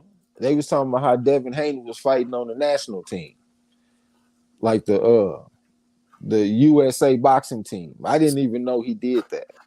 I didn't have no idea that he competed in anything like that. I thought as soon as he turned 17, he went to Mexico and went pro.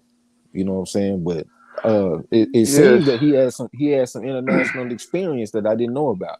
So I had him as a 3.5. He might be a 4.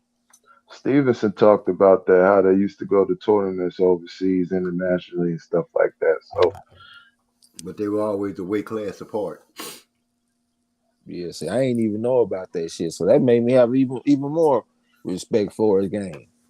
You know what I'm saying? This is a guy that's been around boxing for a long time. They got pictures of him and Floyd together in the gym. This boy, a little kid.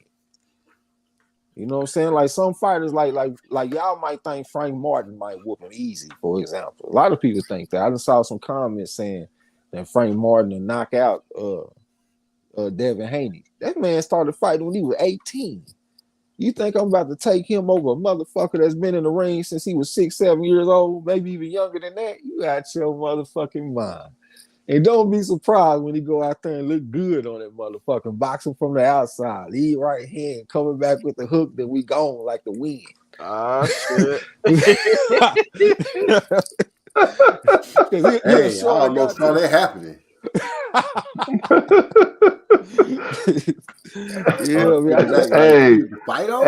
Hey, Hyphy, somebody we know in trouble. If Trey saying this type of shit right now, let Bill get a hold of it. Somebody in trouble. That's all I gotta say. Yeah, they coming for us. I just had to get on and just get a man a helping hand, because you know what I'm saying? Because I understand y'all think he got flaws, because I feel like all fighters got flaws. I was looking at Keyshawn Davis, and I thought it was some things he can improve on, especially with his posture. I just don't like a fighter that stand up straight with your back looking straight like that. I wouldn't talk the game like that. When I turned on the fight films from the old school fighters, Old Bone Jones, Old Bones and stuff like that, they wasn't fighting like that. You know what I'm saying? They had more flexibility in their stance and shit, head movement. You know what I'm saying? Getting your head off the line, looking at Georgie Benton and stuff like that. They don't just be up straight like that. And that also made me have some question marks about Bomac. You know, he's supposed to be fighter of the trainer of the decade. I'm really questioning. Yeah, well, you know what I'm talking about, man. Train. You know, he's supposed to be a master trainer. When I look at that motherfucker, man, it don't even make sense to me. Like, his record was trash. He got knocked out in like the first round and shit. Like, I look at Mayweather, and they had a real pedigree over there. You know what I'm saying? Like, Roger was fighting champion. He fought Sweet Pea Whitaker. He fought Chavez twice. What's my man that was crying and shit? I can't remember his name. Rocky Lockridge. He fought Lockridge. He might have fought Lockridge twice. Floyd Sr. fought against Sugar Ray Leonard. You know what I'm saying? He had some other Don Moore or something. I think he fought against Don Moore back in the day. But if he wouldn't have got shot in his knee, you never know where he could have went. You know what I'm saying? Like, that's a real strong pedigree coming out of Michigan, out of Detroit. I was trying to think of the name of the dude that he saw taught him the game. Flint. I can't think of that dude's name, man, but that's a strong pedigree that they got. I don't know if the same thing could be said about Bomac. Well, I had a good ass comeback for that. I can't even say. I forgot it, man. Well, I'm gonna tell you. Okay, like with Bomac, so y'all know, like when Crawford got that ESPN deal, Bomac also got his own deal because Bomac got his own like management team going. So basically, like when Bob Arum get a fighter, he also basically like highly urged them to switch their trainers to, you know, so and so. So perfect example, when Majagba signed to Top Rank, they made Ajagba leave Ronnie Shields to go, you know, get a new trainer because Ronnie Shields is in ties with PBC. So the reason that Keyshawn went to Bomac is because, you know, he got signed by Top Rank. Other than that, Keyshawn wouldn't have been going to no Bomac. That's just he might have no, how it bro. is. He look up to Crawford. You know what I'm saying? And that's his trainer. I could see that he could possibly do it even if he didn't have to. I mean, you probably right, but I could see him going over there organically. You know what I'm saying? I just think like some trainers, like I honestly feel like the coach that I had is a better coach than a lot of these coaches. The difference between him and them is that he didn't never get the talent. You know what I'm saying? Like he didn't have no Terrence Crawford come through that motherfucker. Like he had some fighters and shit that was pretty good, but like even looking at myself, man, I'm not talented as no fucking Crawford. I'm not talented as Andre Ward for my man, his trainer, Virgil Hunter.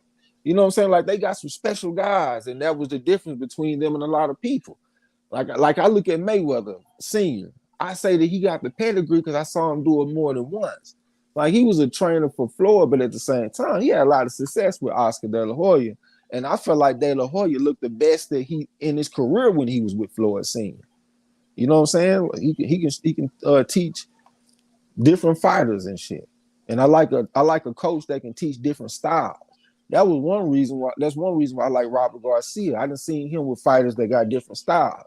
He got one of the most technical fighters in the game right now, Bam Rodriguez. Yeah, Bam is a motherfucker, man.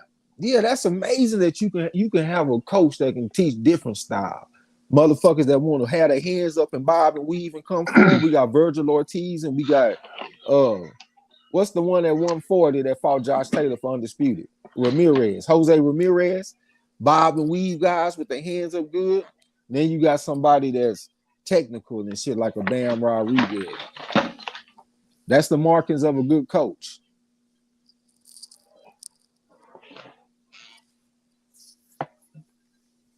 But we'll see about Bomac though, man. I don't know. That's good stuff, yeah. That's good stuff. But you bring up some good points about Cash happened to be in the right spot at the right time. Bomac could be a product of Bud Crawford instead of vice versa. Because I heard him in the interview say he learned a lot from Bud when Bud be talking to the boys about what to do and stuff like that. It's kind of like what's that coach Barry Switzer? When he got the Cowboys, all he had to do was not mess up. Yeah, that roster was stacked. So yeah. I feel you when you say you're not really sold on him as being trainer of the decade. Shit, look what he did with Amir Khan. Oh my God, he just took a check. Yeah, man. Let him and Terrence Crawford tell you Amir Khan is the best Amir Khan that they've seen. Well, that was terrible. Yeah, I just felt motherfucker like Crawford. he took a check. Crawford could make a lot of trainers look good. Yeah, just his personality, period. He the type of guy that don't like to lose. He very driven. He seems self-motivated. He don't seem like the type of guy that you got to beg to get in the gym. I mean, he done already proved that. He broke his hand. So instead of taking some rest and taking time from the gym, he switched stances. So he can keep going to the gym. He just developed a new skill. He took advantage of a bad situation. That's a special guy. You don't see them motherfuckers all the time. You know what I'm saying? So yeah, give one of these other trainers a fighter like that, and they'll look good for one career. But can you look good for several careers? And when we think about that fight between him and Earl Spence, that might be the difference, the coaching. Well, one of the differences. I think that my man from Texas, from Derrick James, I think he's a better coach. You know what I'm saying? Like the fundamentals and shit, he cold with that. And looking at the way his fighters are looking, because he got more than one, they're looking pretty good. Like Frank, Undisputed. He got Undisputed. He got a Unified. He got an up-and-coming prospect. You know what I'm saying? Yeah, he got his fighters looking pretty good. Texas, baby. Mm-hmm. Texas. Yeah, I've seen it. But yeah, I appreciate you coming through, Trey, to help me out because they was leaning on me a little bit. I was just giving an honest opinion about Devin Haney. Then I heard him start like arrows shooting through the air. They laughed at me and everything. So I couldn't understand why. And Trey, I know you didn't, heard this as shit more than I didn't heard. They say some fighters, especially like a fighter, let's just say like a Bernard Hopkins, when he didn't switch to trainers like Freddie Roach and shit later in his career, they say those type of fighters, they don't really need somebody to like really train them because they are already good fighters. I actually used to hear the opposite. I used to hear that can't no fighter train himself, like even Ali, because let's say you got 100%. If you by yourself, you might cut it off at 70 or 80 and say that you're too tired. But if you got a coach, they gonna get that last 20 at you. You know what I'm saying? So like as far as skills go, they don't really need nobody to teach them. Though. I mean, what you gonna teach them how to throw a jab? You know what I'm saying? But as far as pushing them to give they all, they definitely need a coach. But once you get to a certain level, I do see an advantage of having different coaches though, because you learn a little bit here, you learn a little bit there. It seemed like that's might have been what happened with Gabe Rosado. That just looking at him like where I saw him years ago to where he was against what's the guy 137-7 out of Brownsville.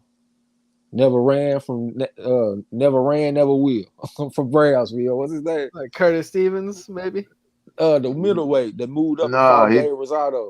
Nah, he talking about the dude Canelo. Danny Jacobs. Jacobs. Miracle Man. Yeah, Jacobs. Yeah, when I look at where Gabe Rosado was back in the day, then I looked at him. It seemed like I don't know if I want to say climaxed against, but not. It seemed like I saw his skills all come together in that fight. So I know he looked good against the Melakuziev dude. He knocked him out and stuff like that.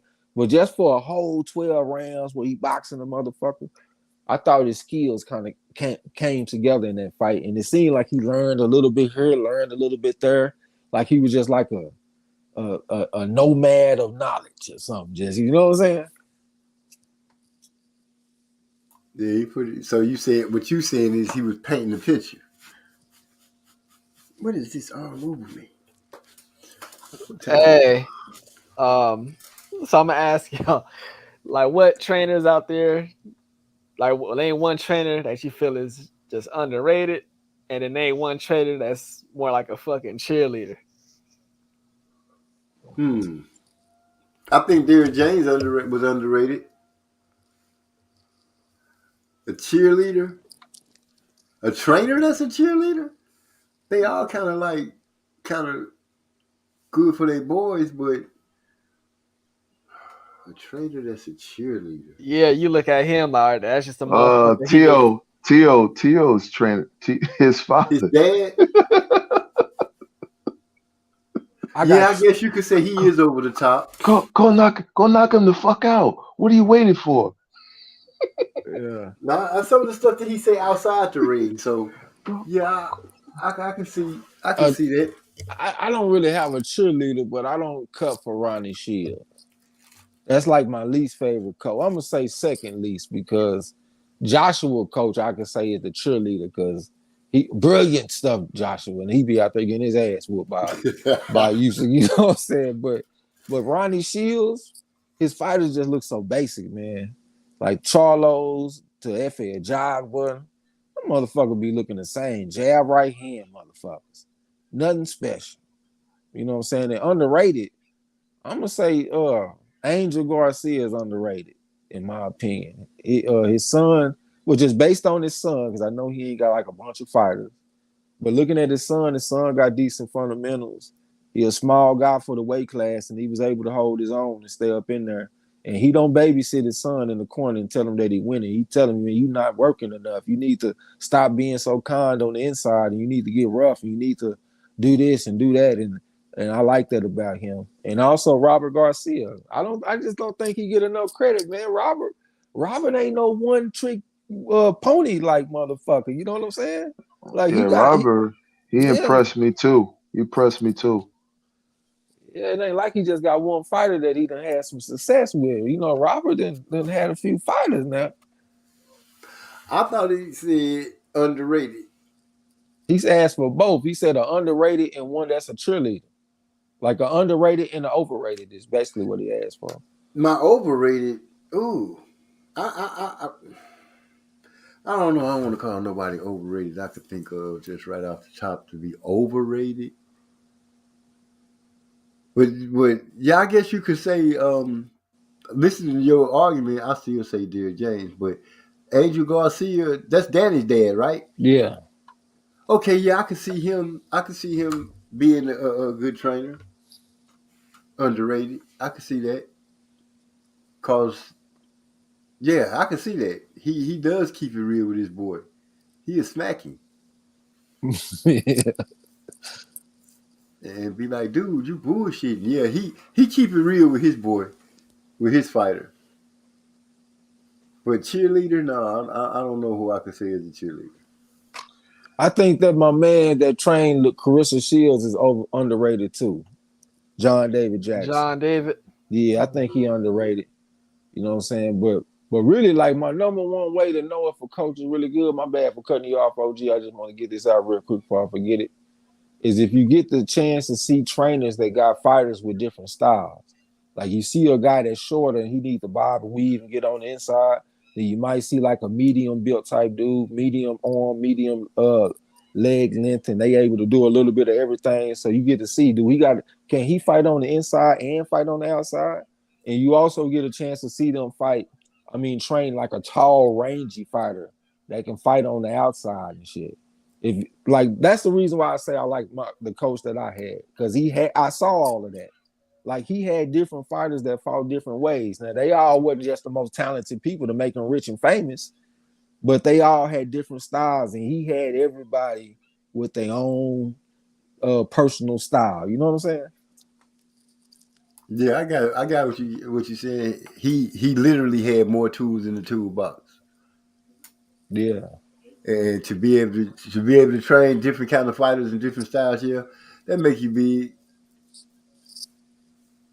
And for them to be doing it right now makes it that much bigger. Who your overrated coach? I never said one, because you can look at each one of them and they have something to stand on. As far as the old ones, you know what I mean? They all have, in my opinion, they've all messed with a champion at some point in their life. So how do you overrate that? But I guess I would have to say the guy that got the best talent that don't have to do that much. That would excuse me. That would be Bomac. I feel like he's the best talent and he don't have to work as hard, because Terrence Crawford, like, you gave out the layout for him. Terrence Crawford is already willing to do all the kind of work that he needs to do and everything. He's a gym rat. Excuse me. He's a gym rat and all these things. He's a student of the game. What does Bomac have to do except say, hey, you losing? They think you losing. Oh, I'm losing? Yeah. And go out there and he beat the fuck out you. Yeah, his favorite thing is let's pick it up. Can you pick it up? Let's pick it up. Hey, but Bomac literally has help. He's not training by himself. He got the Mexican. He got that brother Freddie. Yeah, he got a team over there. So yeah, he don't even have to bear the sole responsibility. He can delegate shit. You know what I'm saying? So yeah, he definitely need to be up there. He got help. What other coach got two other niggas that's joined at the hip with him? You know what I'm saying? Yeah, you make sense. Yeah, that nigga Bomac, he always tell him, yo, look, when you doing this, he doing that. Other than that, he ain't shit. Like, he's had ain't nobody shit. And then he get, when they like interview the trainer, like during the fourth round or something. Oh, what were you telling Terrence Crawford? Blah blah blah. Oh, other than that, he ain't shit. That ain't nothing. and that's important. That's important too. Like, I like that about Roger. Roger Mayweather. You know what I'm saying? Just keep doing what you're doing. We're gonna really get the whooping his ass in a few rounds. Like they just having that confidence is good. You know what I'm saying? But one thing I will say about Bo Mac, he has a good idea where the fight is going. When he tell them folks to pick it up and they pick it up, they get knockouts. You know what I'm saying? So I give that to him, but I just don't know if that's enough to have him as like a trainer of the year type motherfucker or something. You know what I'm saying? Yeah, I don't think he that. I don't think he that. You know, like I said, he got some high quality talent. Like Barry Switzer did with the Cowboys. You just don't mess it up. Yeah, and then like Hyphy said, he in a position where he gonna get more great talent. Like how much talent gets better than Keyshawn Davis? You know what I'm saying? One in 100 right there. And I guess we got to give him credit for that southpaw too, right? Simplify. Jamel. Yeah, he was training him too, right? Yeah. They just recently split. Yeah, like that was a champion.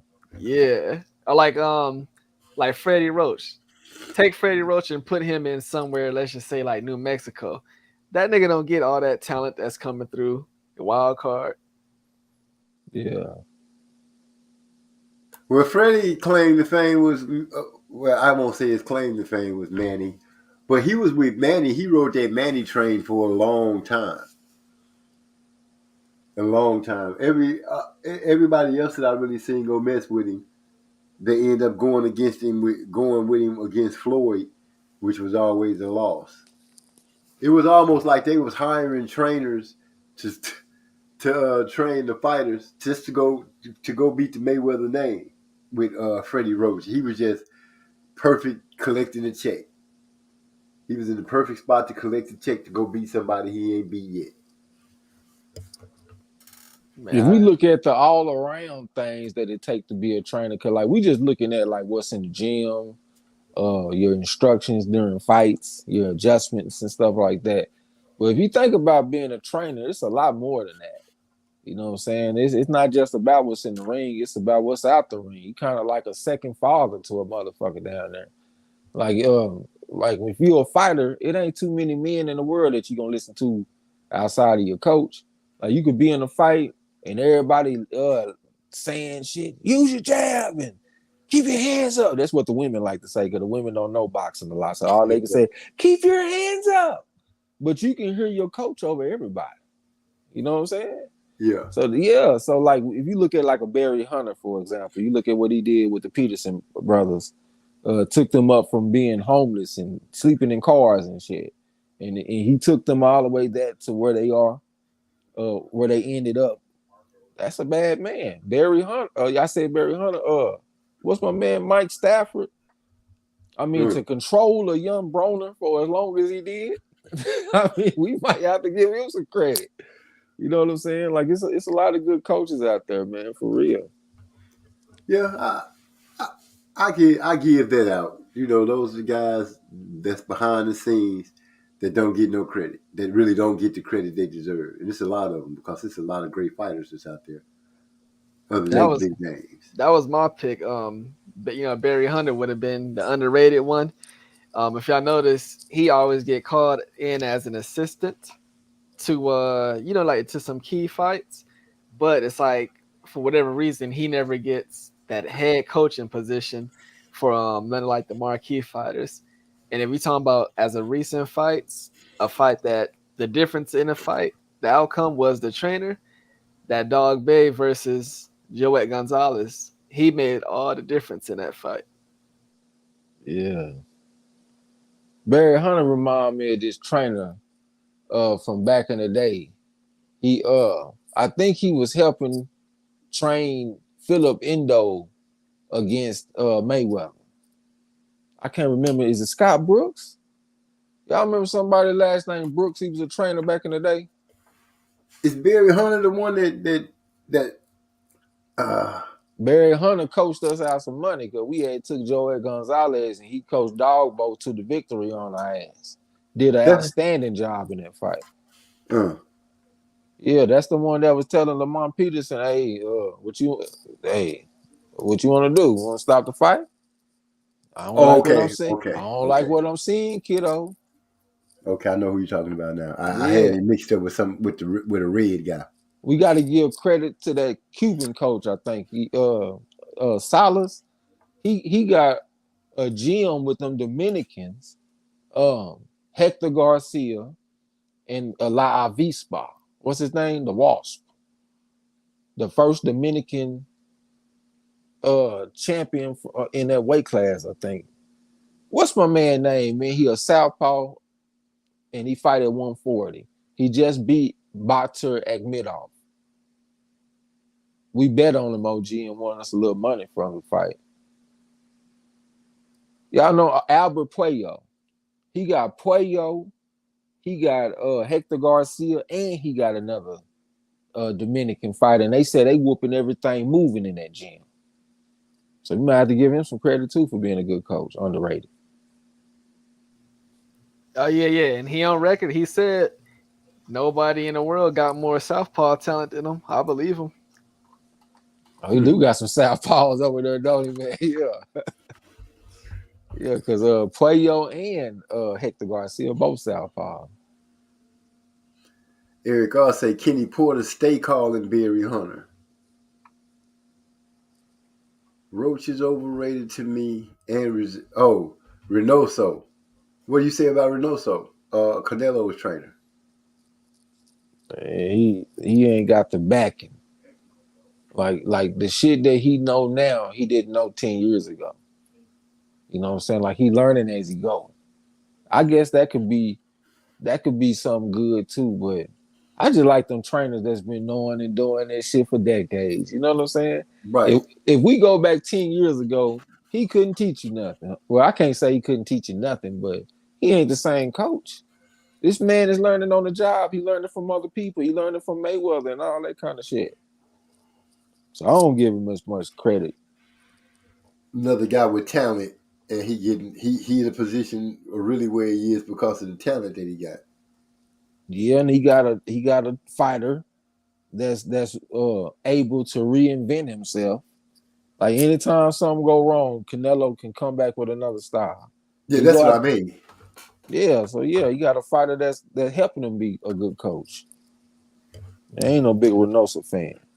Yeah, I feel you. I feel you because so I guess I would have to put him in the Bomac category as far as he could tell you, hey, you losing and you need to step it up. But other than that, his talent is put the talent that he is known for coaching is putting him over the hump.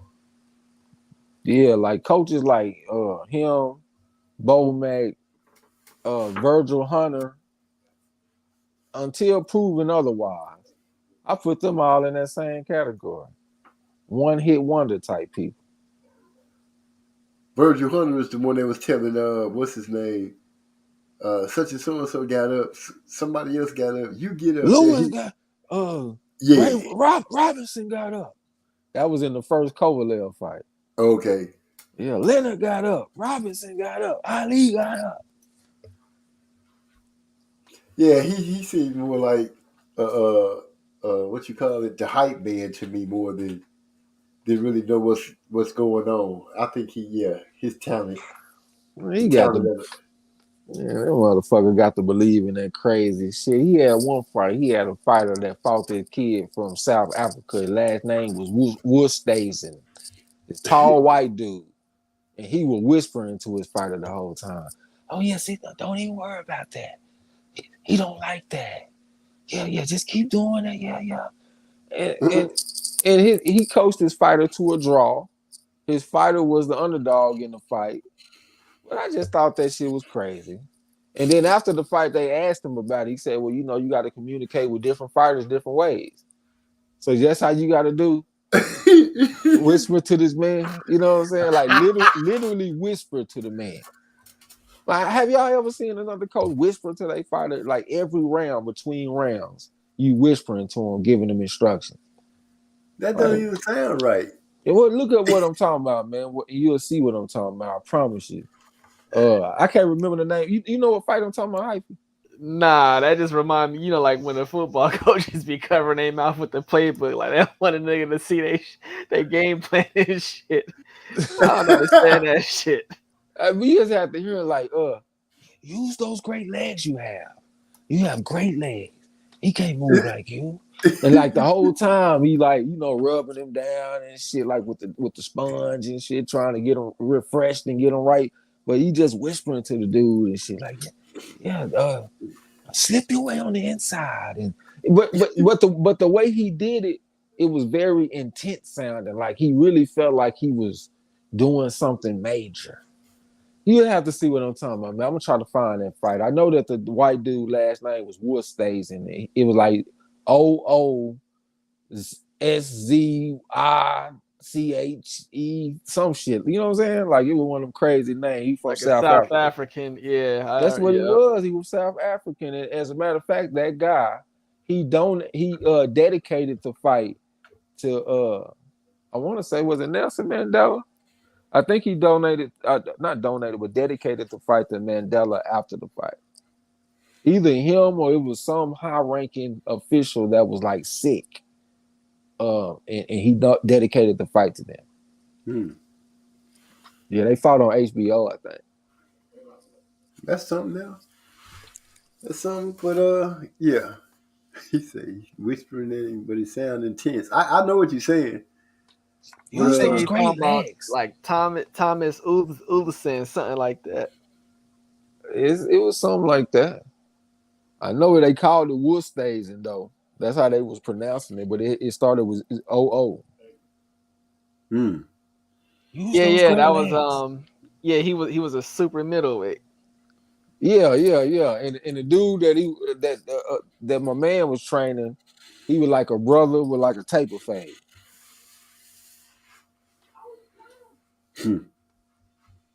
That's a good memory. I can't remember his name though, but they fought to a draw.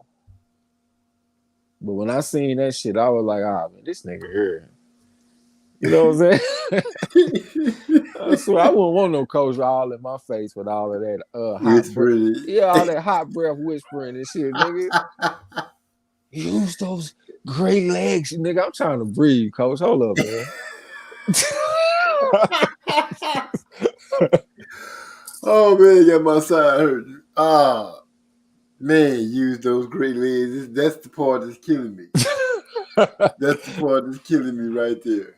Yeah. Right there. I'm gonna have to go into Scumbo Baggins with that one just because. Oh shit. Ladies and gentlemen, Scumbo Baggins. This the jam. Let me tell you about the legendary Scumbo Baggins, also known as King of Kings. The man so cheap he went to the strip club and the stripper told him to make it rain. That cheap motherfucker checked the weather and told the bitch to do a rain dance. Straight scumbag behavior. Scumbo, Baggins. This nigga full of shit like gumbo. Self-proclaimed king of kings and king of kinfolk. Don't wanna pay his debt cause he been broke. So now the men joke. Yo, I don't fuck with the shady type. The Flakegate, Belichick, and Tom Brady type. 10-ounce gloves that been 90 degrees in a title fight. Or niggas that bet but don't wanna pay their debt. Scumbag, can you see the light? I then explain. Talk to me. How you have the mental fortitude to play the game. How place a bet on a round in the fighter's name. Then in victory you quick to run and collect your claim. You fucking right. But in defeat, you quick to vanish. This ain't the multiverse with 5 rings on the hand of Thanos. There's only one ring involved, and it has a canvas. And since you gone, stay gone, nigga. You're banished. We gotta do it, cause it's only right. You broke a bond with the fellas that was airtight. The way you be nigga, it's got these motherfuckers hype. Guaranteed when they see you, nigga, it's on sight. We talking about scumbag of the decade. The man so cheap he takes his own limits to the lemonade stand to get the price drop from a quarter to a dime. Nobody off limits, not even the king. So now the men joke, Scumbo. This nigga full of shit like gumbo. Self-proclaimed king of kings and king of kinfolk. Don't wanna pay his debt cause he been broke. So now the men joke. What? Scumbo Baggins, pockets must be lacking. Welching on a bed and then bows like that's what's happening. Jumps on the show, chest out, bro. I'm really hoping he say he's about to pay or for the note. Scumbag behavior. Did that boy just say that shit? Right then and there, say get this wig split. Trey Egg starts it out. Hyphen getting egg, Eric R. stutter ragging. Coming up with Gumbo baggage. I done got pissed. His bragging made me mad. I really thought he was better than that. He showed himself a fag. MZ stutter roast. Dude didn't give a shit. He was proud of the shit he did, laughing like a bitch. Now he in his feelings. Don't get mad, bro. You know you're supposed to pay our bets. Who you gotta go? Hiding in the wing. We see you scumbag king. Bet you wish you didn't say that shit. Pay your debts, king. I wonder what you really thought when you came out like that, bro. Said, fuck it, let me have it. I can take it like you really like to be a scum, yo. You must have thought we was some lame ass niggas you could bully on this boxing talk show. You got us twisted, now you're missing. Don't hear you laughing, scum, bo. Scumbo bad. The man so cheap, his son told him he wanted to grip. So Scumbo told the boy to stop fucking bitches without a rubber. Now that's a scumbag. No son. So now the men joke, Scumbo. This nigga full of shit like gumbo. Self-proclaimed king of kings and king of kinfolk. Don't wanna pay his debt cause he been broke. So now the men joke. What? I got a call from the block, fams, yes. He asked me to take your head and place it on his dress. Put your body on the pike and let that bitch fest. Let the rats eat out your tongue cause you were wealthy. Damn, we tried to make it business, dog, but this be personal. Niggas wanna find your location and straight up hurt you. It used to be like when they meet you, nigga, what it do? Now when they meet you, it's more like, nigga, what it do? You a stranger in a foreign land, and everything is cool until you come around with that bullshit you don't understand. Put his money to his word, then he told a lie. So when it comes down to his word, he's always gonna lie. He still ain't paid that bet. I thought his husband said he paid him already. Man, that's messed up. Just scandalous. But y'all put a hit out on that boy. So it's 12:56 up in this piece. I guess I'm about to bid y'all adieu. Hyphy, is there anything you'd like to say, my brother? I'm gonna drop a couple of more songs and I'm just fade out into the night. You got anything you want to say from GI? Alright, yeah. I'll get up on the next one. Bring a few more tunes my way so I can, you know what I'm saying, listen to them while I get some stuff done. I feel you. I'm gonna roll a couple of them out before I close it on out, but appreciate you coming through as always. So I guess I'm gonna go ahead and jam a little bit, and then I'm gonna be out. I got some candles to make. So let's go ahead and do it like a DJ would do it at the radio station. Here we go.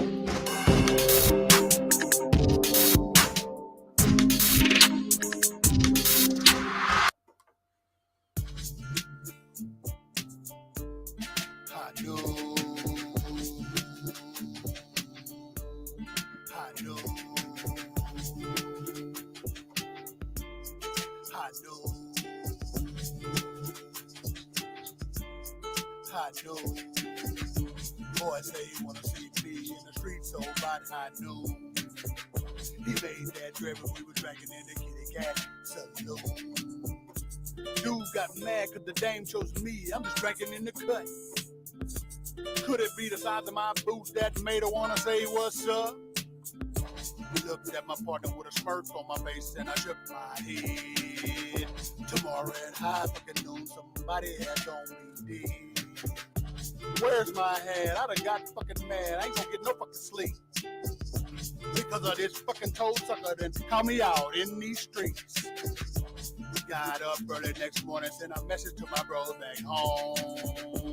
Tell us said where a person spit on the ground, and I said, Houston. He asked what's the message, then I said, I'm sorry, I know I said I'm coming home soon. But I'ma be on the run, about to kill a toe sucker at about I know. I know. I know. Playing my guitar, sitting in the back with my head down low. Running long, Joe say single to the bar, keep sending some more. I'ma tell you a story about the kitty cat saloon. This is how it goes down. If you got you some baby and you trying to come chill, yeah, the girls let her move around. Now everyone knows how the story goes. If the girl choose him, you just let her go. But this boy about to die for this broad catch five, and this broad understand. Don't even know her. He's standing in the perfect spot with the perfect shot. If I squeeze, I'm a sniper for sure. I ain't gotta worry about a mind. Why is that? Cause my little brother home is teeth. You come here tripping with fans. What happened? Automatically release the beast. I heard my big bro say I'ma give you what you want. What you want. On tomorrow, have your punk ass out in front. Out in front. Tell your mom that her son will catch me at the highest sun. I know.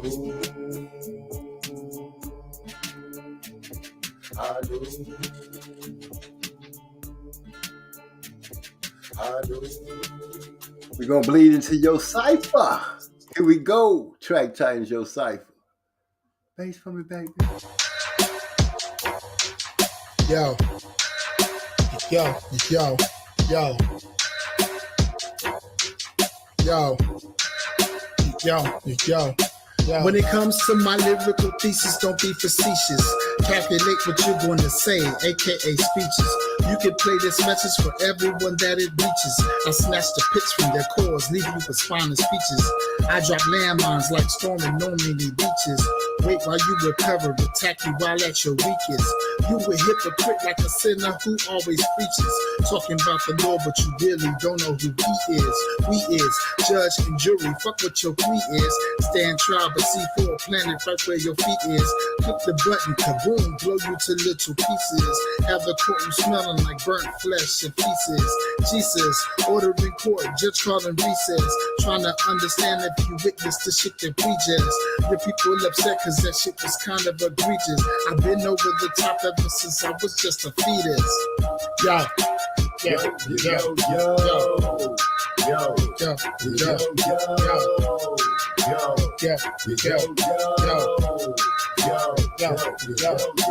I hit it, they've been practicing to spit it automatic. Understand there ain't no practicing when you already got it. Who they claiming that they better if you're writing then it's no. If it's 21 plus, we gon' finally let it go.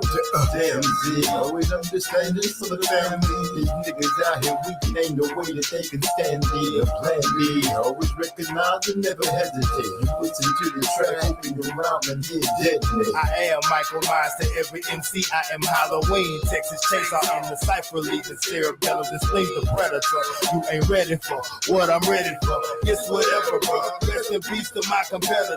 Live from the gas chamber, my mind's so fucking tangled. Take one of these fucking rappers, hang them high and watch them dangle. Cut the fucking rope, and if he twist and he get strangled. I control the MIC and you can't fuck with me. No, not likely. Do not give a fuck if you don't like me. This is strictly for my niggas like 2PAC. I'm colder than the polar vortex, chilling in the AC. Mr. Freeze to my foes, that means you can't freeze what's already for. I got some good gas, that strong, smoking by the whole zone. So fucking high, I go sit on top of the ozone. These boys sounding whack as hell. Dr. Seuss, rhyme form, I form Voltron. Yeah, it's no damn it's like this here. Hits from the bone, taking hits from the bone. Driving optimist, trying jumping out the bumping shots out Megatron. Next time you speak, like speak up, pussy bitch, use a clone. I use a clone, line like category 10. Cyclone, cause cataclysmic event, board up your home, pyroclastic flow. No warning shots, it's on. Kill shot straight to the dome. Yeah, I'm on my Snoop Dogg, like climb to the ball. Stay back, way back, call the hands, man. Chemical spill on the track, bust the gas and air rain. Yeah, we came to party, leave the whole scene. Ransack, track tight, run neck. Back, creeping on the low. It's that MYSTRO. That one caused a wreck the damn show. Now all I gotta do is shut the fucking door. Chillin', reclining on the scene. I be coolin', they say I'm looking mean. I ain't trippin', I'm just trying to see the green. We having fun and we fulfilling our dreams. Yo, yo, yo, yo, yo, yo. Yo, yo, yo, yo, yo, yo, yo.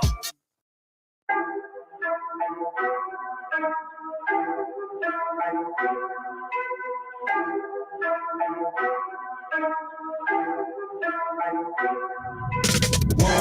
two, we got that heat for you. 3, 4, you really want more. 5, 6, dropping nothing but hits. 7, 8, wait. We gon' do it. We gon' do it. We gon' do it. We gon' do it. We gon' do it. We gon' do it. We gon' do it. We gon' do it.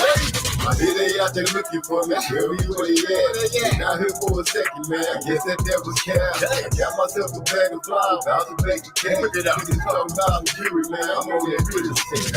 They don't pop their pussies for niggas that they don't know. I'm all into the spots and pussy popping for show. Niggas getting upset and I can see it in their face. I'm in my chill mode. Don't make me have to catch a case. 1, 2, we got that heat for you. 3, 4, really want more. 5, 6, dropping nothing but hits. 7, 8, wait. We gon' do it. We gon' do it. We gon' do it. We gon' do it. We gon' do it. We gon' do it. We gon' do it. We gon' do it. They tell me I'm belligerent when I'm inebriated. I tell them that I'm calm, but they always want to debate it. I get hella faded and niggas act like they hate it. Up and pass, nigga. Bitching about how they wait. I got my drink and smoke, I'm laid back, feeling elated. Looking in the sky where my pupils are dilated. Check my lotto numbers from earlier, cause I played it. Then I hear my song on the station. They y'all me gonna be mad. 1, 2, we got that heat for you. 3, 4, really want more. 5, 6, dropping nothing but hits. 7, 8, wait. We gon' do it. We gon' do it. We gon' do it. We gon' do it. We gon' do it. We gon' do it. We gon' do it.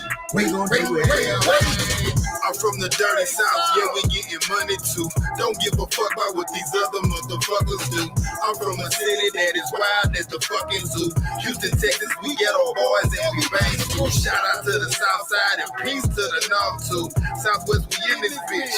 Hey, look what it do. I take off like a Houston Rocket. Got bros now, partners on my little cousins. Throw choppers on such a rock. These hoes love me. Instantly we start vibing. They see me being a full-time player. You just part-timing. I'm lit like a big mo heat than a furnace. Light 'em up with the quickness like my big brother Ernest. Doing my thing, I hit my Dougie on these niggas. Bubba Sparks, hell yeah, it's getting ugly for these niggas. I'm so Texas player parlaying on another level. Success is my best friend. I've been through setbacks and failures. And tell you those ass friends, they can get it too. I'm on my grind called state of the art, fool. Yeah, snap back on backwards on tilt. My nigga, I'm so cool. Flawless victory. Oh, tell them what it do. 1, 2, we got that heat for you. 3, 4, really want more. 5, 6, dropping nothing but hits. 7, 8, wait. We gon' do it. We gon' do it. We gon' do it. We gon' do it. We gon' do it. We gon' do it. We gon' do it. We gon' do it. That's that we stunning. Coming up at the 9 is Hydro Blow, straight from the Track Titan house. My Track Titan. What's up?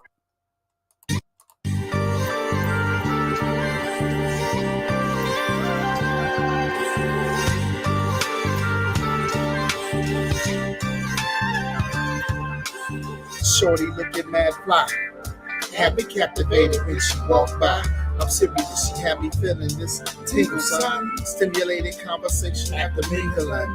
Honey was jingling, and stretched jeans looking clean. Appearance would enhance any scene. I mean, feel that, really. I know it sounds silly, but looking at her was like puffing on a fat fillet. Relaxing, she had this natural attraction. She started laughing when she saw my reaction. Oh my.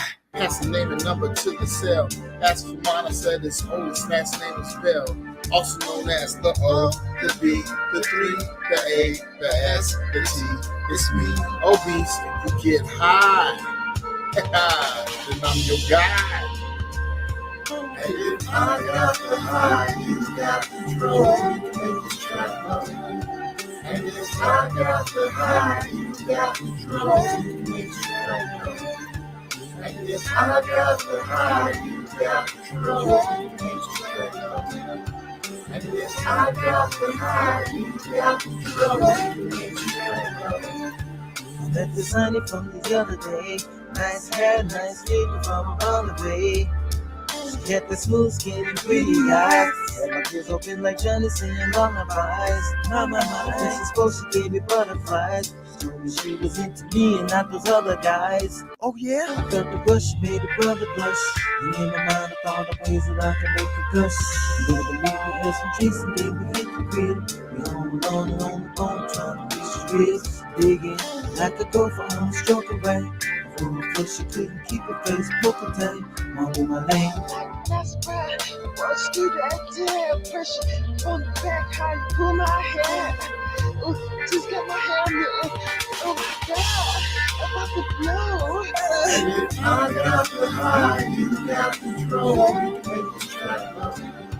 And if I got the high, you got control. Make the track blow. And if I got the high, you got control. Make the track blow. And if I got the high, you got control. Make the track blow. I'm chilling in my room all this night. I got something tied up in the shower. Am I right? A friend in the negligee smiling as she rolling up. Every once in a while looking up, saying, "Girl, hurry up." She placed her gaze back up on and took a deep sigh and said, "I'm so home. You want a drink?" I said, "Yeah." And while she walked into the table, she asked him what I think. "I like the way your lips poke, I like she pouted. And that ass got my little man shouting." She kinda giggled, "Oh, you like what you see?" Before I can answer, I heard, "Hey, what about me?" I turned around, she got a pose with no clothes, with her leg up on the chair, with her hands on his toes. She said, "Don't speak, just lay back on the bed." Said something about double hit. Yeah, you heard what she said. And if I got the high, you got control. Make this track blow. And if I got the high, you got control. Make this track blow. And if I got the high, you got control. Make this track blow. And if I got the high, you got control. Make this track blow. One more time. Say, I got the high, you got the draw. We can make this track blow. Track Titans in the house. Y'all tuned in on a good night. We're going to hit you with one more all day. Y'all remember this?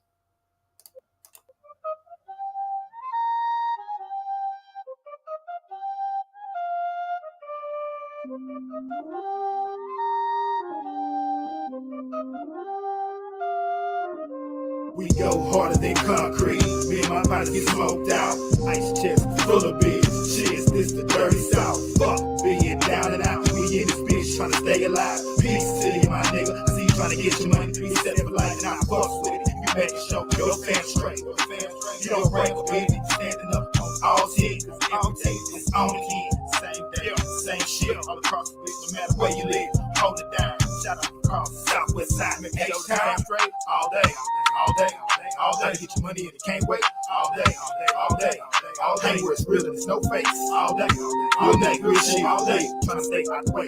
All day, all day, making sure that the fam straight. All day, all day, all day, get your money and it can't wait. All day, all day, all day, where it's real and it's no face. All day, real shit. All day, trying to stay out the way. All day, all day, all day, making sure my family's straight.